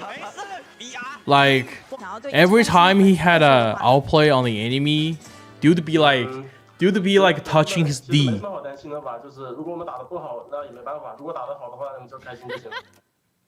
So that's what he did. Every time Bing put up like a solo kill or something, dude is like moving his D. That's kind of crazy. Yeah, so many stories. I'm gonna show you guys. This is kind of fun. Wait. Let me show you guys. Here. That's so funny. One half of the two teams we're going to see today. Let's just pull up the brackets of how Worlds has gone from the Swiss stage to the knockout stage, because particularly for BLG, we already mentioned it, slow start, really ramping up into that knockout stage. Yeah, and by contrast, it was T1 who looked really shaky domestically in summer, then have ramped up throughout this tournament. BLG were like, well, at least we can see WBG in the world this summer. They were phenomenal, undisputably the best team in China, and then came here, had a really shaky Swiss stage, now have been raising through the bracket stage. And for BLG, that series against Home Alive, that game 4 is something a lot of people are going to go back to, and it contrasts so strongly to T1, whose story was, and I feel like we keep repeating ourselves, but every summer T1 has some horrible situation where they almost don't make it. They go to game 5 against KT. They don't actually end up beating DK, who for the first time in forever get a win against someone who's considered stronger than them. And yet, here we are in the World Finals again. Third consecutive World Final for T1. Maybe the 5th title for Faker. These are all things that we're going to dive much deeper into in just a little bit. We are going to take a quick break right now, but we will be back very, very soon with the rest of Countdown. Okay, watch this. Dude got caught in 4K, bro. Every time he makes a play, bro, he go touch his D. LPL 有自我们 LPL 有自己的牛虎力，兵哥暂停期间掏鸟被导播逮捕，全场爆笑，名场面加1。哇，好拽酷的表情。哎，掏一下不稳等于没掏。赢给老板试试，他来。Oh man, it's so funny. A top tier org, prepping for a broadcast, or designing global esports. Yeah, that's Bing. That's Bing. That's the BLG Chinese team's top laner. Every time he makes a good play, he's gonna go touch his D, you know. Move his D in position. Yep. Thank you, MasterCard. So if you've ever dreamed of a life working in esports, this could be your opportunity to apply for an unforgettable experience. Can anyone apply? No, you can't apply.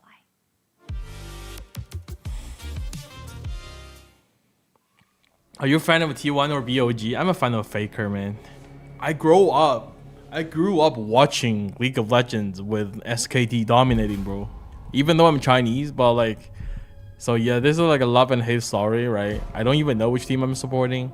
I kind of want to see Faker get the 5 times champ, like the 5th time the world champ. But like, I mean, this is the first ever, like, China never beat SKT in the world. So if BLG does it, that's gonna be crazy. Do you remember first they said Alpha 7 will not be top 3? Yeah, a lot of people were not supporting Alpha 7 for some reason. I don't know when. Thank God, if you're rooting for BLG, I'm gonna switch the stream. I don't really have like, yeah, it's just like, I just want to see the like intense battles and everything, honestly, because it's the world, you know, Faker the go playing. So anyway, let's go. Let's you know, clean the ads on. Let's do this. Gauge it or get pushed. They're just waiting for other teams to do the dirty work, which is to commit to an engagement, and they're just going to try and get a sneaky off angle and get involved in some way, and that's going to create space for them in the circle. They've done that multiple times so far. It's not a playstyle that's going to get you those big wins, but it is something. I think they're all using Razer headset, right? Late game, green cables and stuff. That's so pretty iconic. It's a game plan that right now will definitely get them to survival stage, and it's working out. So keep it going. Hell yeah. What else would you say to that, Max? More of that, please. More of that, please. You need to get a shirt made for this, like, or a hat or something. I would buy it for sure if you ever merchandised it. Yeah. Another team, Xavier, been a little bit slow. I'm just looking through the leaderboards here on my side, just to get an idea of what we should really be focused on. If anything, I feel like major pride of kind of had a very slow day today, but it slow in the context of what they've done in the past 2 days. Though they're still consistently picking up a good amount of eliminations, and I think in their eyes, as I think you mentioned before, Hot Jukes, just keep those points coming. And if you don't make top 3, you're still at least at a minimum going to get to survival stage. Yeah, that's for sure. But I mean, right now they're looking pretty solid left to be played. They could get passed up in just a good couple games. So the last thing you need is to go out early and see a crazy game from Alpha 7, some of these other squads, which we've already seen. So I think when it comes to Major Pride, man, you just push it all the way to the edge, make it happen here, because doing these early rotations, they get taken out early sometimes, but when it works out for them, they have a ridiculous monster game. So I think that could be a strategy some of these other teams are going to look to replicate here soon. I agree. I don't have anything to add to that. I wanted to move on to another. I was going to add to another team. I wanted to move on to another squad I wanted to talk about here. I mean, 2 squads realistically, which is Inko and Hora. Which this previous game they took an early fight in the warehouses north of the river. Which that was a really cool fight coming out from Hora. But I do think that sometimes you do see some of these bottom squads. I think Muerte does it also sometimes, and Luke to some extent, are taking fights that really don't have a good impact on the game for them, and it just delays their rotations even if they're successful, Jukes, right? We saw that happen to Hora. Sure, they won the fight, but then you got to rotate through the Eastern Bridge. You're going to go in without any info, and you're going to lose like the match pretty much because of that lack of information and the lack of time to pull off that rotate. So I would like to see those bottom teams just avoid early skirmishes as much as possible. The top teams are doing so, and it's successful. I think that would be a good improvement for the bottom teams to try and make sure they can at least get to the mid game without losing too many players. I mean, if every team avoids skirmishes, what happens? MSJ isn't though. MSJ isn't though, right? We see them go and take the most dominant position in the game as early as they possibly can, no matter who's there. But you know what? I don't want to throw it to these two because I'm a little bit worried what John's going to say as I hand the mic over to him. It is Blank and John Allen to kick off our final Erangel of the day. Hey man, nothing but love here over on the caster desk, unlike on the analyst desk where their big meanie pants is. I cast Stop Being Mean to Me. It's my ultimate spell. Wow, that's crazy. I like that.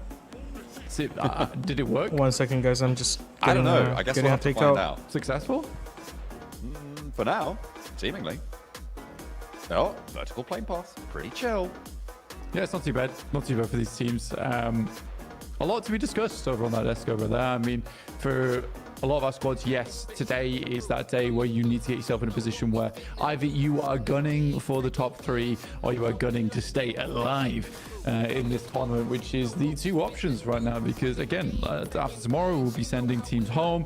Only a few will head through to the survival stage. The survival stage is tremendously tough to get through. It is not an easy experience. Usually those stages are much shorter as well. So you got to make sure that you have at least figured out what your playstyle is going to be going into survival stage, or you're in that top 3, because I do think that is the main thing for these teams, that if you are in those bottom spots where you're heading through over to that next stage in the tournament where you have to fight for your life, by that time you should at least be comfortable in these lobbies. I still think there are teams here struggling to find their identity. Oh, I've had a little bit of a chuckle there, Blank. Because it's back to the southwest side. You've had your lot of other circles. No, we're going to quarry again. We've got to dig more stone from the ground. Is that what they're quarrying in that? Are they going for stone? Agree or agree what? I'm not too sure. I have to actually double check my facts there. Yeah, what did you say? Agree to what? It is indeed. And get out the pickaxes, try and break through, find the diamonds. Viewership is not going up since 2021 finals. Are we talking about League of Legends or PUBG Mobile? For Vampire, though, they're pretty comfortable with this one, playing down towards Primrose. They do have some outposts over towards Quarry early on, though, to give themselves a bit more capability at playing that northern rotate. I said in the past that I do like the. You think RSG rich country team? RSG is from China. Do you consider China rich? DRX's movements or no? In the next few minutes in terms of whether they're going to send far down towards that south side early on. Zeus has already taken a position down towards the south side of Gatka, and with Zeus having a much more comfortable time of it recently, I'm expecting big things. Big things expected, delivered upon. We'll have to wait and see. Yasnaya, for Ora, DX Xavier, a little bit close to proceedings. They're right on the northeast side in Pachinki.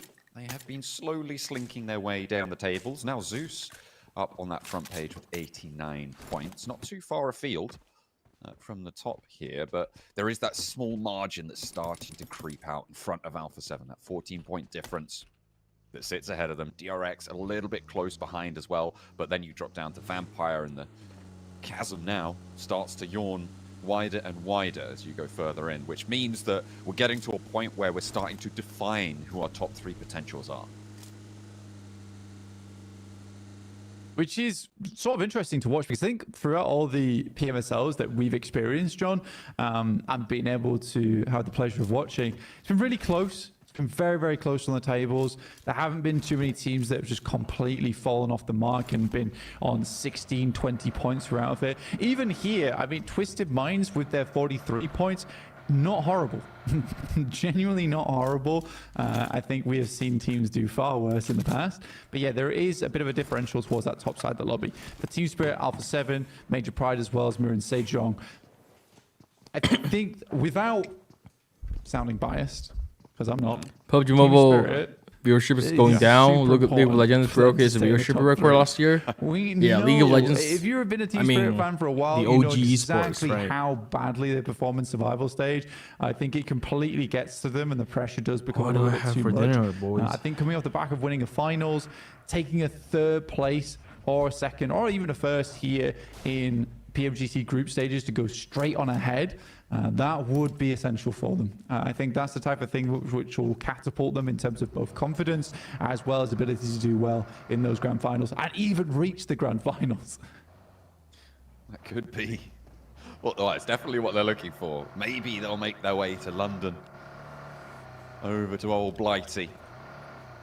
Well, they've got a couple of games left to go first. Major Pride, same story for them. They are basically neck and neck and very close to MSJ as well. The fact that the top 3 right now are so close is still very interesting, right? Because it means DX 1 point across 3 games. I mean, they got wiped by DRX for that to come on through. Just the game on the last game. Nice and quickly, which is the sort of pace that they needed to bring after their first few Korean days. teams are destroying these teams. That the Brazilian defending champions of the world right now from PMWC are going to be able to give it at least a good go, if not make it to those top 3. So I think for me, it's Team Spirit and Alpha 7 who have the most riding on getting into these top 3.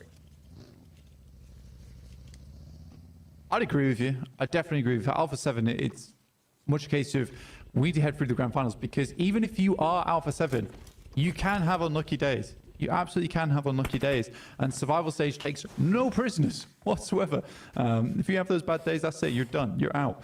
So for Alpha 7 getting in towards that top 3, because they're a team that could absolutely perform so phenomenally well in the grand finals. And I'd even go as far to PUBG say Mobile should milk more from CNSA. How about milk from India? Up the win. Milk the viewership from India, and man. Really make this one of the best. But yeah, like the...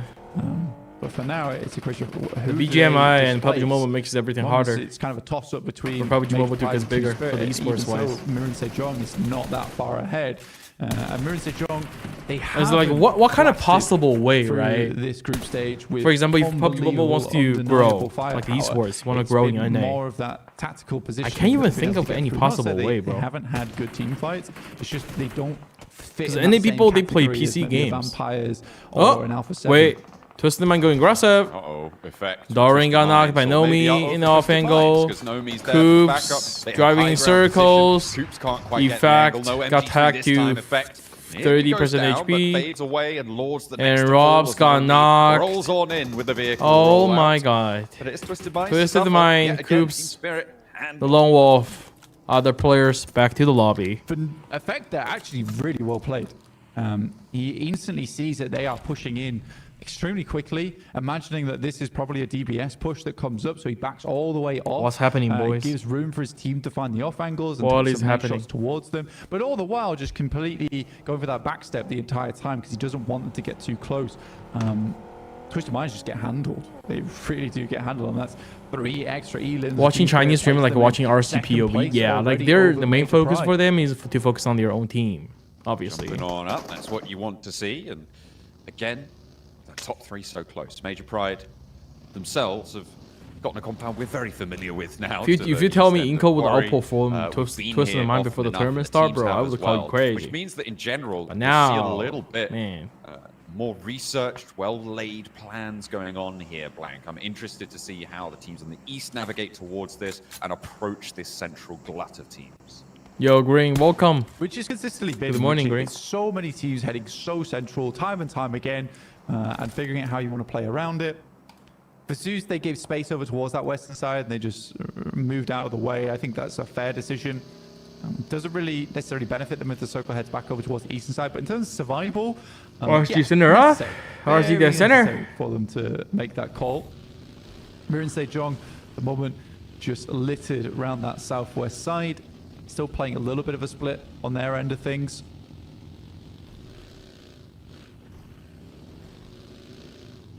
Okay, well, Aura just on Everest right now. Gonna have to descend. Bench Freak. Soon. They benched the Freak as a supporter. Now Coops is a supporter. Coops a supporter? Shouldn't Coops be a fragger or something? To the hillside, to the east of the quarry mouth, and those ridge lines that surround that quarry. Very, very dangerous sort of area. And the compounds that sit around are so controlling as well. So we'll see who's going to be able to leverage those spots. Mirren Sejong currently still on the south, on a little bit of a split around that quarry area. I mean, Inko is kind of in danger. Although they did all right performance in the first 2 days. Like 9th place, 77 points. Onto the hills that sit there. And I think like one good game from like these bottom teams will take over Inko. Two is give themselves a lot of viable. I just don't want to do the 40 push-ups, man. That's it. Teams on our eastern side moving in now. Muerte currently taking a couple of shots, as well as Team Spirit, Loops, and Inko. I was curious how Inko. A member-only video? Yeah, I agree. Inko goes for some bold. You know, you said I don't film the vlog. There we go. I filmed the vlog in San Diego. Hope you liked it. Team Spirit, though. What's the cutoff? People were saying like 110 or something. Very quick to push into position. Yeah, Doran's the IGL, boys. Doran's the IGL. I think they're realizing now that this is not the play. This is not the Coops 1v4? Shots from Coops. They're looking to finish off this player. They know he's in here. This will be a full squad Coops. Right onto Twisted Thirst that shit. Thirst that shit. Yeah. Lose him for that. He goes down, and Coops doesn't take too much damage there. Matic, though, good for the challenge. That is really. Oh, he was Nomi? Nah. Get that done. Nah, Nomi. I'm sorry. It's going back to what you said about Nomi so far over the course of Group Yellow. He is over-aggressive. He doesn't need to step that far forwards into the fight without the backup to go for the trade-offs. They know it's only one player in here. Yeah, like Nomi shouldn't take the ones, bro. This is what I'm saying. Like, unnecessarily taking ones. Desperately frustrating for Team Spirit. That you know exactly what you've got to do in that situation. I think losing a player there is what I would call unacceptable here at PMGC. And it's an annoying one because we know Team Spirit's good. They're in second place. So it's a mistake that is going to cost them in the long run going forward. To be honest with you, it might be a case that Nomi is getting in his head a little bit. We know he can do that. You know what happened to DX? They're consistently doing 2-2 split, which hurt them a lot. Put that damage. There is a lot of pressure on the shoulders of this guy as well. He has been touted to be one of the best talents in the world. Can RSG get a one chicken? And honestly, at this stage of the day, you're in PMGC. You don't have to prove yourself anymore. This is a case where you need to are gonna force your teammates because they're all. RSG playing scared, huh? RSG northwest side. Where are they going? Similar rotate to where RSG leave the compound. Get over towards, but they're now sandwiched between them and Loops. I think, you know what I think about Twisted Mind. I think players may have an argument already based on this kind of performance. So they may not trust Doran. It's ideal anyway. And you know, it's kind of like the momentum and the dynamic are kind of broken up. Zeus as well in a similar location. So if you had to, you don't think RSG can get a chicken? I would say that probably I would favor Zeus. Wait, RSG fighting Team Spirit? Oh, RSG falls into the center compound. Their main contenders on the tables, but not really much contention in this compound. Yeah, this is the worst news for them. Kitsune left alone. Drops smoke outside. Matic's flushed out. Major Pride just need to send a grenade in towards that location. It's game over for Kitsune. 5 limbs.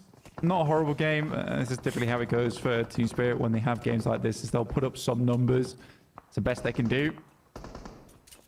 There's a nade. It should be. I think it's just a little out of the way here. Is he outside the shot? Survive it. The second one should do the trick though. Your stage is just getting shot out.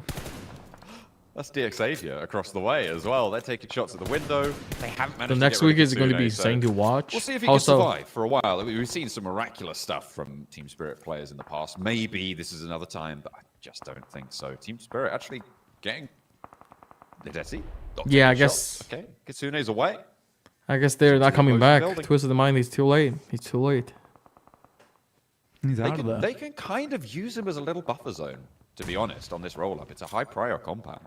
They could do. I think for Major Pride, they understand it as well. They want to get rid of him as soon as possible. They have 3 players. 1 player scouting out over towards that north Rafa side. will do better with Enigma Galaxy with less quality players. So Sanhok True. will I think they will. I mean, likely take him on. It's easy to pass them, right? As long as they're not like bottom there coming through the bottom team, they will like doing better. He's relocated back towards the team. Nade goes in, does a fair amount of damage. Becker has to back off though. Very low. I don't think he's got any meds. His team may be able to send some across. They will come back. You mean what? Twist of the Mind will come back? A couple of Team Spirit players went down there as well, so there should be at least some meds lying around to try and resupply. DXavier, they're happy up the top of this hill. It's teams like Demuerte. This leaderboard has you confused. I mean, MSJ, no question asked. That I'm really looking one of the I feel like that west side is about to strongest team in the lobby here. Few seconds, Blank. Oh, Loop's fighting Inko. Mirror Strong has been playing quite a difficult game. I mean, they were quite unsure of what they'd like to do next. I mean, Hoxie as well as Final up towards that northern side, looking up towards Zeus as they make their way in. Loops though find themselves in close quarters with Inko, wait out on the eastern side for quite some time. Yeah, Loops sweep on up towards the north side, and Inko take first knock. Are they going to be able to find something in response? Absolutely. 2 versus 2. Looks 2 versus 2. Trading 1 for 1 right now. Blow for this blow. is. Both teams, 2 players No, down. Bate got knocked, but then, okay, Inko's dead. You know why? Do you guys know why I know I said Inko's dead? Nice because 2 Brazilian players are got knocked for a little bit longer. 2 players down, 4 Loops, but 3 down for Inko, and it's inactive is definitely another player to clutch. Be able to find the challenge on Rafinha, who's able to. If Nanabate and Vitalik got knocked in the fight, seconds to do it. Don't waste too much time. Inko will most likely be dead. Run to your team. Okay, Inko is playing as Circle's quite fast. Inko is playing as to my expectations. Okay. They can get this res off, but they'll try. Hopefully, I don't do 40 push-ups. I do think they've got just enough time to make this happen. RSG, God with a nade here. Pretty easy location to send this in, but DXavier also getting involved will knock down. Oh, wait, what? Bay goes down as well as Paragene comes in from the backside. A 2-way fight, and DXavier's taking control. Inko vehicles, man. has been getting a lot of zeros today. Over on the east end of Quarry, on the outside there, Lamborghini close to loot. Wait, how many kills? Inactive get flush right now, staying alive for a little bit longer. Tresley from how many kills did the inactive get from Inko? Over towards Vampire. Worried. DXavier. I don't remember seeing him getting kills. And will be a little bit safe for the time being. The incomes MSJ. It got to be like 0.2 point KD or something. The south edge of Quarry. They're looking to push in here. Blank. They got 4 of their players. He got probably like 2 or 5. Extend their first place like lead. 3, 4 kills out of all the matches. As well. Out of the 16 matches. The east as well. Loops head on over towards Major Pride. Oh, the 360! Technically should have been knocked there. I'm not sure how he survived the wheel of the vehicle. And luckily for Loops, they stay alive. Well, Loops 7 Illims and get a full reset? Wow. And won't leapfrog Team Spirit. Wait, RSG's out? It feels like Major Pride. Wait, what happened? RSG's out. Here. We saw it from MSJ. Who wiped RSG? Mansion, I thought RSG was. I thought RSG had the countdown there. Being the team to take the fight. Who wiped RSG? Those eliminations go away. I think it's DXavier who was able to pinch those, and you can see they're up to 6 eliminations in the meantime. It's really unfortunate stuff. Wait, who wiped RSG? Which team?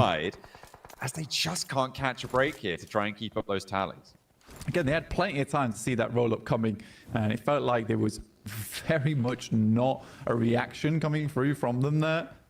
I think they've just got themselves situated, but you got to be quicker on the swivel. Look somewhat lost as a 3-man. Horror will lose no fear to DRX, taking some pot shots over towards them now. There is this central ridge to be played going forward as we head further and further away from Quarry. Yeah, That is a really big hilltop to take, and at the moment only DXavier kind of occupy it. But this fight, once it concludes, will allow a little bit of an opening towards it. It's kind of they went to defender against right the now. third party. Vampire wanting to break the shackles of this engagement and move out to the west with that I think they don't know how to rotate. I think they haven't figured out like how they should play in global lobby, guys. RSG. Take control of that ridge It's line. not like players are bad. Benefit I mean, they make some questionable play, but like benefit for everyone. I think they haven't figured out yet. Harami Bro could go for that. The meta in PEL and the meta in global is just too different, and they don't have like too much experience when it comes to the global tourneys. Cage match out towards the eastern side of the map. Teams are salivating over towards that position on the eastern side. That high ground is going to provide so much cover. The real question is, can a team make it there as 4 though? Because the scraps are going to be unruly going forward.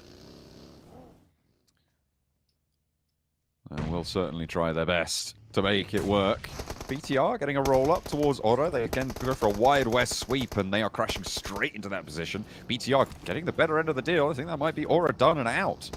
There's a crash for BTR, works out. Do DRX look to third party? This position is in the circle for BTR, which means that DRX may look to try and take it from them. But that hilltop still unclaimed. Yeah, no one playing it right now. I mean, DXavier makes the right choice of sending over towards the center of the circle, keep themselves at bay. Alpha 7, another team to keep our eyes on. They've been playing the more consistent game. It's not typically what you would see from Alpha 7, but they know that the goalpost is not to take the win here in first place. It's purely to get into third. And with Major Pride and Team Spirit not putting up massive numbers per game today, just a little bit here and there, which is keeping them in the runnings, there's a chance for them to catch up right now. And I think it's very nice for Alpha 7 to be like, look, we just need to reach a position by tomorrow where any one game could leap us up into second and third place. Not to mention we still have Miramars left today, which, as we all know, is Alpha 7's playground. And that's not discounting the fact that they could absolutely win this one. I mean, they've got that west side compound. Sure, it's not the hilltop, but it's fairly safe. They're leaving 2 players towards Quarry to keep that back flank occupied. MSJ going to really struggle to push in on them from the south side because of that. And so they are fairly safe to get into a top 3. Vampire, finally this fight is popping off, and it looks like Vampire are having a terrible time of it, but so are Loops, because Loops going crazy. Have rocked up into Eason said Vampire down they first, speed up the rotation for 10 games straight.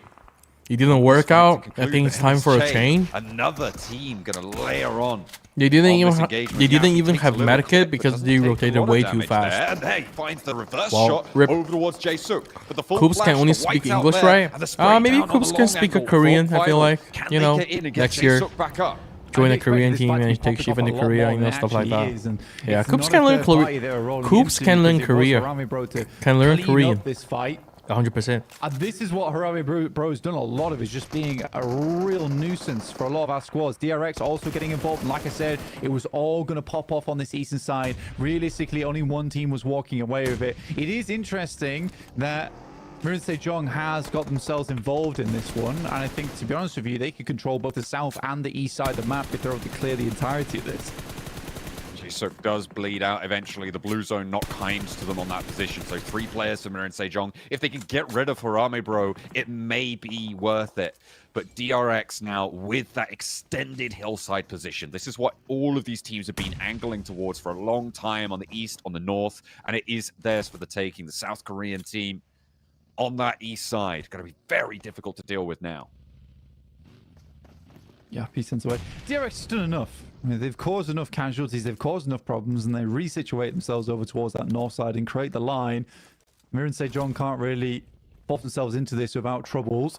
Does pass back that information about Neil Zada, who instantly starts walking back. He knows he's been located, and the nade isn't far enough. Nade over towards Neil Zada. Will be the end of him. Hoxie launches that one. Overarm on the money. There's still 3 players left for MSJ. They can force Harami Bro out of this one. They can open up maybe a little side swipe angle over towards DRX, but it's a tough decision to make. And that's that high ground coming into effect against Rita. BTR staying alive for it, against it for the time being, but they still have to move south, and it's so difficult with the high ground to contest with. Alpha 7 taking down DX Xavier. In the meantime, some great shots over towards them. They have to move in. This is a perfect opportunity. Off the back of Zeus going down as well. Lovely nades just piling in. And it's what a nade. Revo. What a direct grenade. Some crazy lobs from his side of things, but he has been spotted now. Shots coming across the way. I think that is from DRX. But 5 eliminations. Fantastic work already for Alpha 7. They are climbing. Definitely. And in 5th place already. If they can put up a 10 So it's basically 5 teams fighting for top 3. Top 3 as well, which is exactly where you said they wanted to be. BTR with a push-up. DRX attention drawn away. MSJ, Alpha 7, now is a potential opportunity for them to move, but DRX have to hold this fight out. A Molotov on the forward tree forces him back. BTR yet to take a knockdown as MSJ do take one in response. BTR finally losing a player, immediately flushed away, and they struggle to make much more ground here if the nades start to respond. DRX have regrouped now, and there's a knock. A little bit too overzealous there, and BTR is going to come a cropper on the north side. Yeah, a lot of damage poured on through to them. Just Leon left remaining. But Alpha 7 took that moment. They took that opportunity. They knew it was available to them. They crossed out into open ground to where DXA was playing before, inside that small shack. It's not the greatest of position, but it is a position in the circle. Kaisei finds Yappy and will remove the obstacle that Mirren Sejong has been trying to hunt down for so long on that south side. But they are down to just 2 players now, with Hoxie in an unresable location.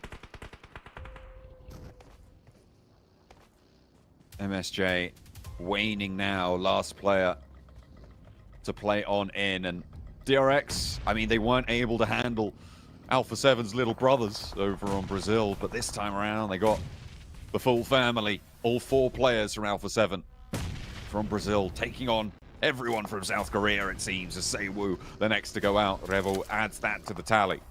6 eliminations found, and they want 4 more. Let's make it double digits. It's awesome to see McGrellin's actually leading in elimination proportion. I think that he has had such a step up, but he was that missing ingredient that brought all of Alpha 7 together at the end of the day, because they were struggling with their 4th member. They had confirmed over towards Mafioso, Carrillo, as well as Revo, all star-studded players in their own rights. But that last 4th player, they were just struggling to find someone who could match that kind of energy, and McGrellin's done it perfectly. We'll drop some smokes now. There isn't really anyone close by to this to start sending nades in. With a shift on the circle over towards the western side, suddenly DRX are in a difficult scenario. Let's compare this almost directly to that last match that happened back over in military base, right? A high ground position on the east side of the circle for DRX. The thing that brought them down was a close range sticking point. And that's exactly what Revo has delivered to them yet again. Both Brazilian teams seem to know what stops DRX in their tracks. They're gonna focus in their Overwatch. Yeah, I think they're gonna focus in their Overwatch Mafioso. But I like it. Understanding that Alpha 7 didn't have too many places to play, so they likely wanted to get some forward scouts, and they're all over the shops. They isolate one player, they find the one elimination, but there has to be some backlash coming now through. they're it's in not a quite there, advantage. Now Revo's fucked up.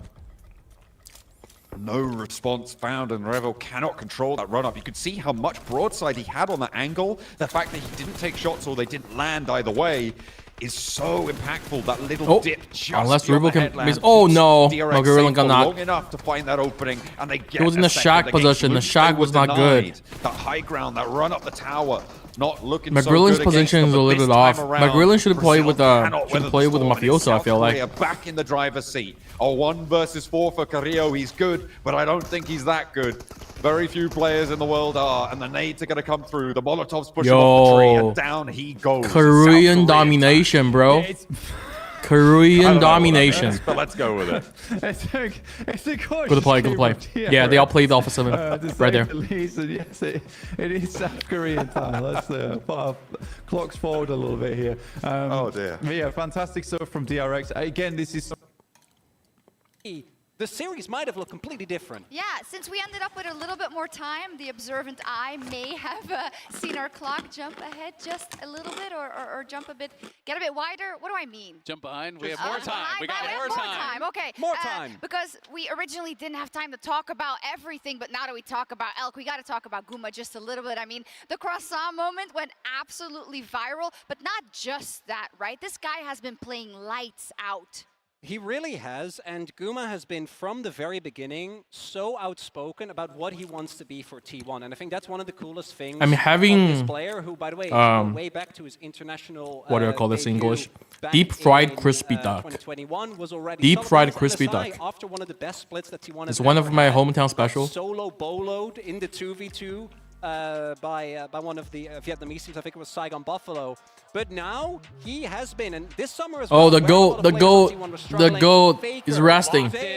Carrier not really having the performance. The goat is resting. In this tournament in particular, Guma duck. One of the stalwart holders, trying his very best. And even though he is just the single egg in the ramen, as he always say, like, I can't do it alone. I need the help from my team. Where does that come from? I love that. Yeah, no, that's him specifically, just saying, basically, guys, I can't carry alone. I'm trying my best. But an egg also makes ramen much better. Yeah, it's true. And it brings up a cool point because, you know, you always gravitate towards talking about Faker, obviously, right? But in different iterations of even, with iterations, I mean runs, like the 2022 run, the 2023 run, the 2024 run. Ludwig talks like Ludwig? What do you mean? Players that have stepped up and that had to step up to cover for others. Owner got a lot of flack back in the day. He had a tremendous world championship. The same goes for Carrier, who for me is the best player on T1 right now, perhaps in the world, but it just goes to show that there's so much more to it. Yeah, and I think the fact that Kerry has stepped up kind of put a spotlight on towards On as well, where Kerry is going to run away if he's able to play the style he has.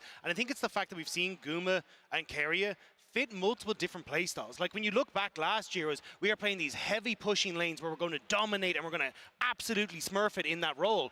But now we come into this year and it's, oh, actually, Guma, you're going to take a step back. We're going to have Carrier roam on the map. We're going to play for Faker. We're going to play elsewhere. It's the fact that they have dominated multiple different styles, and now you get to see this next iteration of them once more coming onto the main stage. And that's what it takes to make 3 straight World Finals. I think this is the best roster in League of Legends. Oh, I see what you're talking about. Ludwig about the Woods mustache. The average career of a pro is less than 3 years. Whoa. Total. This team made 3 straight World Finals without a roster change. Put that into context. It's insane. Most people don't even have 3 chances at going to Worlds. It's true. Wow, you really got me with that one. It's crazy. The most dominated team is a team that don't change their lineup. We'll do so right now at length. It is Zeus versus Bin in today's featured matchup presented by Mercedes-Benz. Our final featured matchup presented by Mercedes-Benz of 2024. The top lane reigning world champion and a contender to that throne. Zeus is living up to his namesake. Despite all expectations coming into this tournament, he has managed to climb his way back to the You don't know Ludwig? Wait, fake Kakarep. Don't you have my membership? On anyone that dares threaten his title. Did you get my membership before? I remember you got my membership before, huh?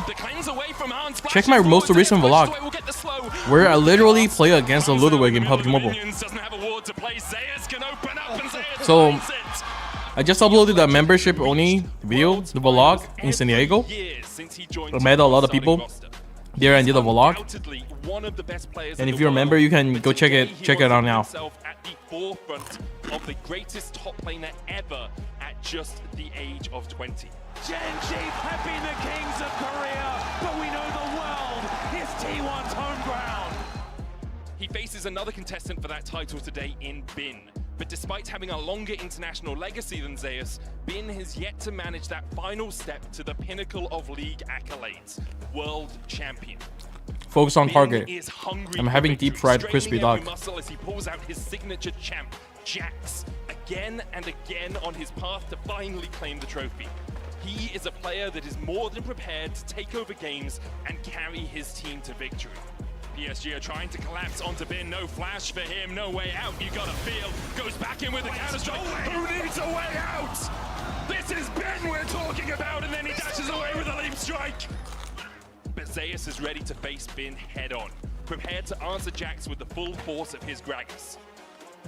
Will today mark Bin's rise to the top, or will Zeus prove once and for all that Mount Olympus belongs to him alone?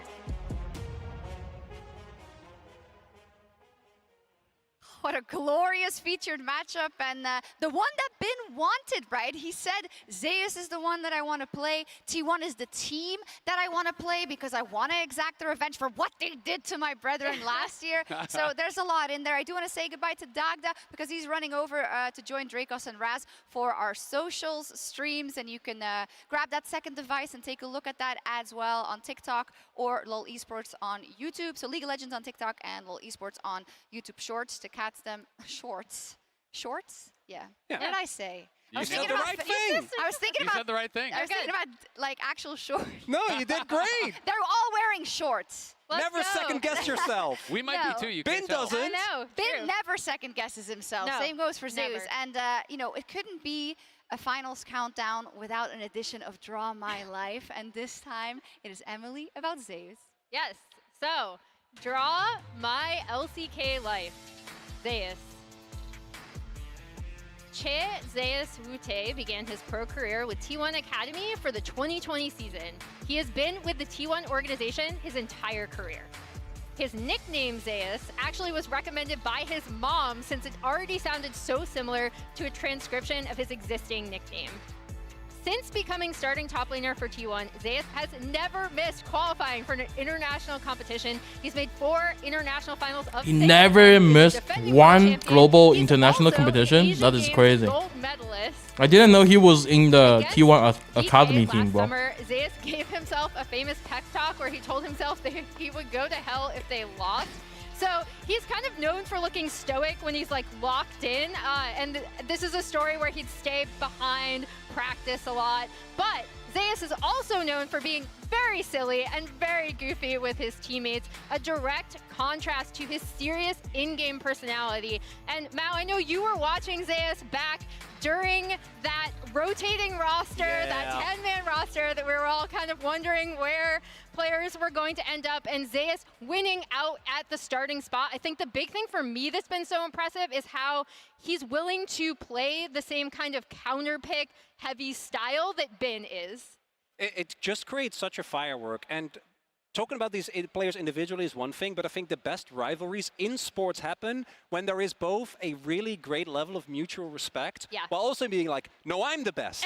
No, I'm the best. And we actually get it in a final today. And 5 games at that. Oh. And, I mean, it's just insane, right? It's like almost no one will even argue. It's the best 2 top laners in the world. Yeah, it is. And we'll see if it comes out, if there's no shenanigans where they never actually get to lane versus each other. No! Lane swaps are banned! Who knows? Hey, let's talk a little bit about Bin a bit more in depth. How has Bin been doing this World Championship? Because I seem to remember when we were watching the Swiss stage specifically, I mean, granted, BLG wasn't firing on all cylinders. I was like, okay, where's my top lane WWE? I slam everybody. Where is he? Has he ramped up? Somewhat, but the problem for Bin, I think, is how he played domestically, right? You're always kind of compared to your own form of self. And for Zeus, his summer form, not great. So in his way, for him, it really ends up being a beneficial comparison. And I think that for Bin, I still think he has been contesting for the title of best top laner in the world. No one can deny him that, especially with the run he's had throughout the playoffs. But has he played up to his full potential? I'd say that he can reach that here today. Yeah, I think the big thing to reiterate again is Bin was so good this year, right? So good in summer. I think it's like, it's almost unfair to him because we're comparing it to his like best iteration of himself. It's kind of insane to think there's a whole other level that Bin has not yet reached just from what we've seen at this And he's in the World Finals. He's already in the final. I mean, we laugh about it. Oh, yeah. We laugh about it, but actually when you put everything into context, what we've talked about already with T1, you know, you're all very highly educated analysts, but you can't use any other word for it than magic. Whatever happens to T1, however they get aligned, right? And you're going to need something, if you are the opposing team, to break that. Because we saw it yesterday versus Gen G. Gen G was supposed to be the best team in the world. Their macro should be unshakable, and they were dizzy just because of how T1 approached that matchup. And for me, Bin is one of the people I'm looking at to say, I'm going to have this huge performance. I'm going to go above and beyond, unlock that next level to make sure we can win here today. There he is! Yay! as Ben always does, calling it 3-0. Just laughing in the background and walking away. I was like, no. Come on, man. I'm not part of this. And when you talk about magic, Ben has already shown that against T1 in a best of 5 internationally this year. Think back to the Camille game at MSI. It was absolutely stellar. Ben just refused to lose. He took over a game which they were behind in, and he can make that magic happen. He can turn a game on its head. He's made magic for a few years. I still remember. I think we're going to see it. The barrel on Gangplank versus G2 back in 2020, but he keeps doing it. Oh, this is here it. It's coming. Oh, we know it's on the way. Unfortunately, every time because it's so, as you're saying, right? Still the only guy to get a Panico in the World's Finals as well. Has been as confident for as long as he's been on the scene. Yeah, and to reiterate, the coolest thing about this matchup is the mutual respect coming from both of these top laners, right? Like they both really burst out onto the scene in their rookie years. Ben was so adamant. He wanted Zeus. And I just think it makes perfect sense when you think about it. Both these players know that they are the top 2 top laners in the world. Both of these top laners believe that they are the best top laner in the world. How else do you prove it? You beat the other guy that's in the running on the World Finals stage here in the O2 Arena, and you leave no doubt. You're so good at this, Azil. I've got goosebumps. Oh my God. Yeah, this top lane matchup, but so many across the board indeed. And Ben also, outside of just saying that he wanted to play Zeus, Zeus, that's the name of our producer, Zeus. Not as good at League of Legends. Not as good as League of Legends. If he's watching, pretty good, I guess. Okay.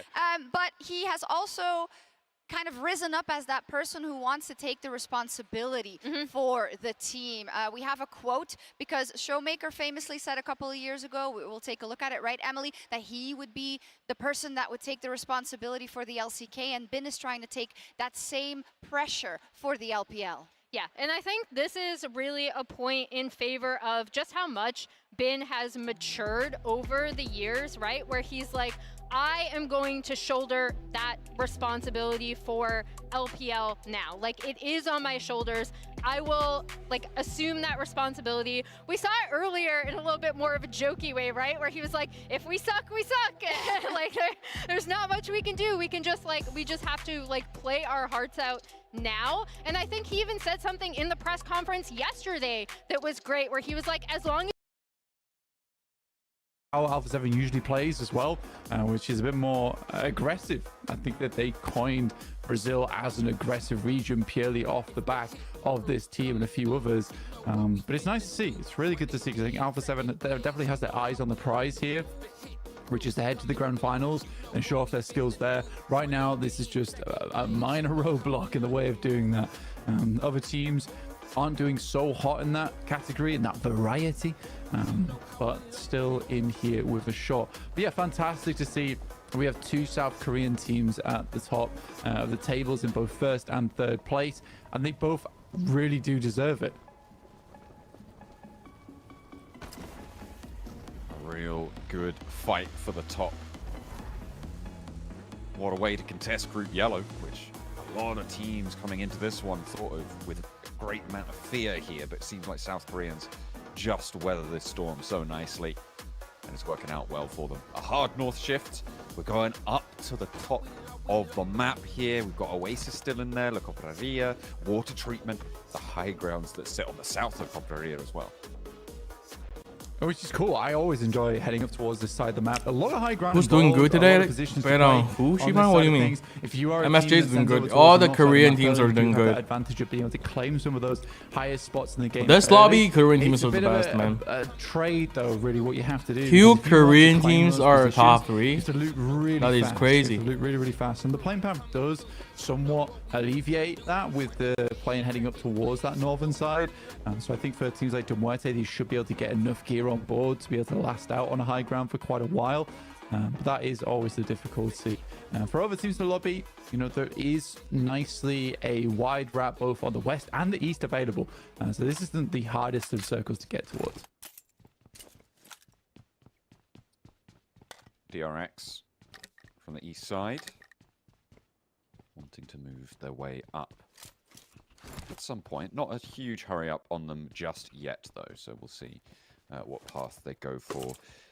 Inco over in Picardo, RSG out to the northeast of it. BTR in a little bit of a split between El Pozo and San Martin, with Alpha 7 taking up El Pozo itself. So teams obviously very entrenched now into their drop spots and happy to go for this north side split. Mirren Sejong over towards Campo Militar and Tierra Bronca. They can sweep in on the north side, but what will they find there? How many teams are going to get in their way early?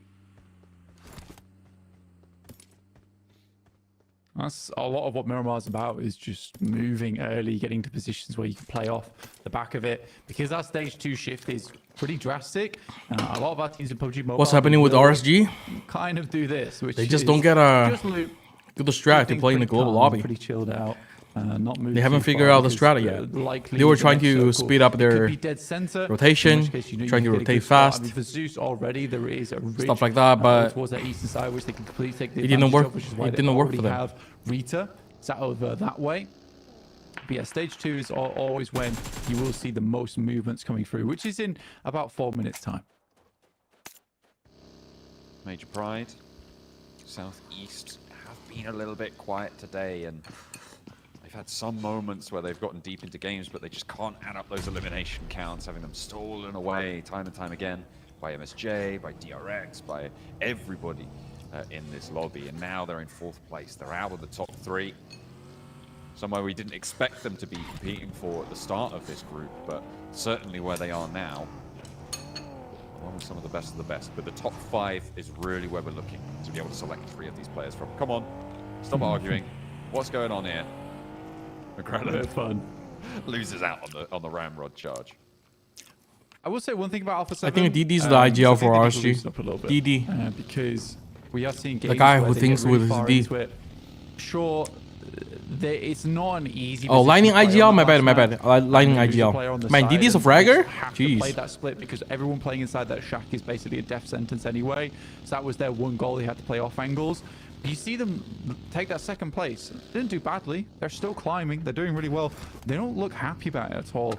And I think that comes from a team where, again, there was a lot of expectations of them. But I think coming into PMGC, I do want to see a bit more happiness. I don't want to see cheers and high fives only when they're winning chicken dinners. A 2nd, 3rd place like that from a difficult spot on the map, that's very, very well done. And that's the type of mentality that can actually hurt you in the long run. Yeah, absolutely. Something that you need to be keeping on board. Teams are starting to make their way up north now, Blank, and we're on board with Harami Bro, who are behind BTR. They are in this first circle, but they'll probably want to be getting a little bit closer to the middle. I wouldn't be too surprised to see a team take the high grounds near that Crater Fields position, over on the east side of it. A little bit of an opening there on the map. DX Xavier could be the team to go for. What do you mean lean back? Where Harami Bro are going to end on up, just on the northwest of San Martin. Goods is like fragger, honestly. He's been playing like one. In, but just towards water treatment, not quite going in there. These are making that wide wrap that I was talking about earlier. And likely we'll see Two Spirit and RSG do something very similar here. Head up towards the northern side. So Moite's not in a bad spot though, on the northeast. DRX are encroaching on their spot. They've located a weak link and they're about to break it.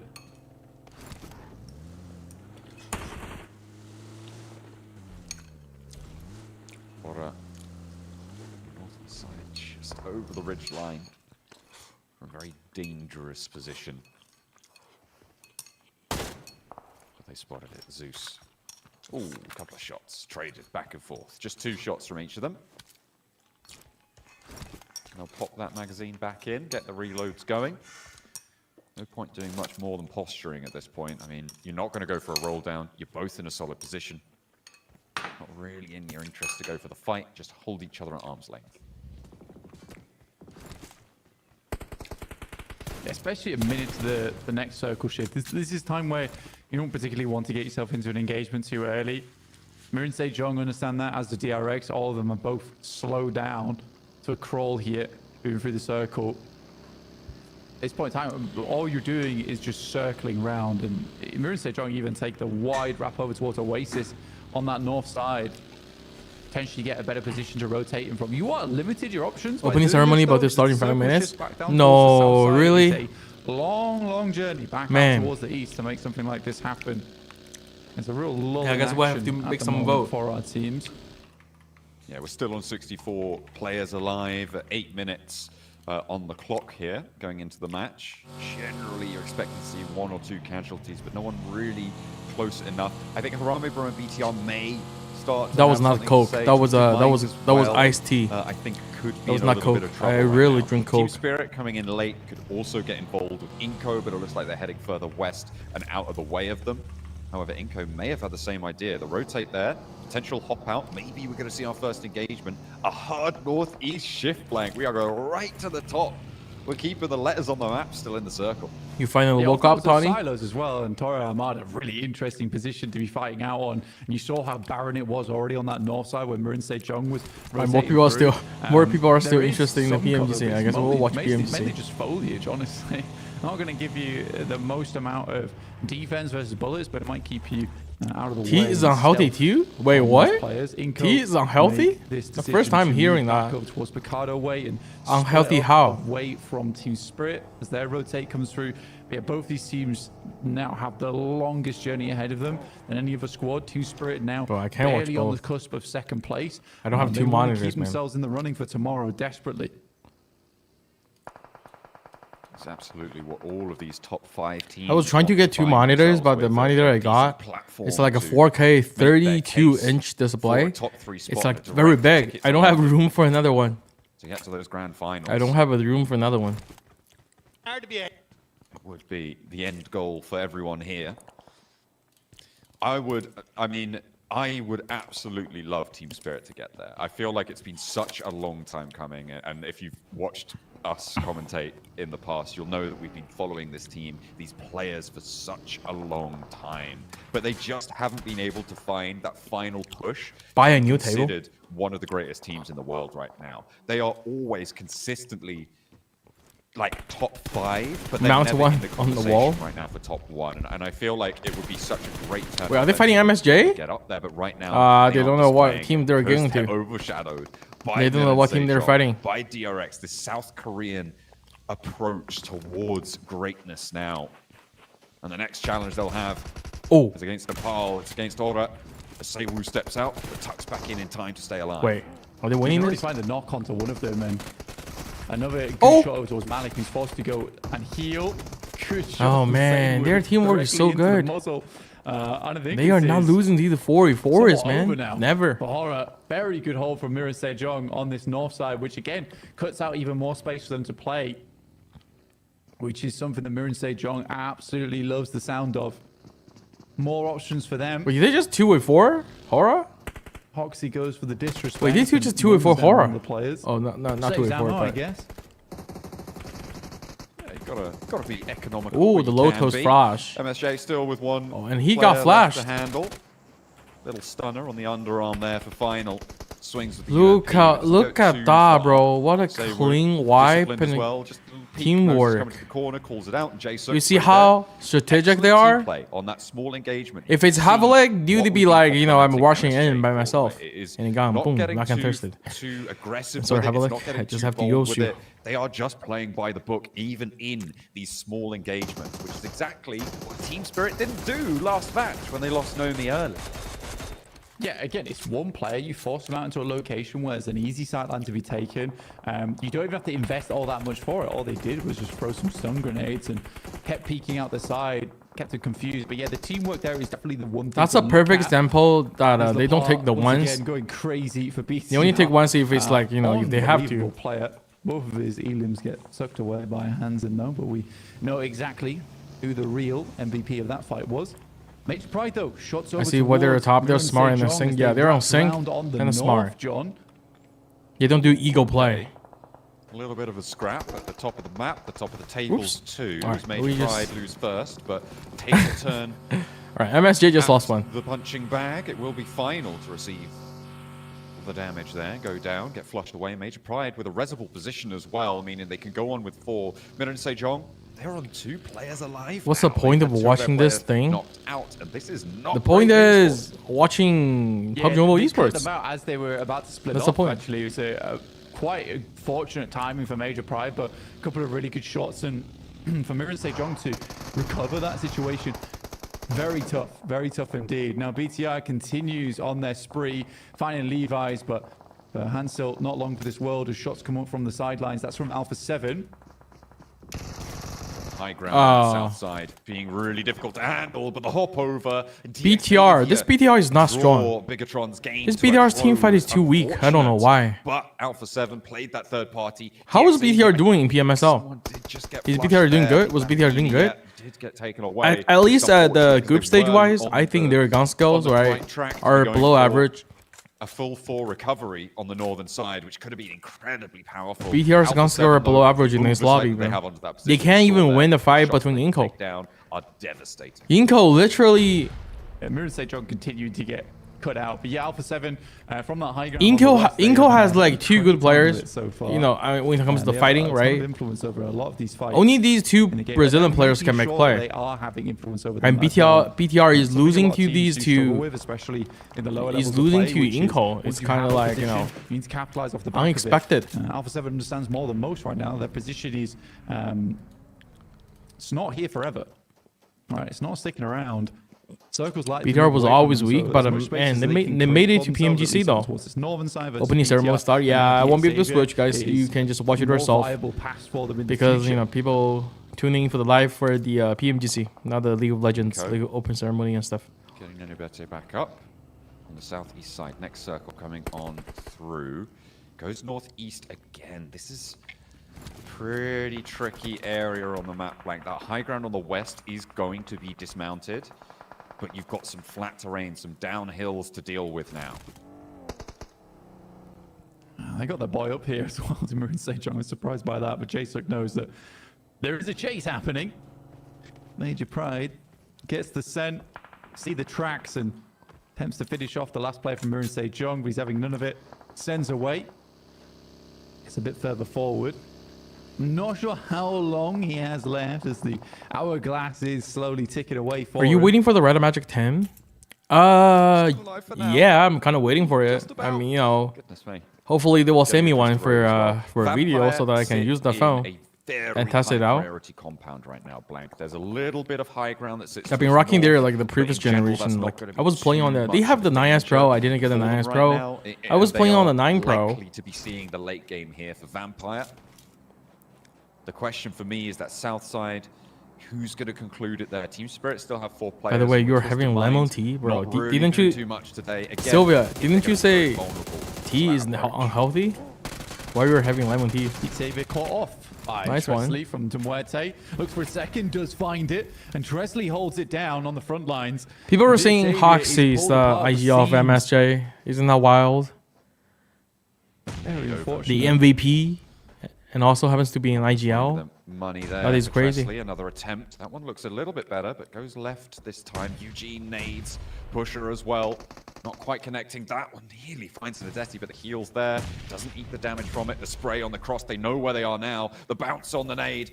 Nearly finding it, but Tresley takes one back from Levi's. 2 players from DXavier. 4 alive from Demuerte, but that rotate out wide. They're looking for that high ground. A push out towards the circle from Foopsman is going to allow them a Who's little bit of best fragger in DX? Dear guys, is an AT the best one? The fragger wise? Moving up for the flushes. Oh, this nade will do.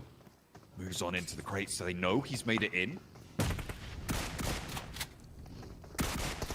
Goes through and nades a little bit too far, but definitely damages him, which means 1 tick. Oh, an AT. Survives the first shot. We'll get the headshot by jumping over the top side, and a tremendously bad fight just appears here for Demuerte.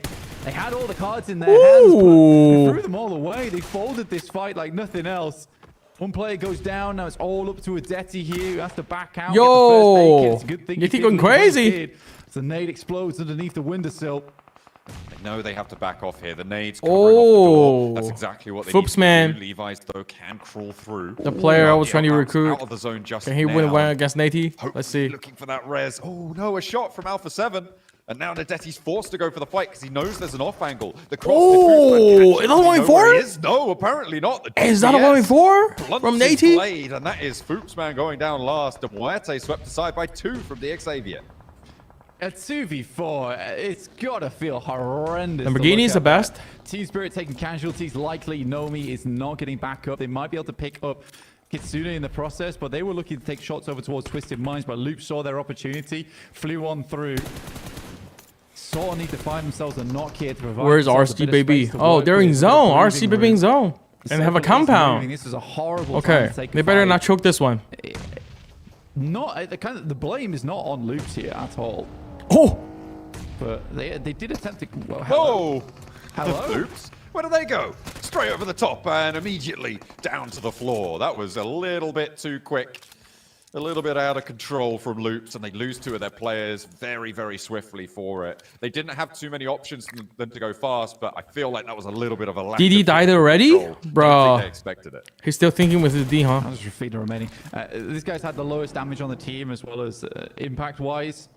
I'm not expecting to do too much. I think Team Spirit is very happy just to... They can just have a 4-man squad, man. Into this circle. The backstab potential is there from Rafina, which is going to be awkward, and Alpha 7 will clean up on that fight between Muerte and DXavier, which should not have gone the way of DXavier at all. Some pretty scuffed grenades. And I think when you see it's just one player, instead of trying to get the nade on the finish to get the reknock, just send out as 4, dude. They had the time to make it happen. There's the backstab I was talking about. Isn't quite able to finish off Matic, but there's more shots pouring in through from the side. Yeah, Twisted Minds and Vampire all with their sights set down. Indians are better at nading. You just can't make it through. Matic goes down as well. Team Spirit left with just effect on the forward position. Has got a rock and a vehicle to cover his side. As a solo, he's in the circle, and Rafinha has to make the dash that was already done. It's not going to work this time. Twisted Minds, I mean, sure, they're all alive as well. What's the better phone? iPhone or Red Magic? At this point, the only option really is, well, there's 2 options, right? Well, it used to be iPhone, but now I think Android phones are catching up big time. Big time. iPhone sucks at cooling. iPhone's cooling sucks. Inactive. 4 players still alive for this team. Arguably made a better rotation than Team Spirit were able to do, but now they found themselves in a tricky spot. Trying to provide cover for inactive along the way. Good shots. There's always another better than Vitali. Through on towards Major Pride. Yo, Tony with a gifted membership. Appreciate it, Tony. Pushed back behind the man, I literally just finished eating. He's immediately and there we go. Doing well let me put that up. Engagement with Major Pride. Elementrix is isolated. They know where he is. A nade in from Vitali looks a little bit. And for all the new members, you can go ahead to watch the member-only vlog now, and in San Diego. Looking for the damage, but again, not going to be able to find it. Major Pride stay on as 3. They are in this next circle. These are the silos that Twisted Minds may have an opportunity to rotate up towards if they don't want to step foot into the Vampire compound. That compound has lost value at this point in time. It's still great, though, for controlling this south side of the map. Major Pride, though, would like to get some more points on board. They have overtaken DRX, but as 4 players on this southwest side, they're likely to continue on this game for a bit longer than potentially Major Pride, where these sightlines from RSG on their west, and they still have to push through Inco underneath them. The big position right now, the north side of the circle, the high ground for Alpha 7. They can transition across the road. They've got 2 of their players already across. They've got just doing zone as well. Those ridges are good. As soon as that east side conflict concludes, but which it will have to now with the circle, they're going to have to push off of it. Alpha 7's position goes way up in my estimation of strong positions here in the circle. Obviously, you have to deal with RSG. People say iPhone's better? Nah, I don't think so. Form continues. It shouldn't be too bad for them. Oh, Twisted Mind pushing on Vampire. Let's see. Oh, Zeus. I think for Zeus, you really oh, no. Oh, no. Oh, no. Doran last left alive again, but bullets pour on. Oh, no. 操作都变形了 Twisted Mind. Their mechanics are going weird, man. Impenetrable armor. They are so like they're tilted so hard. They're tilting so hard. Yeah, it's unreal, Nate. I think he actually just bobbled it. Their mechanics like even like went in a weird way. Because they're choking too much. I think that for Twisted Mind. Twisted Mind is done, dusted. Haven't been quite as slick as a lot of the ones we saw in the past. That's Alpha 7 taking shots over towards Zeus, already finding the first knock onto him. That might be. Oh wait, Vampire gets 4 Illims? Man, I just finished eating. I don't think I can do push-ups. Jasuk spotted. Nade around the backside. Wow. Wow, feels the heat on his heels. And actually takes a shot over towards Rita. Gets the knock there. Looking for a little bit more, take some damage, but the healing's good. The Molotov to force him away, but he doesn't quite have the sight lines from Maniac to get in there. And he might have just been able to get a little bit further into Couldn't they drove in circles to bait their nades out? In that fight? They've got 4 limbs, they're getting late into I didn't check the terrain, but like, couldn't they do that? Instead of like blindly crush it in? Couldn't they just like driving in circles and having people covering and bait for their nades out? Couldn't they do that? RSG's backstab, but they're playing it really slow. Again, RSG currently in 15th place. It's just in terms of pitting those two teams against one another, especially with RSG on 3 players. You would not expect Alpha 7 to go down here. They've had great control so far, though. They're on to 6 eliminations. They managed to regroup their knocked player on the far side of the road. They drove out, grabbed the down player, put him in the back seat, and brought them back into the fold. And this is that high ground that I was talking about now. RSG looking to try and compete with Alpha 7 for it, but as soon as this fight concludes, Zeus are no longer in the way. Alpha 7 once more have that massive amount of control. Major Pride may look to send into RSG. Well, Alpha 7 is getting comfortable in this lobby. Their performance is going up and up. They're getting more consistent with each game going on. JSUK currently holds basically the only other viable position on the northern side. It's not really all that viable either. Alpha 7 peeking over the top, coming face to face with their rivals at the moment, DRX. We're on the low ground. I mean, it's going to be a bit difficult. At the moment, I would say Alpha 7 just has a bit more space to work with, especially with this hillside, and gives them ability to peek over the top and then retreat backwards. Somewhat sandwiched, and the circle moves away from him onto MSG to center. Who is somewhat safe just by the pure fact that a lot of our teams around him have to fight in the first place. DRX may just keep a little bit of the ridge line on the south side, and I feel like they definitely are the sort of team that can leverage that and make it work. They have always, well, over the last 3 games, every single time got thirsted. they found themselves on the edge of one Vitaly of these left circles for with Inko. a high ground ridge line, and they have done very, very well from these positions over these last few games. So we'll see if they can repeat that performance here. Alpha 7 are going to be pushed off their ridgeline position, and they'll conclude the fight with RSG one way or another. Yeah, they know they need to. What you're looking at, Godzilla? What you're looking at? Fantastic one. Knew roughly where he's playing, and that limits RSG to 2 players, and the 2v4 possible for DXavier versus Demuerte, but I don't see it happening. RSG versus Alpha 7. Major Pride up to 5 elims now. From that east side, though, they've definitely just got to move soon. 5 elims is good, but Inko, yeah, they've got that fight, and it's been brewing for a while. Major Pride do fall, and it's DRX's opportunity now to keep climbing these tables, maintain that 3rd place spot that they started the match with. But if Alpha 7 have anything to say about it, Vampire they players will be the ones to take on DRX in the final circle again. Blank, it's just South Korea and Brazil all the way. Wait, DRX and Alpha 7 again? This rivalry forming between these regions already. Inko down low at the moment. Vampires opted just to let 2 of their players fall to the wayside.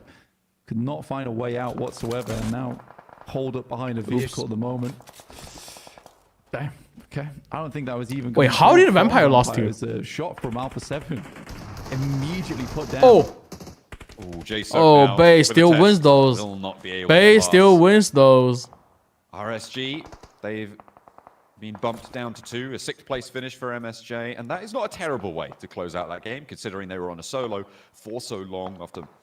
Wait, could this be the best game ever for RSG? I think this is their best performance yet. Alpha 7 and DRX take this one. What's the best, like, placement wise? Luckily, they've still got vehicles to work with. I think in these like 17 matches. For them. Did they ever get in top 5 like this one? Needs to get out of the way. QXZ forced downwards, and again, what? The best the placement they get is 6 points. Placement 6. They're the only ones with proper sightlines up towards Alpha 7. Yo, this gives a chance Iris. for Alpha 7 to do this. Oh no! 3 players go down. Please. 2 to G-Bay on the off angle, and Lighting as well on that shack will hold his nerve. And Alpha 7 Wait, are 1 player. Alpha 7 got destroyed by RSG? Evaporate. About time, bro. And now Oh, babe! Side is opened up. DRX. Wait, this is the RSG we wanted to see. This is the RSG I wanted to see. Thank you, Iris, for getting the membership. You just unlocked the spin. Luckily, there's a knockback over to Vampire, but Carrillo left. But we don't have many teams left. Things take a turn for the worse for Brazil. That is a disastrous push coming through from Alpha 7 down the hill towards the shack. Bay's popping out. Harami Bro as well. It's still Vampire? Oh, it's still Vampire. On insane holds. Stone using the most powerful of cover, the cactus. Does finally get taken down. Alpha 7 tries to move out, leaving just one player from RSG. Yeah, the best the game. Best the game yet for RSG. Happy with that, and DRX looking for the back-to-back. Back-to-back chicken for DRX. It is once bro, Korean are unstoppable. It is going so well for them. It's wow. Brazil for 2, then a South Korean back-to-back, and it's DRX Alpha 7 in danger, man. Do you know what time it is, John? 2 Koreans on top. Alpha 7 are in danger. Oh, hell yeah, absolutely. How many kills did Vampire get? 6? To break down just what makes South Korea so special, playing from the south side of the circle. Is you truly love.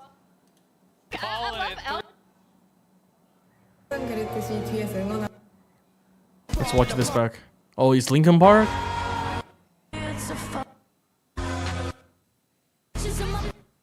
Yo, yo, yo, yo, yo.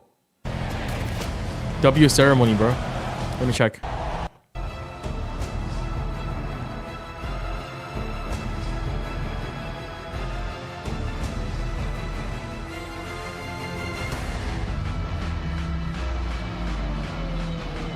Okay. Vampire is 7? Okay. 7 push-up it is.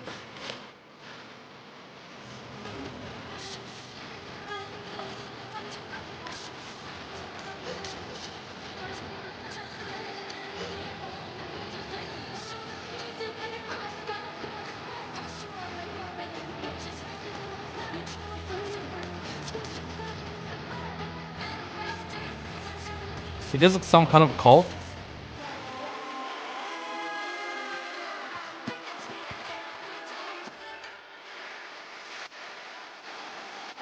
We need a K-pop. We need a K-pop, bro. We need a K-pop.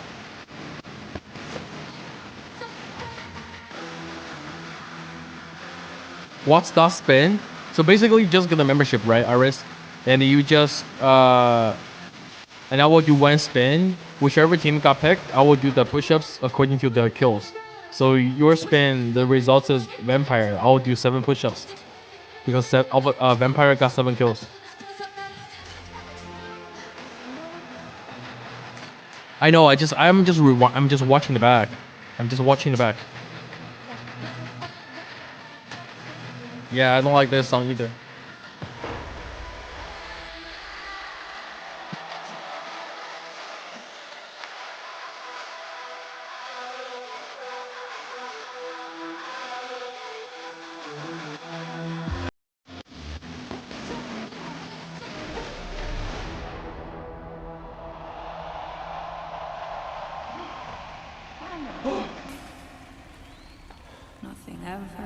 The after dinner push-ups are really painful.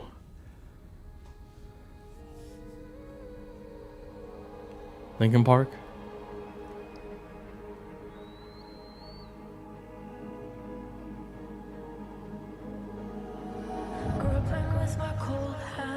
Oh wait, this could be good.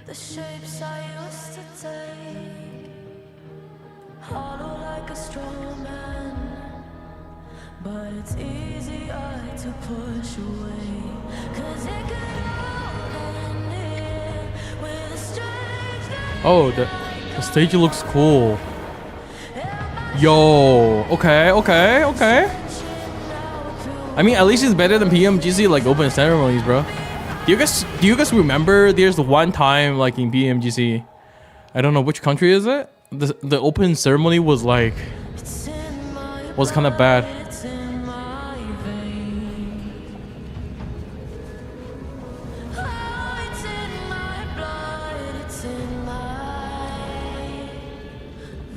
Ooh.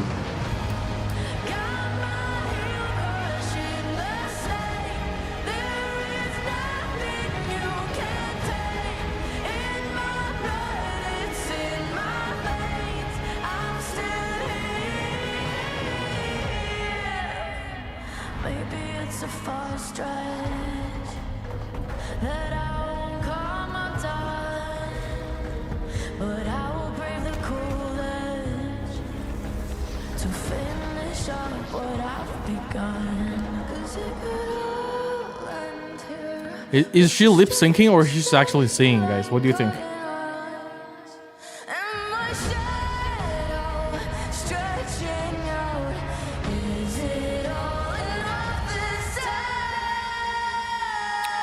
That's Atrax, right?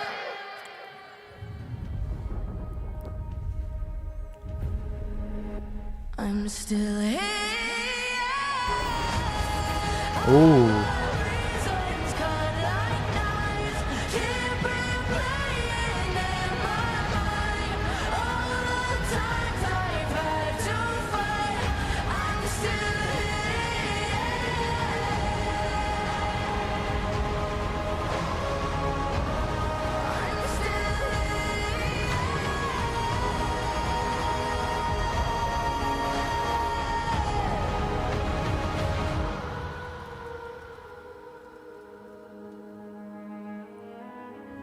Oh, BLG's full name is Bilibili Gaming.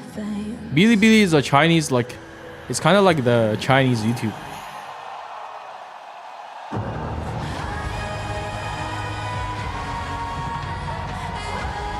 Ooh, okay. Oh, okay.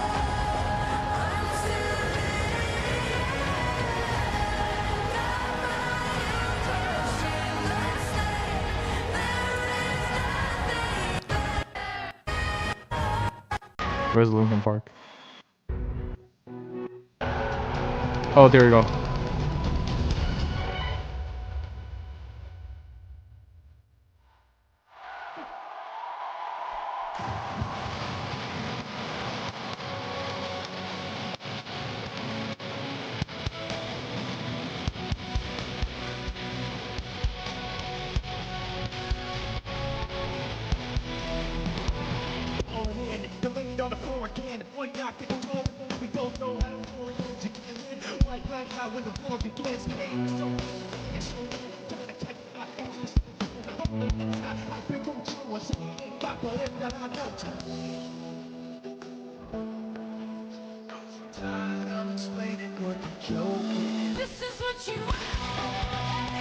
Oh, this is a League of Legends theme song, right?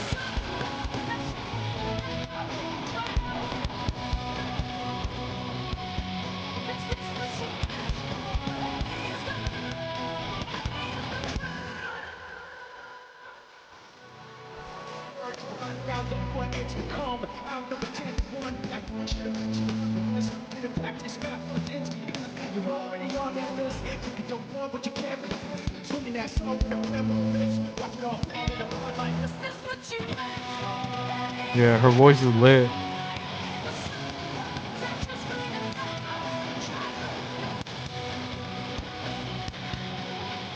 This is the League of Legends World Open Ceremony.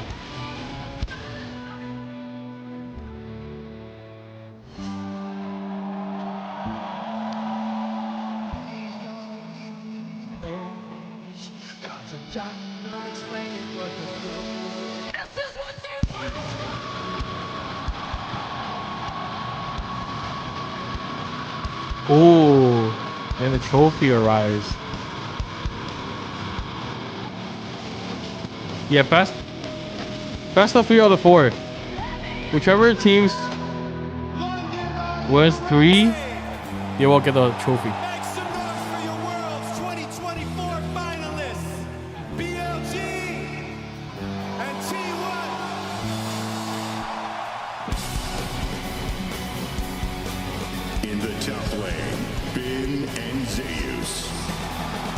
Bro, you guys have no idea like how hyped up the Chinese fans are, man, for this face off. In the jungle, Shun and Owner.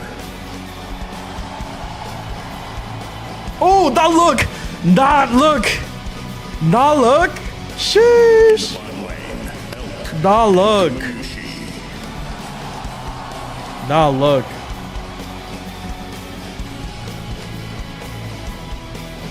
support, own, and carry. I think support-wise, the T1 support Korea is better than BOG's. Lost one, Faker, mid laner. And in mid lane, mid laner. And Faker. Let's go, Faker. Bro, I'm such a Faker fanboy, bro.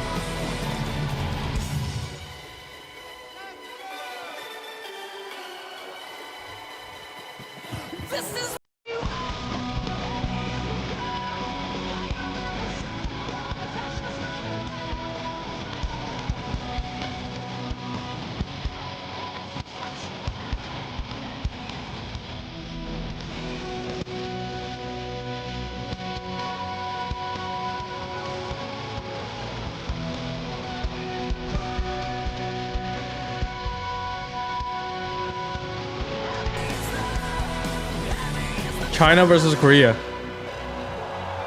China versus Korea.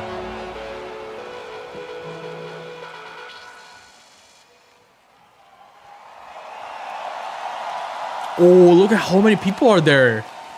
That is crazy. The whole stadium is full.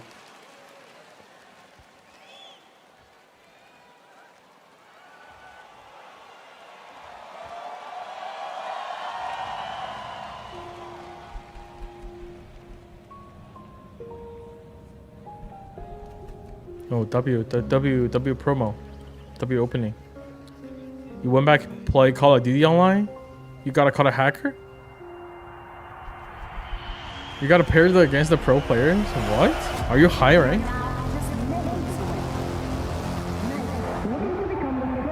Wait, the Shy? Oh, that's IG.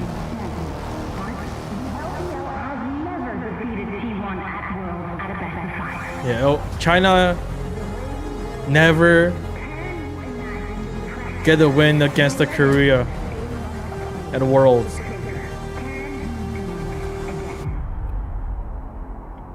어떻게 해야 할까요? 의구심이 찾아오기 시작한다면. Bro, did Faker ever have a girlfriend? 경기 전에 하는 명상은 제 머릿속에 생각들이 어떻게 떠오르는지 그걸 좀 바라보는 느낌인 것 같고요. 저 자신이 어떤 생각을 하는지 조금 더 잘 알게 되는 것 같습니다. 哪些瞬间让你念念不忘？和我爸就是小时候家里就一个电脑嘛，然后我们就一人玩一盘。然后有时候 Fansbro killed that girl? 可以帮他操作一下。 No way. 就让我 Faker 对英雄联盟这个游戏产生了非常大的 girlfriend. Wait, the AI said no. Faker does not have a girlfriend. Faker is a professional gamer who has never been in a romantic relationship since he became a pro at the age of 12. Are you talking about his virgin? Is Faker a virgin? 떠올려 보면 가장 먼저 드는 감정은 분노인 것 같습니다. Is Faker a virgin? 해왔던 것들이 뭔가 허무하게 무너지는 기분이라서 두렵습니다. Is it for real? 哪些回忆又让我们惶惶？ Faker's net worth is approximately between 30 to 50 million USD. 16强回家，因为那个时候感觉大家对外界的舆论压力受挺大影响。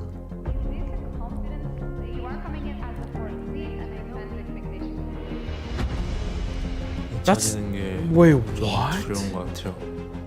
사람들한테 잊혀진다라는 게 그만큼 임팩트가 좀 없었다라는 뜻이기도 하니까. 去年我觉得世界赛非常可惜吧，因为我们也是赢了一整年，其实就输了 T1的那个 BO5，所以印象非常深刻吧。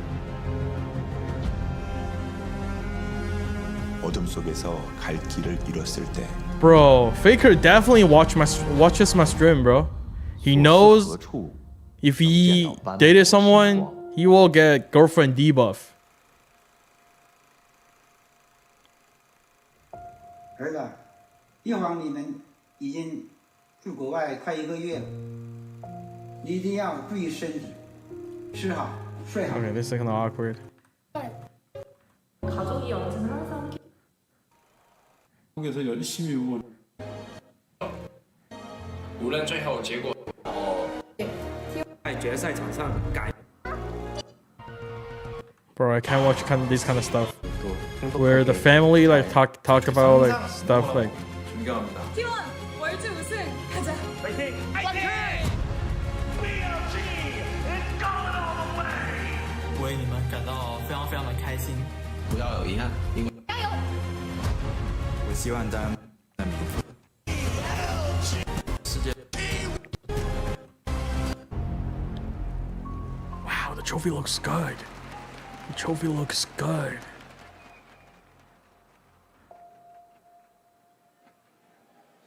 Yo, I have goosebumps, man. Ladies and gentlemen and everyone. Wait, the game's starting? Oh, game's starting. Wait, BLG got a 1 kill? Wait. What's a bam pick? Decide I using all the time available to them. You throw down around what will be the pairing. Zeus is so good with his I don't know what's the chemical called in English, but like he's so good with that champ. Side lane threat. BLG are very much drafting towards the team fight. They're thinking about Seraphine and they have that. They have so much power if they can start to lock people down. You put that equalizer down, the follow up with the Magnet Storm. It's down heavy on the head. How do you get the first blood? Strike first. What? Locks in the side as well. Wait. As we get into game 1 here, Elk and On looking for Gumayushi. Knight coming in from the side as well. Will land the abscond, abduct. Gumayushi still holding on to that flash down. Locks him up. Oh, Gumayushi saved his flash.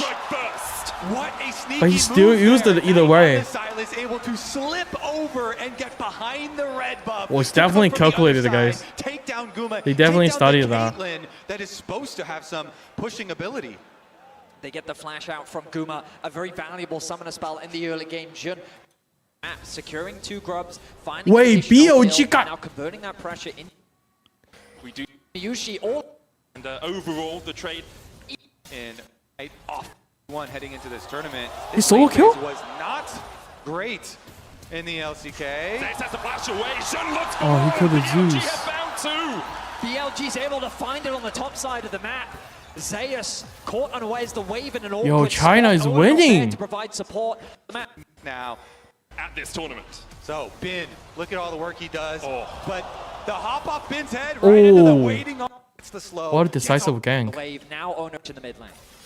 It's going to be 5 players on the top side for both teams right now. Is full stack. The carrier starting up the grubs. Might just look for a smite on one here to delay the full stack. The carrier caught out though. Does still have the flash and the ignite. Locked against the wolf and now trying to get away. The unbreakable is not exactly that. On secures the kill. Yo. Did manage to sneak away. What? BLG will happily accept 2. Such a smart call.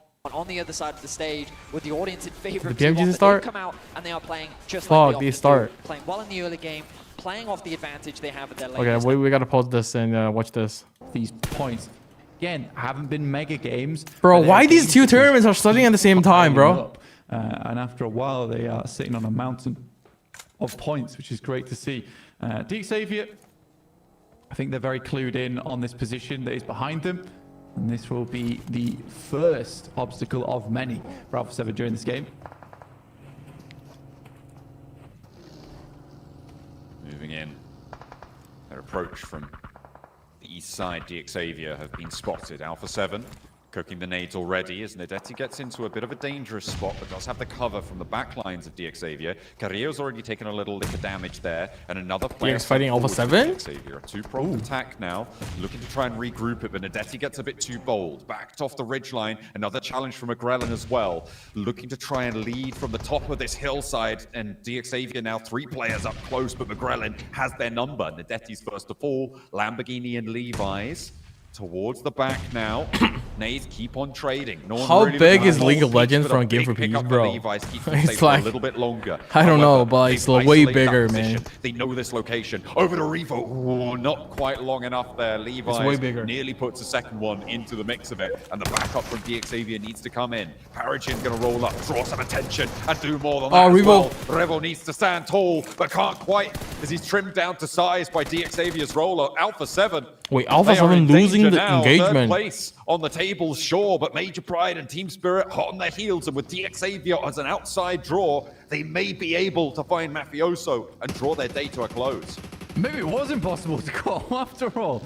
Alpha 7 do not have fun there. Some great nades coming through from DX Xavier at the end of the day. And again, it's more than just that. The movement coming through from Levi's was fantastic, backed up by the rest of his team. The fact that Adeti was able to get up close, send a nade across, they knew that they'd be walking back from it. So in that moment, that's when he chooses to rotate in the vehicle. Wow. Really well done overall. Alpha 7 0 point. Play from Alpha 7 to fall. No chance of even getting some placement points in this game. So 0 overall. And I think with that, it would be an incredible feat now for Alpha 7 to stay in that top 3. You're expecting Team Spirit and Major Pride to get at least 1 or 2 points this game. You would hope. But Alpha 7 severely diminished in their point scoring capabilities, it's safe to say. As 0 will be where they draw short. 136 on that tally. Twisted Minds currently having a nightmare week and not impressing anyone really. 1 or 2 good positions in some games, but even then they just can't convert. And it has been pretty dastardly for them. Unfortunate. From San Martin, they'll make their approach. DRX though, opposite, right? Fantastic ascension today specifically. Before today, it was Meren Sejong. Now, the twofold attack onto the tables from South Korea. It's the most notable occurrence we've seen so far. Major Pride, look at a roll. It was a clean wipe as well. Into the buildings here. Not going to slow down either. They make their way on in. All 4 of their players alive. And great news for them. Get to a position like this. This will do for now. It's pretty central as well. I think a few of the teams would like this position, so they might have to fight for it a little bit. But again, that spot on the map does hold quite a few teams. Team Spirit typically doesn't play the most amazing from this position. You'd laugh considering it's directly next to their drop spot, but I haven't seen many good games where Team Spirit's able to get a central spot, play off the back of it. Hopefully this is a game where they can prove us wrong for the sake of their table. They are 3 points behind 3rd place, right? And that is a direct qualification spot, which is the most important part of getting up into that top 3. Sure, you're looking good to maybe take one of the top spots if you finish at the top of the survival stages, but Team Spirit die in survival stages. It is not a friendly environment for them. Historically, they have suffered when pushed to that limit, and getting up into the top 3 would be such a relief for them. Lock that one away. That's what they're chasing. See if they can do it. For DRX and Meren Sejong, it will be a wonderful feat for them as a region. In terms of South Korea having 2 representatives already directly into the grand finals. So good. Meren Sejong on their rotate now. This is down towards the southeast side. They've been looking to move past Los Leones. I think they are heading further down towards the south and cutting in. Potentially past Chumacera. This is the last game, right? This is the last game for PMGC. Some of the high ground on the backside of Chumacera as well, which does enable you to actually get some good scouting done. And next circle shifts back up towards Picado. Oof, real difficult terrain here. High ground down towards that south side that looks over towards Picado, but Inko, those vampires, controlling over towards that position. Can comfortably hold 2 teams though, so it's not like these 2 squads are going to want to get into anything too scrappy too soon. I feel like I haven't seen a Picado finish in a long time. I mean, Come on. Talk a lot about MSJ and DRX just grouped up to each other and kill every single other squad. Finish. I mean, so that Xifan can watch the League of Legends. That you see. Team Spirit trying to hold off this push from BTR, seemingly going to rebuff Leon away. They're going to be neighbors once more. I got a feeling that BTR may not qualify, boys. BTR may not qualify. The approach comes in to the survival as well, so further up to their north, and it's really tough stuff. To get on into Picado. No one's moving in for free. Up to the arena there, and Inko just about get past. 3 players alive, but they will survive for the time being. Yeah, 5 teams, by the way. Man, my deep fried duck are so crunchy. Picado right now. It's crazy. The ASMR is going strong. BTR, who are going to get that reset. They'll be able to get their 4th player back up. There's a limping. I mean, Zuxi decided he's gonna send Inko back to Brazil.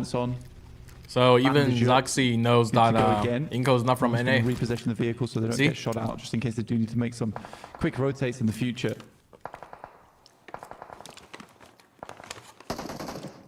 All of those teams in Picado now, unless they find a big opening knock, are not going to be moving for the next 3 minutes, 3 or 4 minutes maybe, until they are forced to do so by the blue zone. It's all on the teams on the outside to dictate how the pace of it will go later on into it. On the south side, you've got both DRX and Mirin Sejong currently being guarded out rather thematically for today by Harami Bro on a wide split on the south side. It seems like Harami Bro's been the only team that's actually been able to do anything against these two rosters, but they're still not doing very well on the overalls. It's unfortunate because we've seen some pretty cool plays from Federales, from a couple of these players as well. I think for RSG as well as Harami Bro, they're both the mosquitoes of the lobby. They're so annoying to deal with. And they have actually lost quite a few games for other teams, purely because of the backstabs that come through and the sudden clutch moments that come out from nowhere. But you're definitely right about that central arena. We do have a circle of teams currently placed up because they cannot assault one another in those buildings. There's so many angles off the side. You saw that BTR tried to take a small engagement with Team Spirit, but could barely do that with the shots coming through from Harami Bro as well as DX Xavier. And Horror were about to get involved. So yeah, you're right. And especially with this circle now, it feels more and more certain like we're heading over towards Picado. There are 2 apartment buildings in the middle of Picado that have not been taken right now, Blanket. And I wouldn't be too surprised to see a team just try and last-ditch attempt, send it, lose 2 players, and take up one of the floors in these central apartment blocks. In general, there's a shell on Picado right now, and it's yet to be cracked.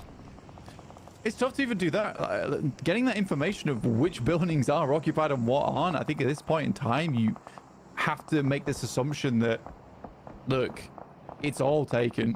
I mean, Loops have made this crossing over towards the eastern side. That'll do for now. They did take casualties doing it. They got Rafina in the backlines, who does need to regroup with them.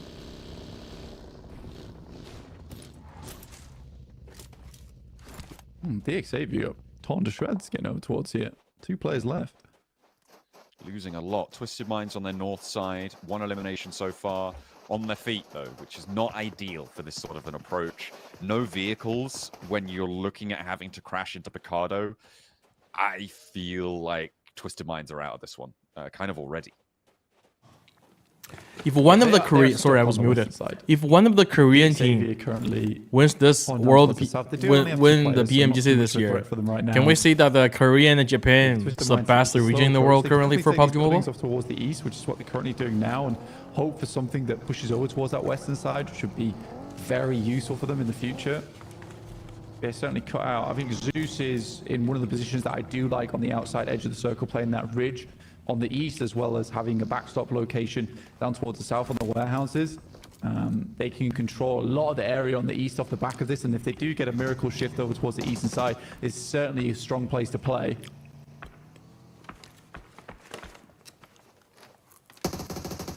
RSG wanting to move up and be bothersome to Zeus on the east side.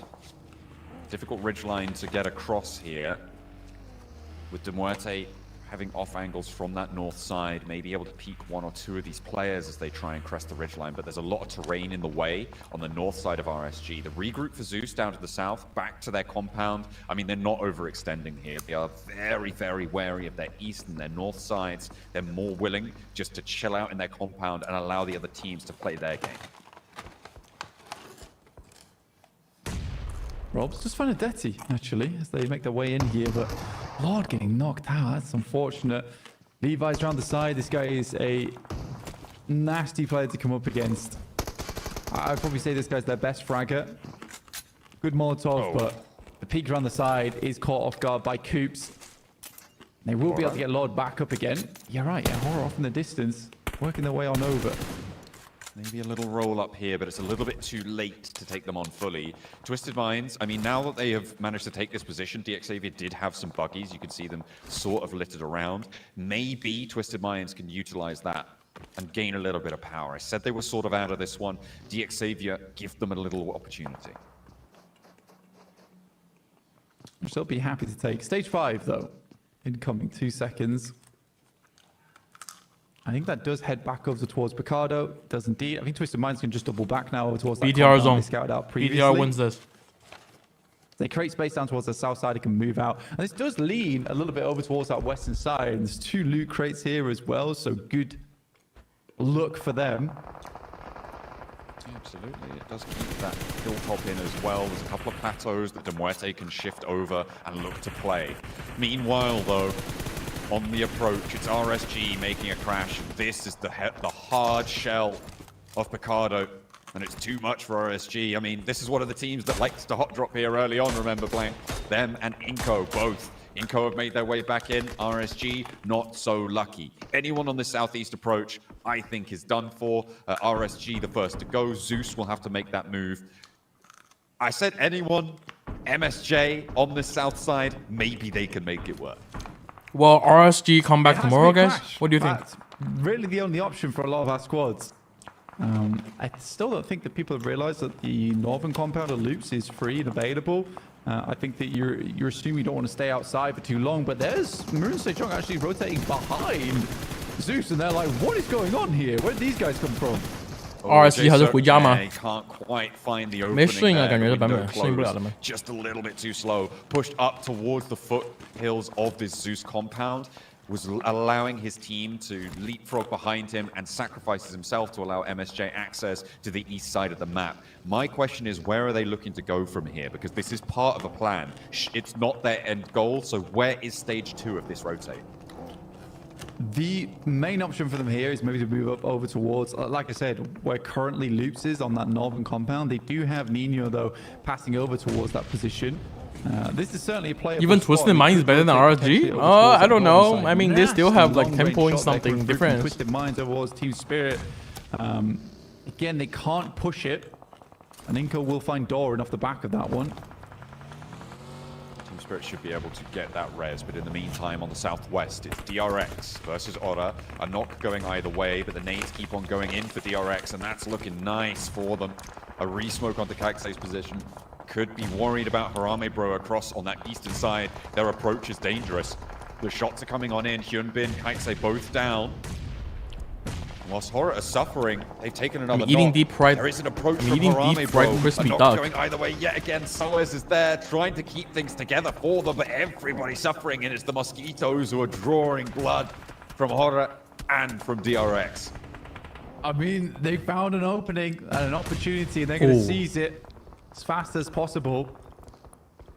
A lot of teams are actually quite happy that DRX is going down early, and Maroon Sejong's not in the best position. It still opens up things for tomorrow to leapfrog over the top of them. Pick up first or second place. Man, TT will do way better. TT will do way better. Remember, TT's IGL is king.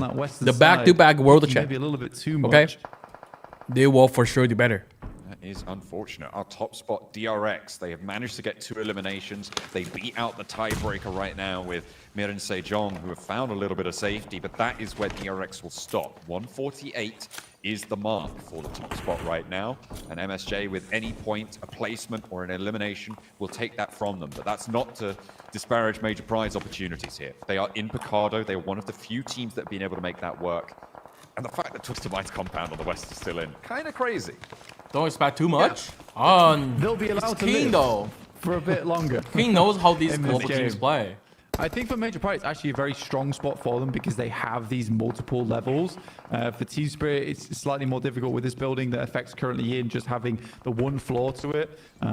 If it does come down to how is Maroon Sejong here? PR 和 PUBG 完全脱轨了。 I mean, 对啊， I was expecting a team to send in towards these apartment buildings to get straight into the middle. 挺难受的。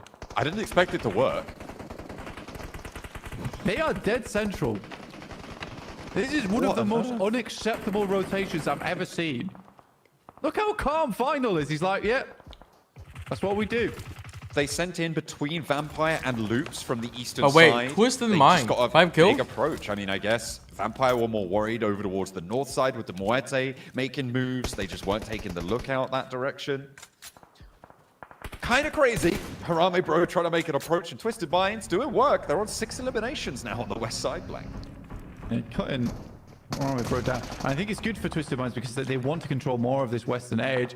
Here's Major Pride, though, able to take down Zeus as they assaulted the building. 6 eliminations now for this team, cementing themselves in a very strong position. It is all right for the time being, but they're right on the south side. Not very central. Team Spirit a lot more central. And you're talking about teams that could chase them, right? They are very close on those tables. Mirren Sejong as well, closer to that middle area.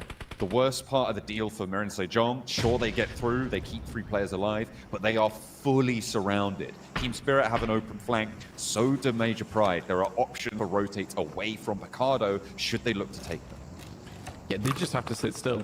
I think the reason that Mirren Sejong is able to do this is because they rotated so far out on that eastern side. Good shot from Inko. And then got over towards the stitch. They were able to hide all their vehicles and all their players.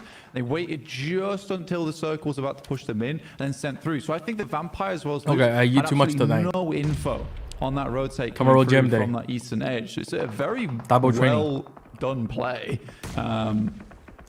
Pretty much just playing more of this stealth gameplay. And whilst he may not appear on the numbers for this match, Jaesuk really a big key factor for it. Oh, unfortunate rundown on the ammo there for inactive. May allow Pusher to get back up here, actually, if they can get the cross. But absolutely, Jaesuk is pivotal in making this rotate. He was able to suppress and draw attention from the team out on the east. I can't remember who that was. I think it may have been Zeus or Major Pride. Tomorrow, control diet and do more exercise. Was very important to DTR. allow MSJ to move in behind him to get that flank. So this is a big credit to them. Southwest shift keeps Major Pride in, keeps Team Spirit in. The west side of Picardo getting a little bit better now. Team Spirit hyper central. This is a game for them. Right? This is their game. This is where they really need to pop off. They know better than anyone that survival stage is not where they want to be. Getting into towards the top 3 right now with DRX out. Mirren Sejong on 0 points.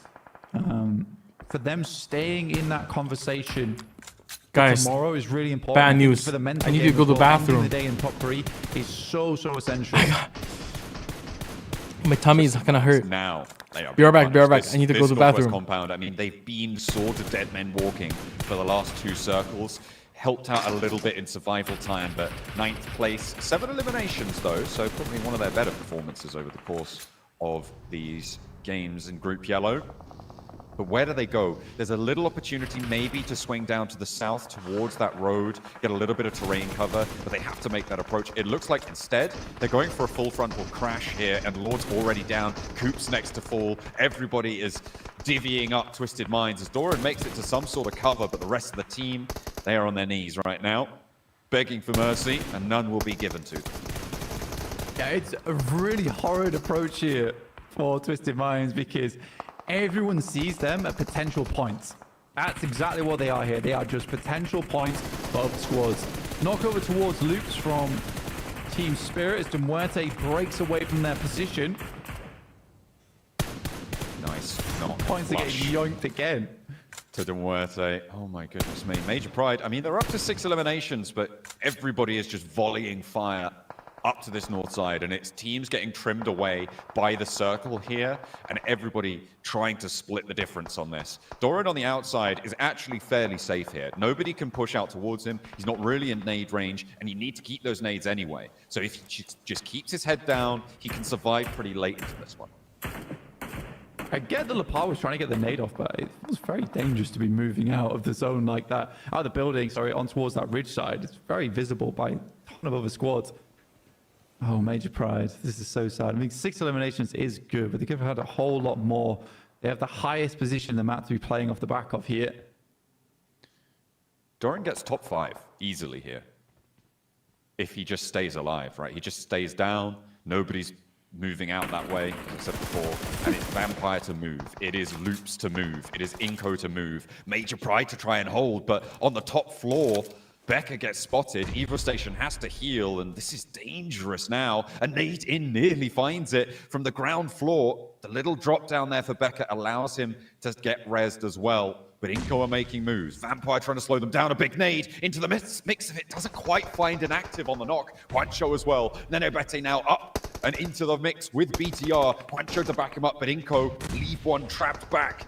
Looks for the heal, tries to find it. A nade over to Nenebete, finds the knock, and it's up to Juancho. He's good for one, the second as well. And Inko rampage into the BTR compound. 2 more players, 1 volt, and it will be cut down as well. Inactive's here, he's across the way, but it's all up to Juancho. He may not even need the backup here. 3 players fall, and finally he's curtailed. The burn comes through from an off angle. It's not even BTR to do it. Team Spirit can third party, and they want to do it quickly. They will look for the last player of BTR, and it will go their way. Vampire chiming in to try and separate this fight from Team Spirit, but Nomi once more. This guy is bold, he's brash, and he's looking to make it work.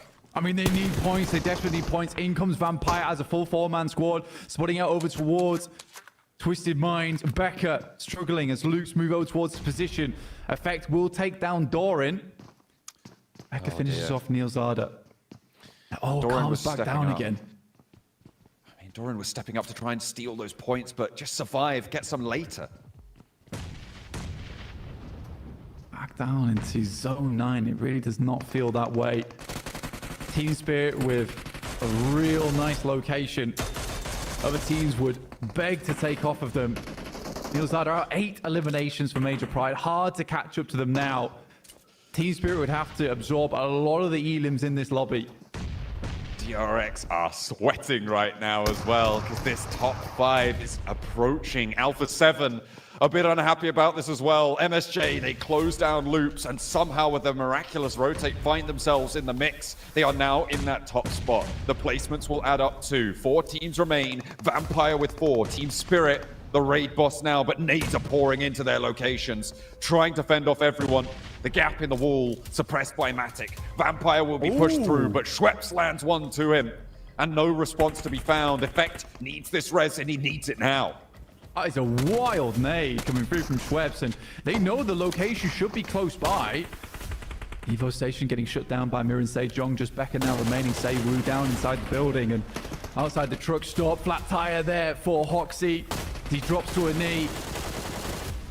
Final for the last player to stand for MSJ. Very thematic, but Becca looks to shut him down. The final circle's closing on the west side of Picardo. Oh no! And a nade from the backlines. Finals death knell will take down one player from Team Spirit. Kitsune getting res now, and it's all up to Major Pride with Becca on the outside. May be able to be a little third-party angle here. Vampire trying to make their approach, but it's suffering on all fronts. AZ is down, and Becca strafes across with a spray down.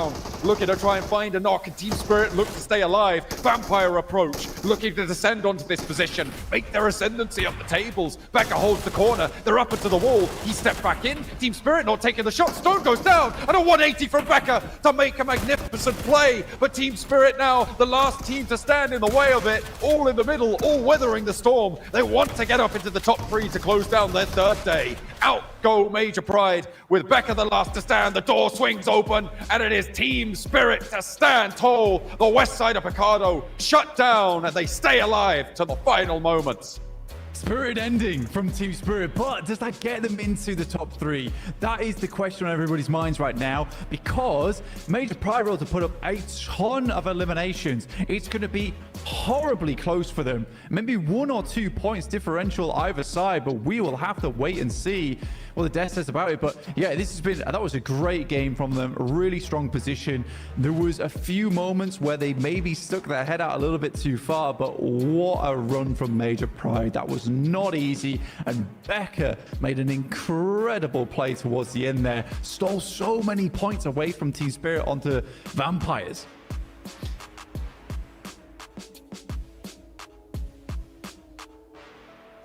I don't know what the hell that match was, but Team Spirit come out as the victor. I think we had 7 teams at one point sitting in Picardo in close proximity of each other. Though I really felt like Becca here, as we saw, the almost clutch out of him was insane. The game sense, the shots he was hitting as well, really showing why Major Pride is proven to be one of the strongest teams in the lobby. Dude, oh my gosh. You just saw the faces on Vampire. They were so pissed, dude. They thought they had that one in the bag. I thought that they had one. Jason thought that they had one, but Maxman said Team Spirit was going to win, and that's exactly what happened. No, No, I said Team Spirit. He said Vampire. No, I said that. I was correct you there. Actually, no, Kalara said that. Oh, yeah, Kalara said that. I forgot. My bad. We can see here, though, 8 eliminations coming in for Team Spirit, and they fell out of top 3. This potentially could get them back in there. We'll never know, but we will find out as the overalls will come out at the end of the day. I don't know. I still will never know. We're going to find out in like a couple minutes. But honestly, an insane match. Though I do want to point out one team that we did talk about, MSJ, Mirren Sejong. How did they get into Picado and to do with 3 players where they potentially could have had 4? Like, that could have been a completely different game. Well, Jason, I'm happy you're bringing up that question because I looked back on the map feed to see how they got there. And I still don't know. Thanks, Max. That You're welcome. really They just rotated as 3 and they sent in the center and they did not get eliminated. That's literally what happened. That is just what happened for MSJ. So they just sent it. One building was open and they took it for themselves. And also had some really good clutches. Finals nade hot jukes, by the way. That created a big possible opening for Vampire until they encountered a little Becca boy that did not like them very much. Oh my gosh. Becca shut up down there. That 1v2 was just disgusting. And yeah, that push from MSJ, you know what it reminds me of? It reminds me of Vampire during the World Cup. Remember that? Where like they just like drove straight into the middle between like 8 teams. It's so crazy. And that's what's so wild about them is because the rotations this entire tournament have been insane, right? I mean, we've been staring at it, Max. I know you and I have been talking and be like, hey, let's just look to see how these guys figure this out. And it's just working out so well. That's why we see them on top. True. It's been fantastic rotations overall. I mean, it's always tough when you get to a Picado finish, right? It's always set to Picado early or you try and survive. And as we see in the replays there, one team that wanted to avoid this area of Picado as much as possible was Twisted Minds. And I do have to say, Hot Jukes, in my eyes, macro-wise, rotation-wise, and synergy-wise, this was looking like the best game of Twisted Minds. So, no, big ups on that. I think that was definitely a very solid game from the team. I would agree. I'd agree. Yeah, we saw an 8 elimination game from them earlier, but, you know, seeing this game, just how they moved, you know, and it finally looked like they were starting to work as a team a little bit, you know, so it's good to see this, like, right at the last second. I mean, it's way too late for them to try to get top 3, but, you know, to make it into, you know, the survival stage, it's still possible for sure. I swear, Max, I could just hear Stalwart and Not Noobs in my head just going, no, it could have been us, not them. As a Picado finish, man. Like, insane to see that happen. But Major Pride still pulling out 16 points. Team Spirit, 18. Vampire, we can see with 9 Twisted Minds. 9. I think you might be right. I think it actually might be their best match so far, beyond the fact of their macro play in this one. And looking down the list, though, I mean, Alpha 7, 0 points. They're going to fall out of top 3, I would imagine, here. DRX as well, not having the greatest of games. But then again, like, if we looked at the map, at some points in this game, you had so many teams inside Picado, and every other team was just outside of it. It was like basically like kind of like a donut you could see, where there's just this no-go zone on the map. And teams are just like, we're going to wait for the zone to shift, and then we'll make our move. And in the end, well, Team Spirit get the victory, and they were one of the teams already tucked tightly inside Picado. Yeah, I swear, I blinked and there were 6 teams there. I was like, wait, what happened? I missed a chapter from this game.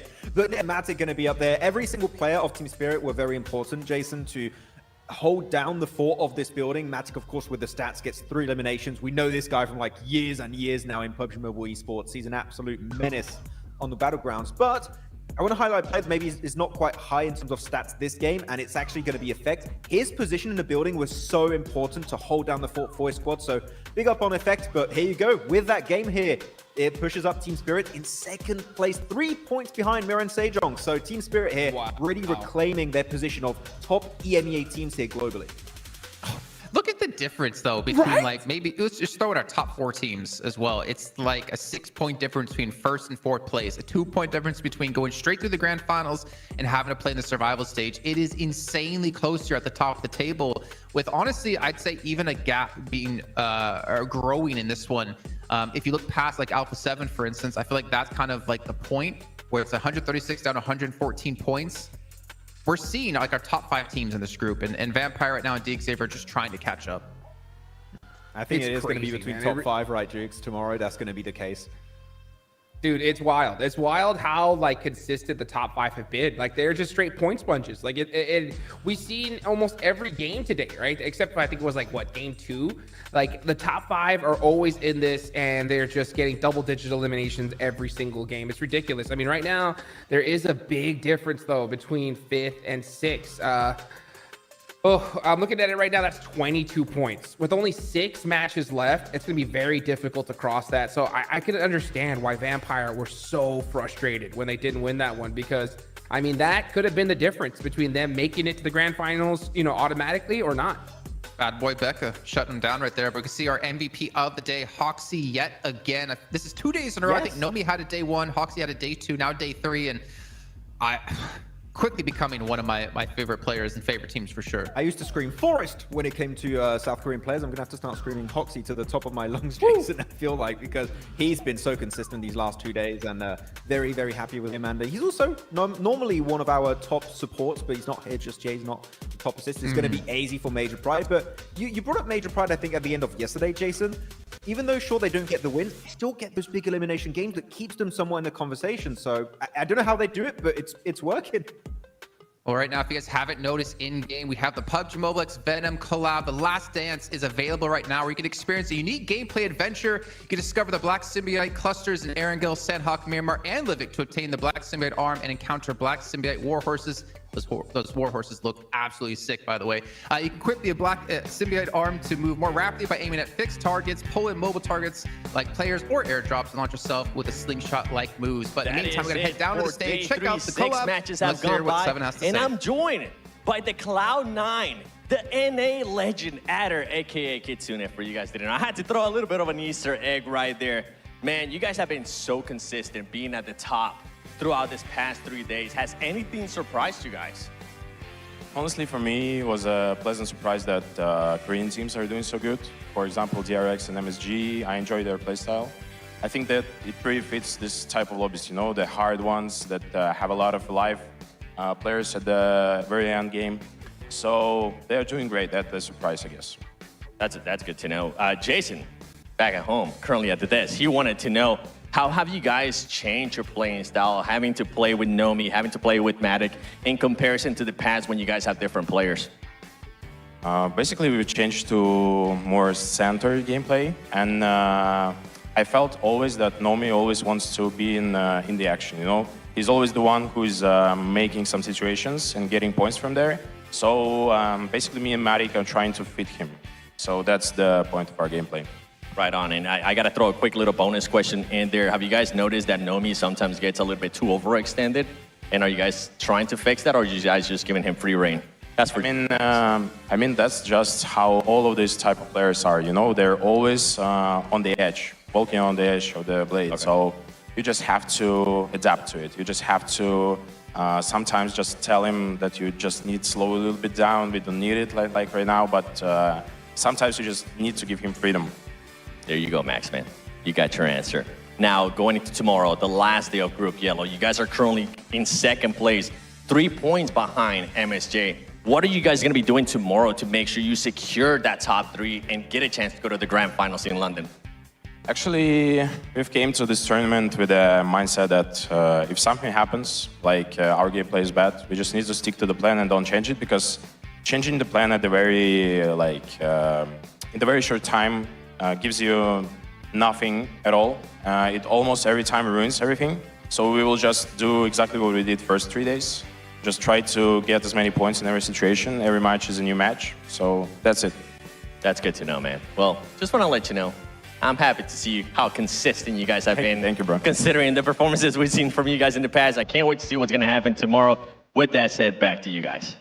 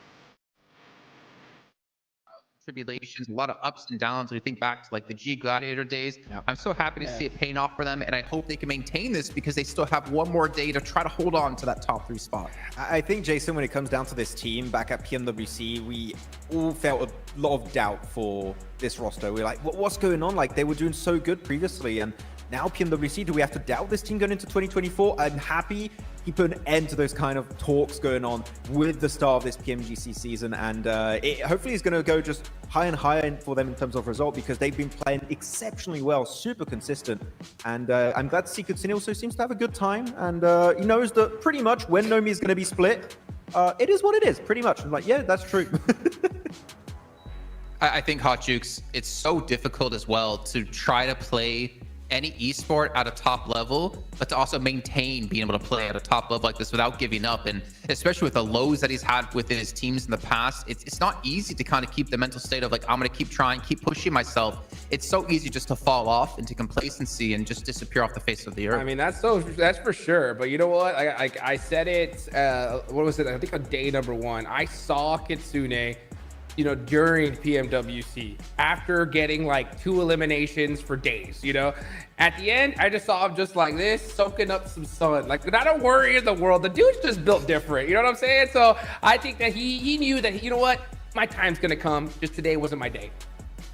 To be fair, I've seen his career earnings on Wikipedia, and I would be definitely chilling in the sun like that if I were him as well. And not to mention, I was saying, I might be picking myself up one of these Infinix GT20 Pros. You see all the pro players using this entire year at these global events, and even some of them in PMSLs. You guys can play like the pros with 120 FPS, not to mention the 144 Hz AMOLED screen. Max, you and I have ours. Hot Jukes, yours. In. You're going to look to remove. Is Knight Silas something that you don't want to have to deal with? Or perhaps something like the Callista, once again, is something that you think is worthy taking off the board. Yeah, bottom lane has been terrifying, and yet Knight Silas was insane. Maybe they would even consider first picking and stealing it away. Perhaps. Now the Ashe and Callista are both available. This is an important choice for BLGG. Ban away the Ashe and then give over the Callista, which is partially why we see the Varus ban. There's a solid answer into the Callista. They're going to take away the Vi instead, so all AD carries are available. The Callista going to be the lock-in. Bear in mind, BLG could just go for the Ashe themselves. Ashe is a really good response into the Callista, always an annoying one, so that's one that T1 will also be expecting, though, coming into this. Now, will they immediately pair it, you know, with like a Renata or something like that, or are they going to try and grab their jungle first? Well, the Ashe is the obvious lock-in for BLG, isn't it? What are they going to pair alongside it is the question. We will see if they decide to go towards their jungle, or whether you are looking at something like the Renata to make sure that T1 can't have the Callista Renata bottom side. Definitely is a possibility. I think, well, in my head I was thinking maybe the Rumble is also a strong possibility for Bin. BLG got the first win. It looks like that's the direction that they're going to go in. So he's going to continue with this power pick on the top side of the map. He's found a lot of success with it over the last year. We saw it introduced last year, but now that means the Renata is available for carrier. We often see him play towards the AD carry that Gumayushi has locked in, and you talked about it in the previous game, carrier loves to roam mid, Kobe. On this champion, he especially loves to roam mid. And so there we go. They are stealing away the Silas. Take it, get it in the hands of Faker. Knight, what do you have? I mean, always look towards the Ari. Yeah. I have been eating all night. Okay, so if they do Guys. Galio, it's a Kindred game potentially. Exactly. Are we in for a Shun Kindred? Because they're like, wait, oh, BLG's happy. Skarner. Well, some signature what? picks, possibilities. Those are very far down the line. Wait, imagine this is gonna be a 2-0. Yo, imagine BLG 3 OT1. So we might just take that away. It just makes kind of sense here because they have double AP with Galio and Rumble, and when you're playing Kindred, you always want some setup with a mid laner like Galio. So maybe T1 will ban it away. I don't want Maybe not. He could still just play like Xin Zhao or something. I don't want to overcook, but there's always the world where the Rumble goes bot lane, and then there's still a counter pick top for Bin.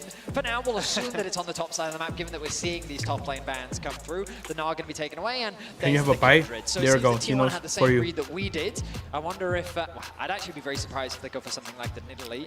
But let's see what direction that BLG now What goes. flavor It's is this? a little bit more damage Yogurt. through from the jungle. They do, of course, have Yogurt Elf flavor. and Bin on these high damage threats. With the Sejuani taken away, the pool in the jungle is getting much narrower. Could always go towards the Xinjiao, as you said, Kobe. It's a possibility. Wait, why BOG players are so happy? Alongside that, you have the fringe picks like the Graves, even the Poppy a possibility as well. I mean, Poppy into Silas and Callista, both pretty good things to shut down here. Couple of options to hide. Yeah, I think the beautiful thing about the Poppy is you could flex it as well, but Jun, taking his time, thinking about what jungle direction he wants to go, and it's going to be locked in. So I think Galio plus Xin is a great combo. You have that utility in the mid lane provided by the carry threat that the Xinjiao provides. And okay, if any one Indian team playing PL, I'm gonna viewer party PL every single day. As well, they have a lot of synergy here that they could combine. Now on the side of T1 though, the pairing with the Callista, we do get the Ornn lock in first. Okay, T1 is responding with some team fighting of their own. It's also very long range. Ornn ultimates Nocturne global here as well, semi-global himself, trying to combat some of the global power of the Galio. We have lots of long range stuff. There's always the threat of the Silas ulti steals as well, but you have left On's Rakan open quietly in the back line. That support pick wasn't locked in, and when we think about On's career all-time, this is his best champion. It's his most played, it has a 73% win rate. He's battling against Guma, though, with 30 games on Renata, he has an 83% win rate. So the support battle in this game is incredibly exciting. We've already seen the two team compositions being routed out as well. What do we think, guys? I just think the Rakan is such a good delivery for the Galio as well. And I just think it's hilarious. Can I expand here in the World to you about this game, bro? I haven't played this game for like 10 years. Win a lot, and it's fantastic to see. Game 1, BLG just came out swinging. It's basically whichever team destroys their base first wins the game. You have to imagine they've it's like a Dota. Their draft is very different. Their bot side of the map is a lot more confident, faking out on an AP damage threat. And stop eating ice cream. Why, years? Silas to steal away Ash Arrow, Galio ultimate, along with the Rumble red carpet. It's going to be an interesting matchup for sure. Chief making fake promise. Don't worry, I will make your viewership go 10K if expert play. Really, you will be like my Hindi moderator. Between these two teams, I think a lot of people in the audience, even if they're not T1 fans, are hoping that T1 can fight back and take us all the way to 5 games. But BLG in game 1 came out and clobbered the LCK number 4 seed. And BLG this year for them has just been so strong, adding Knight to the lineup. First in spring, second at MSI, first in summer in the LPL, and here in finals, up one game already on T1. Bro, I want to play PUBG, but like with all the tournaments going on and the PMGC, I don't even have time to feel. I don't even have time to play PUBG. Went all the way back, BLG did buy super teams. They were looking for this incredible roster of 5 superstars, but the addition of Bin, Elk, On, Shun, they were looking at a team that would grow into a super team, and that's exactly what they've done, as you say, with the addition of Knight this year. Bro, they have onto the biggest stage with the entire world watching. They get the double knock-up already. Kerry is down to half HP. He's going to have to flash. Guma Yushi cleanses away from Knight. 2 flash for T1. Flashing forward. The heal coming out. Guma Yushi now. Komachi's going to be dead again? He can't escape. No way! He died again in the first one, in the second match. To BLG. Are you kidding me? 2 flashes ruined. What's happening? For those of you who don't know, Flash is a crucial skill in League of Legends, right? I think it's like 5 minutes cooldown. Once you use the Flash, basically the enemy team will know, okay, you don't have a Flash for 5 minutes, and I can gank you, I can make plays on you and stuff like that. So losing a Flash early on is bad. And also they lost 2 Flash. We can get the slows onto Guma, and it's enough. They get both his summoner spells. I mean, a lot of summoner spells were also used offensively by BLG, but it is still going to be the lane swap after the first blood here. T1 will go topside. Guma, Yushi, and Kerry are trying to get away from the power of Elkanon. Obviously, Ornn good in lane swaps as well, can absorb a lot of pressure, pretty tanky. He's going to get oh my god. Burn the flash to get away. Elk with the slows. Just going to chip him down to about his 190 HP. His dash just got cancelled. Get in range for experience on those minions. Takes a lot of damage for it, and now we have Bin going mid to soak experience and do a lot of damage. Baker taunted up. The Electro Harpoons go into him, but he's able to hold on to the flash for now. Will catch this wave as it crashes towards his tower. Been making a beeline towards the bot lane. I mean, I really think they need to whichever team wins 3 games in a row wins the whole tournament. 50% HP. You'll notice currently BOG still on the top 1-1. side of the map, The team from towards China. the bot side. Typically, you'd see this split map situation, but both junglers have had access to their side of the map. And actually, because Carrier cancels his recall there, they might make the call to go for the extra pressure on Bin, who teleported in, but it doesn't look like it. Level 2, he acquires it. Meanwhile, Zeus? He's level 1. He's about 1 minion away from level 2, so 2 tower shots should be enough to take him over. Oh, they're gonna dive. They're gonna dive with Zeus here. In as well to bolster this attack. Zeus underneath the tower. Able to flash away, gets the double knock. Oh! Look at On. Ooh! Turned off. Zeus! On goes down. Shun almost falls to, escapes that final tower attack. Ends up being a 1-for-1 trade, but I think BLG's happy with this. Look at all the farm that's being lost. Zeus needs to TP back in quickly to soak up as much XP as he can. The good news is the threat of a redive isn't possible for BLG. Meanwhile, on the opposite Do we side, have Ben had a Reggie smart ward spicy earlier Chinese over that wall to noodles? see Yeah, we when do. Owner would come to pressure him off that wave, and Ben stuck around to soak up the 2.5. His level now on the Rumble before getting chased out. Carrier looking for On here, Gumayushi here as well. On just trying to shepherd Bin in towards the tower. You can actually see Knight using the TP here. Guma still no flash, no cleanse. The Grand Entrance going to get a knock-up. Knight flashes across the wall. Shield drag for the double taunt. And now the aggressive. is doing a little work. Guma's going to be brought back with a bailout. But can he survive? Down to 100 HP. Knight, the battle dance for On keeps him alive. Owner still chasing. And he rips through a Knight. Now Faker joins the party. A handshake from Carrier. This one Bin did not want to take. Bin goes down as well. And T1 have 3 on the board. T1 answer back so well on the top side of the map. Knight tries to punish the flashless bot lane of T1, but they just don't quite have the damage to take down Gumayushi, and that allows T1 to find the turnaround. Yeah, look at this. Initially, Carrier peels Bin even further back. That handshake will be important because the flash over from Knight, they got the double taunt into the almost combo there. Well, look at Gumayushi, but man. then they have to back up because, like you say, Carrier put the bailout on him, and then Owner goes up with a passive auto from Nocturne, gets the kill and the chase down.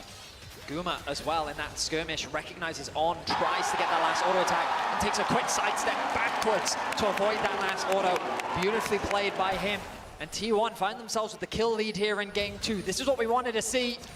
Not going down without a fight. Gumayushi not able to secure any of those early kills, but Faker and Owner in a prime position to carry. But it's also why we talked so heavily about this Renata as a possibility for Carrier. You can see not only the handshake, but also the bailout doing so much work when you have the map split like this. Alongside that, the hostile takeover just stops any team from really being able to dive you as the game goes on. Carrier. Also, there are a lot of like objects, like dragons, barons, and stuff. We've got 35 seconds until If a team takes those, right, it will get you like, you know, damage buff or like other buffs as well.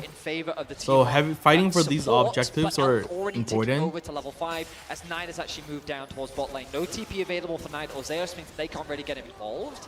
And I wonder how impactful that's going to be, because do you really want to try and fight a Xin Zhao this early on over the grubs? But T1 do have a lot of pressure on the top side of the map. Yep, you can see Knight moving up the river now already on the Galio, transitioning over to the objective. Shun has the brush. No W hit there onto Carrier though for the poke. Very close level 6 for both Knight and Faker. Those are going to be crucial levels. One game last. It depends. It can end as early as like 20 minutes. This could be dangerous for T1. Sometimes the match can go to, if it's like really even fight, even game. It could go up to like an hour. He can dance out with that W, and he'll manage to get to the relative safety of this top lane tri-bush. T1 will find normally, on average, the team, like, I guess the game's finished, will be finishing, like, normally for comps, like 40 minutes. 30 to 40 minutes will be the average time. It's going to be one of the kind of hangover effects of the lane swap, is that Bin is going to be down in experience here in the 1v1 F2 matchup. But they see that. Spotted. Almost out of vision, but they do get spotted. You can see On trying to dance in there, Help immediately using the cleanse because he knows T1 can continue to advance. Carrier holding the handshake there to get rid of that summoner from BLG. Knight hovering around the top side jungle, ready to leap in at a moment's notice. No TP available for Bin. Bear in mind, he's still only level 4. Look at T1 comps and BLG comps. How can we tell by their like mouth movement or something? Faker keeping his pressure up in mid lane, about to take over to level 7. T1 will be able to get the first plate of this push. They're second in the top lane. Bin is catching the wave in mid, not yet level 6. Yeah, I think it's a good defense there from BLG. They make the call, they sacrifice bottom lane, it's okay. Bin rotate over towards mid, catch that wave, so he can safely get some experience while the rest of BLG trying to defend on the top tower. The big wave on bottom side is gonna crash on bot soon though. Bin has to go. Yeah, Bin has to go, but that leaves room for Faker to roam up top. Now they can guarantee numbers advantage, and they can set their sights on the tower. Bin shows now. Do T1 pull the trigger? Do they go for the fight? Zeus was trying to hold the wave. They couldn't quite do it because BOG had enough numbers to force him away. The equalizer that Faker stole away does a little bit of chip damage, but not much else. Unlocked up for the moment as Faker looks for that abscond. That Duck can't quite land the chains. Carrier and Gumayushi pushing through the wave now. Oh, are they diving this? Call of the Forge God is stopped. Zeus dashing forward. The shielded around for the taunt. It is a 4 versus 5, but... Coming out as well as BOG trying desperately to defend the hero's entrance. Cancelled as T1 fight 2. Shun forced underneath this turret as well as BLG are walking away wounded. Such a good play for T1. There were a few seconds left on Bin's teleport. He could not join. They forced the dive on, looking for any recallers. I mean, T1 is sticking around. The TP will come through. Shun already down. Bin walks into a scarred battlefield. He'll still take out Gumayushi. In the end, T1 unable to get that extra plate, but they do find kills in the top side. I do feel that this game, why don't you play Elias Bar? Around the map, man, because today is the League of Legends World Champ. World Final. World Grand Final. And they were bleeding so much XP. A nice arrow connects onto Zeus, meaning that he can't follow up with his ulti, but he gets a flash away, a nice spell shield from Ona. The two-man knock-up from Zeus was crucial, allowing Guma to just free fire onto the back line. Yeah, the start of it, Guma had tanked 2 Do you play this? I used to play this. 10 years ago I played this. 8 years ago. The repeat on the dive here, trying to do like now I just casually play. It's only going to be Guma, the sacrifice on the other side. Him not having flash from the earlier play. But when we get back into game, I want to keep track of the experience and the levels that people find themselves at. Faker never had a go for it, and he's kind of crazy. T1 have a big advantage, level 7 on the top side, so Bin has been able to catch up. In the mid lane, Knight has also been able to close that gap. Help, though, with actually a full level lead over Gumayushi, while Carrier has now ticked over to level 6. So BLG have done a good job being able to close that experience gap. But who's winning? Gold, BOG on the side of T1, thanks to won the first game. Now they're doing a second game. And for this game, the gold, T1 currently has more gold, 17k at the top. You guys can probably see that. So T1 is currently have the edge over BOG in the second game. We'll see if On can get some of that XP. Currently, he's just shadowing Elk in the mid lane. And it should be T1 collecting the next pack of grubs. Oh, he's gonna lose BLG, the they know big they one. don't want to fight that, so they're just trying to pick up Dragon right now. Shun working away on it. See if Knight, how quickly Knight can push this bottom wave though for the Galio. His teleport is ready. Ultimate will come up soon. Yeah, I don't really know if he wants to join this. BLG, they tried to take a fight around the top side and lost out pretty heavily on that. T1 now with a 1.8k gold lead. They'll get their 4th grub and they're looking to make it 6. Yeah, Bin uses the Rumble ultimate for the wave, so they're just gonna make the call. We will pay for this with some tower plate money here onto the side of Knight. It is quite big to get the full 6 grubs though for this T1 comp, because again, going back to Champion Select, if they are able to open up the map, with the Ornn plus Nocturne, you have a lot of long-range pick potential, and now top lane again, the arrow. It's onto Guma once again. He does have the cleanse, but he holds onto it for now, burns it just as Bin was about to start to burn him. T1 get another plate on the top side 3 minutes before those fall off, and they're investing a lot of time in making sure this top lane goes low.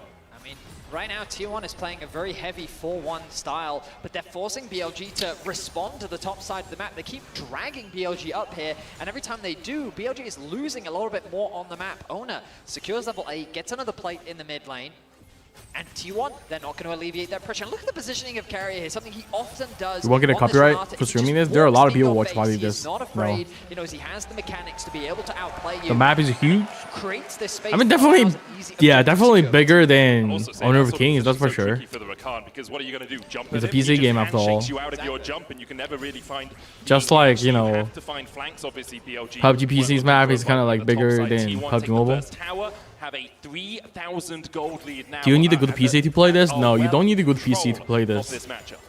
Now it's going to calm down a little bit. BLG going for their resets at the moment. The outer tower on top side being down could be problematic. A cheap PC can easily run this game.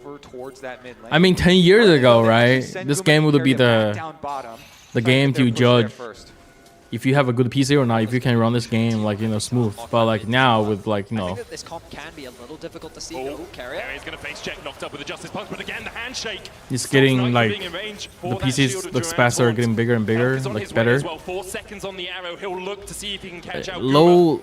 Underneath the wave, A cheap PC can easily run this game. But you see the confidence the carrier has? Happy to face check in a situation like that. You try play this, but too much clicking. Yeah. Chipping away over this ward right now. Good control from On. Still not level 6, by the way. All right. We are going to get the early. You use mouth to move. You use the clicks to move the characters, and you use QWER, DF for the skills. So each champ normally they have like 4 skills. And you got 2 summoner spell. The spell is like the flash I was talking about, and another one is like, yeah, there are other spells you can take like heal, like teleport and stuff like that. You can like spam the skills because they all have cooldown. Same goes to the summoner spell. Yeah, like the flash I was talking about earlier, guys. So flash is important in this game because once the enemy has the flash, you don't, right? Either you can chase the enemy down, either you will get chased down by the enemy with a flash easy. And also some characters are just like initiators. They just, you know, initiate the team fights, right? With the flash, they can do much more to closer distance with the enemy and stuff. So flash is like important in the game as well. Does that mean professional players have fast fingers? And in payment for that, well, push another top wave. I don't think they need that fast fingers. It's not like PUBG Mobile, you use like single tap only. It's not like that. Gold lead, the only speck of blue on there now. Is T1 across the board having leads apart from Bin in that top side. Knight and Faker trading here. Faker down to half HP. Meanwhile, across towards the Rift Herald, that handshake from Carrier going wide. On does have the quickness. Faker still trading down towards the bottom side. Knight goes in with the Justice Punch. Carrier down at half HP. BLG gonna get the advance through the mid lane. Faker and Knight unable to Faker and Knight trading hard. Slap each other around. No one is going Xifan, what is your prediction? Those side lane trades are so interesting. I don't know, man. I don't know. What's your prediction, BL? Just pulled back with a handshake. He's going to have to grand entrance his way to a grand exit. Manages to escape. A lot of people predicted that T1 with a 3-1 BOG. Lands the abduct as well. The taunt will connect onto him and slow his advance in that bot side, but with wave pushed in, he now has the opportunity to back into Fog of War and then TP into the fight.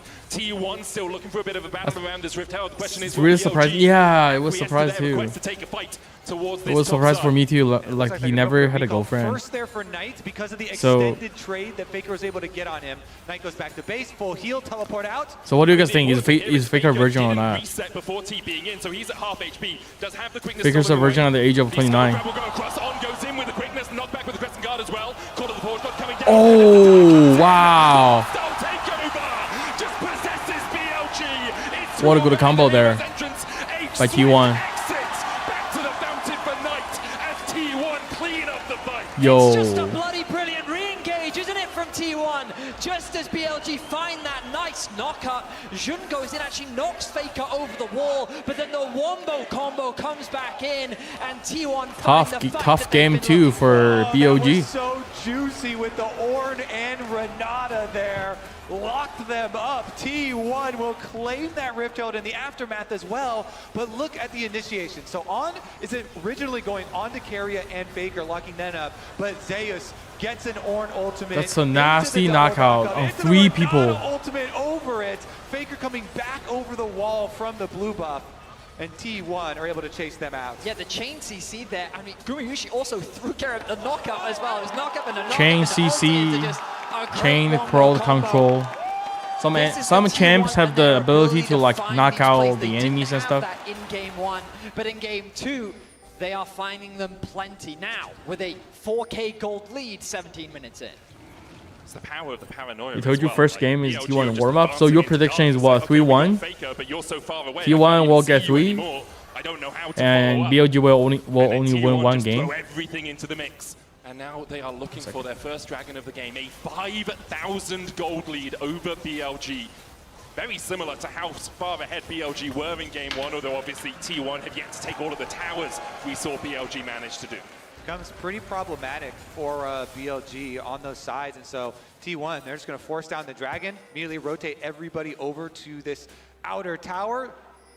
Wait, lying in the fog of war. If anyone from BLG steps up, have to be a little bit careful there. So sacrifice the tower initially. And then as you said, they have the Rift Herald still in pocket that they can then use for the mid tower. Yeah, I mean, they're going to deep push out this bot wave to kind of keep Knight on the map a little bit longer. The resets can now come through. They can reset back out into mid. It's an easy setup and an easy siege thanks to the Ornn ultimate that can be used to zone them away from the tower. Faker going to catch that mid top wave. Going to look to reset as well. And look, here comes the resets through into mid. In fact, they don't even bother basing. They actually just make a beeline towards that lane. And now they set their sights on the mid tier 1. Yeah, BLG have to be so careful when they're collecting these waves. Look at Knight and Bin collecting their waves pretty far back at towers. Arrow from downtown. Elk gets a taste of his own medicine, but he should be able to survive this, especially with Jung coming in from the side. We'll take a spear to the back for his time in the mid lane, but T1 just used the fact they've stunned out Elk to take down that mid tier 1. And look, Knight can't actually afford to push out that bot wave, even though he knows that the play is happening in mid. If he overextends, the thing that Kobe's been talking so much about is the threat of the side lane play. And now on the top side of the map, Faker looking for a bit of a scrap. Realizing he doesn't really have the manpower here to back him up, the arrow going wide. But he's crucially drawing members to the top side, and now the bot lane play becomes an option for BLG. They have the push in mid, they have another wave that they can catch on bot, and then they can start putting pressure on the tier 2 tower, and if Knight overstays, there's the threat of a dive. Both these teams so good when getting ahead, and we're seeing it here from the opposite side. T1 in game number 2 with 6 scrubs, remember how quickly they can take these towers. They're just going to siege Faker's playing on mid lane. And they rotate Faker down mid lane pushing topside. Mid lane, like Bin having to collect those minion waves mage, at the tower. assassins, stuff like that. T1. Again, the power of it's like a DPS role. It's kind of like Fragger in PUBG Mobile. Constantly have to defend at towers. That's the thing you've got to be careful of. It's kind of like Fragger / IGL. And they're going for the dive. Are they going to dive those? Elk locked up towards the top side. The Rift Herald did charge in. Half the tower has been a loss, but BLG able to hold on to the rest of it for now. So that's an example of what we're talking about with the Ornn ultimate, just using it as a zoning tool. BLG will come back later game. Myself, expecting that to be a full-on dive. T1 going to show a lot more respect than that. But what I was trying to say earlier is that it's not the 4-man stack you've got to keep an eye on when it comes to T1. It's actually just the individual sitting on a side lane, whether it be Guma, Ona, Faker, or Zeus. They'll just push out that extra wave to get it deep, force BLG to both respond to the 2 pushing waves. Yeah, the roles are the same as HOK. Third one to then catch you off the roles are the same. Top laner, mid laner, ADC support, jungler. So nice for them. So powerful. When they're constantly rotating between these towers, even though T1 have a very short range composition, they just kind of go up into range, spawn their little grub mites. You ordered yourself 3 pieces just to watch this match? Damn, Chief, rich. Chief is rich, huh? Desperately to get the first step of a play, the early vision. The is food delivery expensive in India? For BLG to try and craft a comeback. Yeah, I mean, crucially, BLG have potentials to find pick.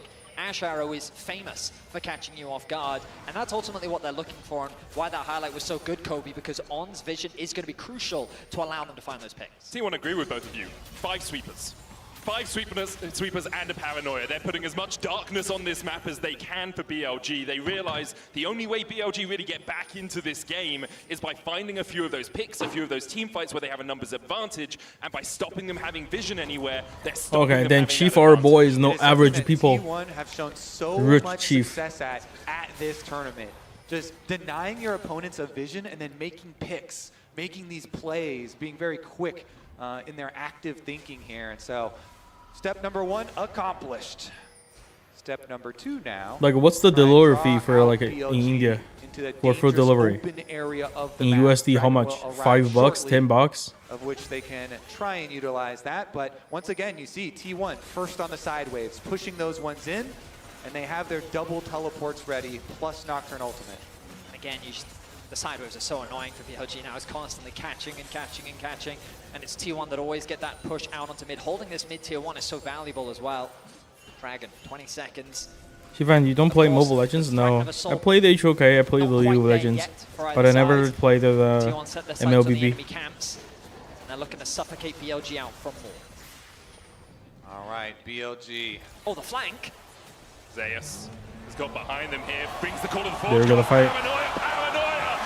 Oh, their ADC, BLG's ADC got taken out. ADC is like the one with the most DPS in the team. If they take out their carries, it's really hard for BLG to take the fight because they lost their carry, right?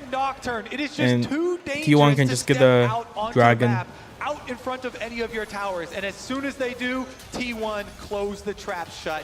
They get their extra kill. Elk doesn't even use a summoner spell, and I understand why. Like, what's the point? He's like, yeah, you got me. And he'd rather save it for the upcoming fight. He knows that there's still Wasteland to come back into the game. Knight, I think, is a little too tanky to fall to this little skirmish in the mid lane. But it all comes back to what you gentlemen were talking about earlier, the denial of vision, creating this fog of war that is ever present on the side of BLG. BLG at this point just kind of have to cobble together as much gold as they can off the map and try and create at least some more 2-item power spikes here, hopefully for Knight to get his second, and then try and rely on some magnificent team fighting. It's going to be so difficult versus T1 though. Again, Faker here, hide on bush. It's going to chip away at Knight. Knight, as you say, very, very tanky, has that Bramble Vest as well to try and reduce a little bit of the healing. Coming out from T1, the arrow comes down. Just wide of Faker, On still on the chase here. The rest of BLG starting to back away, and On realizes they don't want to advance any further. Don't have the vision around the blue buff where T1 are beginning to advance themselves. I mean, since you guys are like, you know, new to the game, so basically, if you see the left of screen and the right side of the screen on the side, so like Zeus versus Bin, they're a top laner. Owner. Wait. Position of his own. Owner has the bailout on his shoulders, and Shun is already down. TP now invested from Ben or from Knight as they look to rejoin the fight. Elk goes down, On follows suit, and T1 have been able to defend Faker. They keep. Oh, Faker escaped with 1 HP. Can't find him. T1 find 4, only Ben left. So yeah. So from the top character to the bottom character, that goes to top laner, junglers, mid laner, ADC, and a support. Man, T1 got 14 ilims. We have to make an attempt at a pick ourselves. They try and go at That's Faker, 10k gold difference already. It's just and you see the bottom, the green gold thing. Every every roll they have like the gold lead over the BOG, the Chinese team. Best of 5, yep. But he dives into the fight, knowing that carries on the way. 3 out of 5. Through from Gumeyushi, and then the turnaround, and Faker crucially sticks around. He applies the slow on Knight. He gets a bit of a heal as well. And then T1 turn the play around. Bro. And they hand a triple kill over. Faker's crazy. All right, back to live. You can already see the ramifications of that play. The Baron it's a BO3 in the hands of T1. Walking up these towers, they just fall over in front of them. This series here, very likely to get evened up. The response in game number 2 for T1. This is the gold over time. Bro, look at the train T1's going. 1,000 gold ahead or thereabouts, and T1 advance on 2 lanes. Faker in mid has stolen away Elk's ultimate and has used it to great. You want to download and play now? I'm not gonna lie, every time I finish watching the grand finals and stuff, I download the game back and then play a few games on it, and then I go like 0-12 or something, and I just delete. I would just like delete the game again. To break through the armor of T1 right now, and perhaps it's So they have so many new champs compared with when I played like 8-10 years ago. T1 just chipping away. That's all they need to do. They have the Baron buff for another minute's time. Again, Baron buff and 6 grubs just solve so many siege problems. Ooh. Arrow gonna get juked. Flash was lost there for Carrier, but the damage is still being done. PLG's picked. There they go. Quickness, paranoia coming out. The quickness goes in. Gumeyushi locked up here. Gumeyushi. Yeah, no one can touch their ADC. BOG's being ripped apart. T1's winning this. 1-2-1.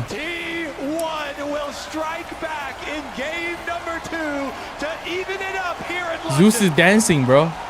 Toxic. T1 are on home turf, and we're going to a best of 3. Lethal efficiency from I T1 swear, all the players are drinking black coffee or something. Either the black coffee or like the Red Bull or something like that, to keep their like energy up and to keep their concentration up. Both teams have been so good at snowballing their lead, so good when they get ahead. They really have. It's been a seesaw so far. BLG. I can play some Liars Bar. T1 showed up very solidly in game 2. There's going to be quite a wait. Continue to swing the way it has, or will we see BL? Chief, you want to hop on? You want to play, Chief?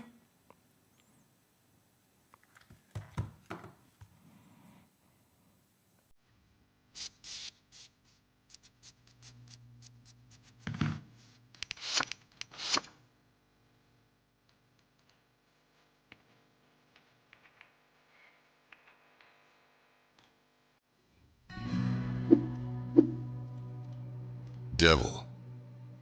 Basic. Devil.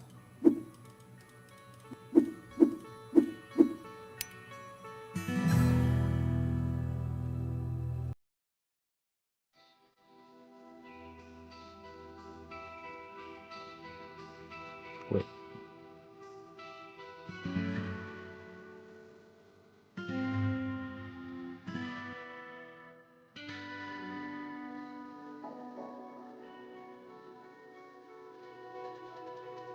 Wait, nobody's joining Ghost Lobby or... Is dice boring? Yeah, the dice one is like taking the top. It's like drinking the toxic the portion or something. Let me just join one. Opening PC, bro. I'm not gonna play one. Devil. Come on, I'm selecting my characters, bro. Liar's dice.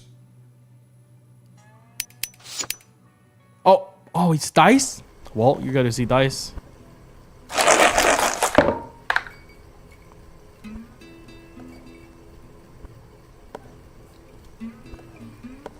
Yeah, you're gonna rewind and watch to this PMGC match.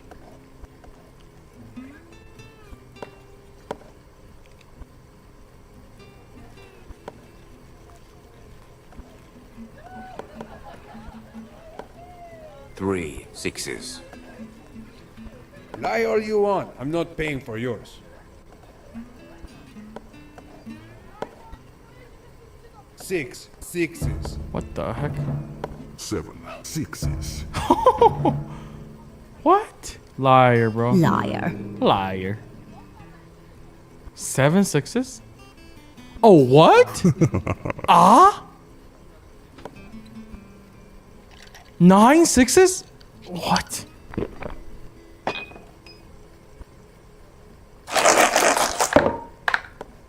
Yo. Did I?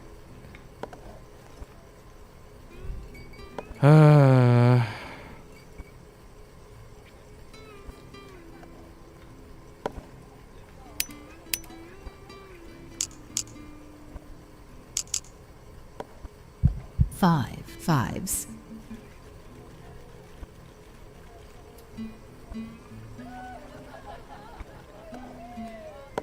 Six fours. Lie all you want. I'm not paying for yours. 6 sixes. 8 sixes. 8 sixes? No, shut up, bro.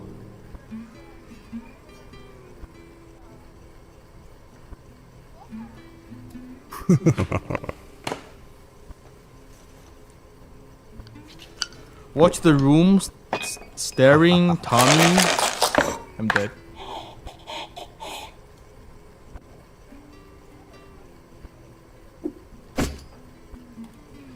Is that like a TV show or something?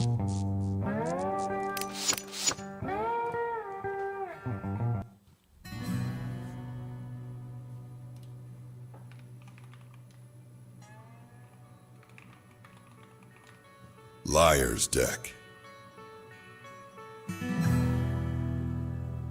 Liar's deck. Jaden. Play. Devil. Liar's deck. Devil.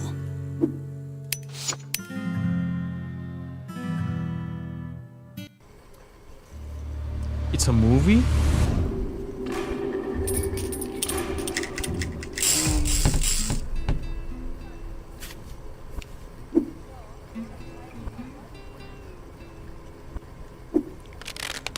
I'm a winning this run.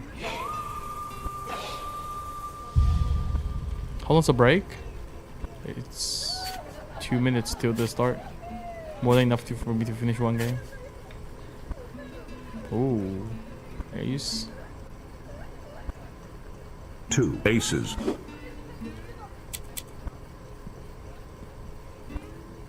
One ace.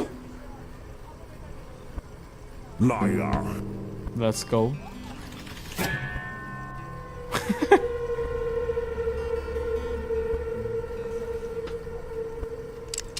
You're all gonna be fine. Boom. Oh, Close one.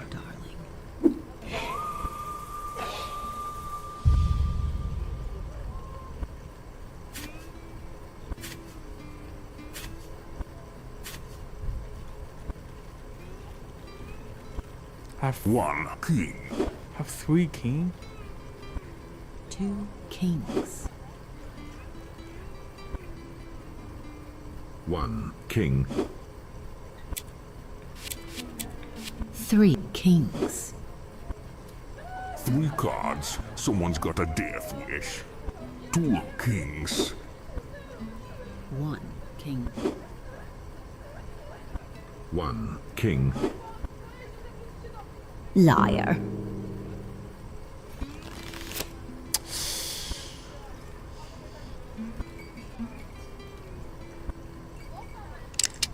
Guess it's showtime. For the sake of a Korean hype train, trying not to die 1 minute into the game? Wait. What do you mean, dog?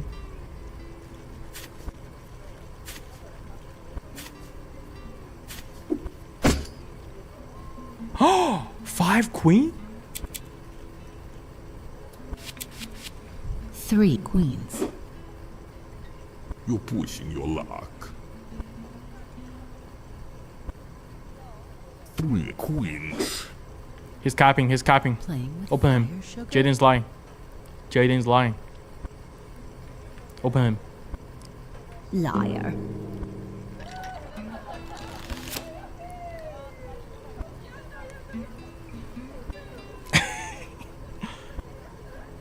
Bring it on. Ha ha ha. They're talking about T1 ball lane.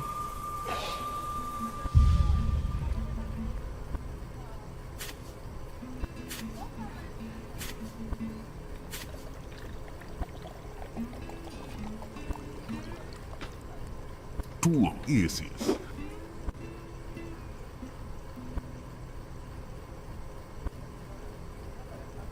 You'd be telling the truth. 3 aces.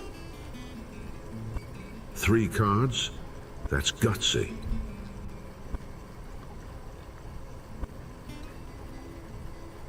2 aces.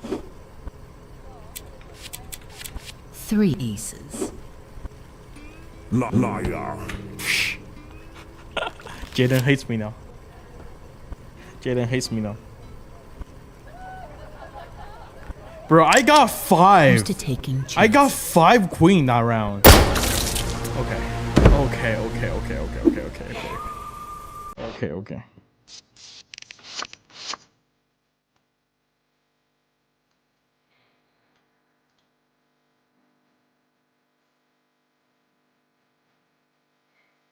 Wait, Chief, are you joining or what? Are you joining?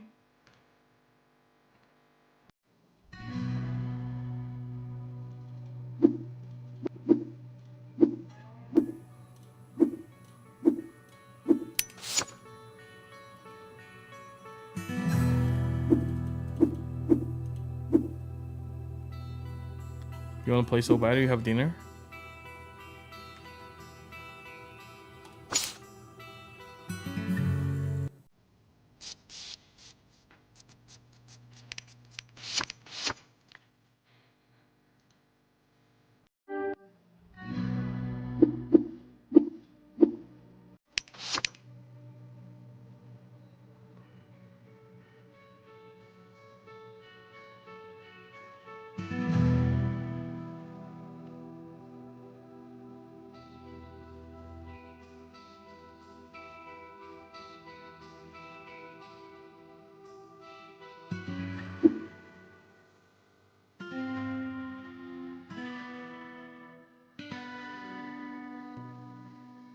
Do you know any team looking for a player for PM as a qualifier for NA, or what?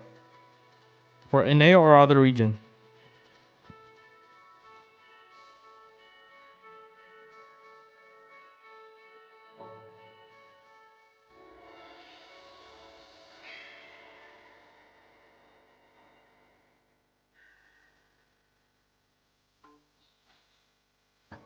Wait, actually, guys, you know what? If you guys want to watch the League of Legends one, just go to their official stream and watch it. I feel a little bit tired right now. I may need to go offline here because it has been like, you know, 5 hour, 6 hour stream for me. I'm a little bit tired, like my neck kind of hurts. I'll see you guys tomorrow, and I'll probably be watching this on bed. All right, I'll see you guys tomorrow with the PMGC Yellow Group last day watch party. I'll catch you guys up tomorrow. Okay? Love you guys. I'll be seeing you guys tomorrow. Yeah, tomorrow I also need to go to gym as well. But if I go to gym and Inko goes to the survival stage, I'm gonna be fucked. 40 push-ups, bro. I don't think I can do it. Anyway, thank you all for watching. Love you guys. Yeah, just head to their channels and stuff. They're like probably a million people watching or something. Yeah, thank you, Razor. Love you guys. Bye bye. See you guys tomorrow.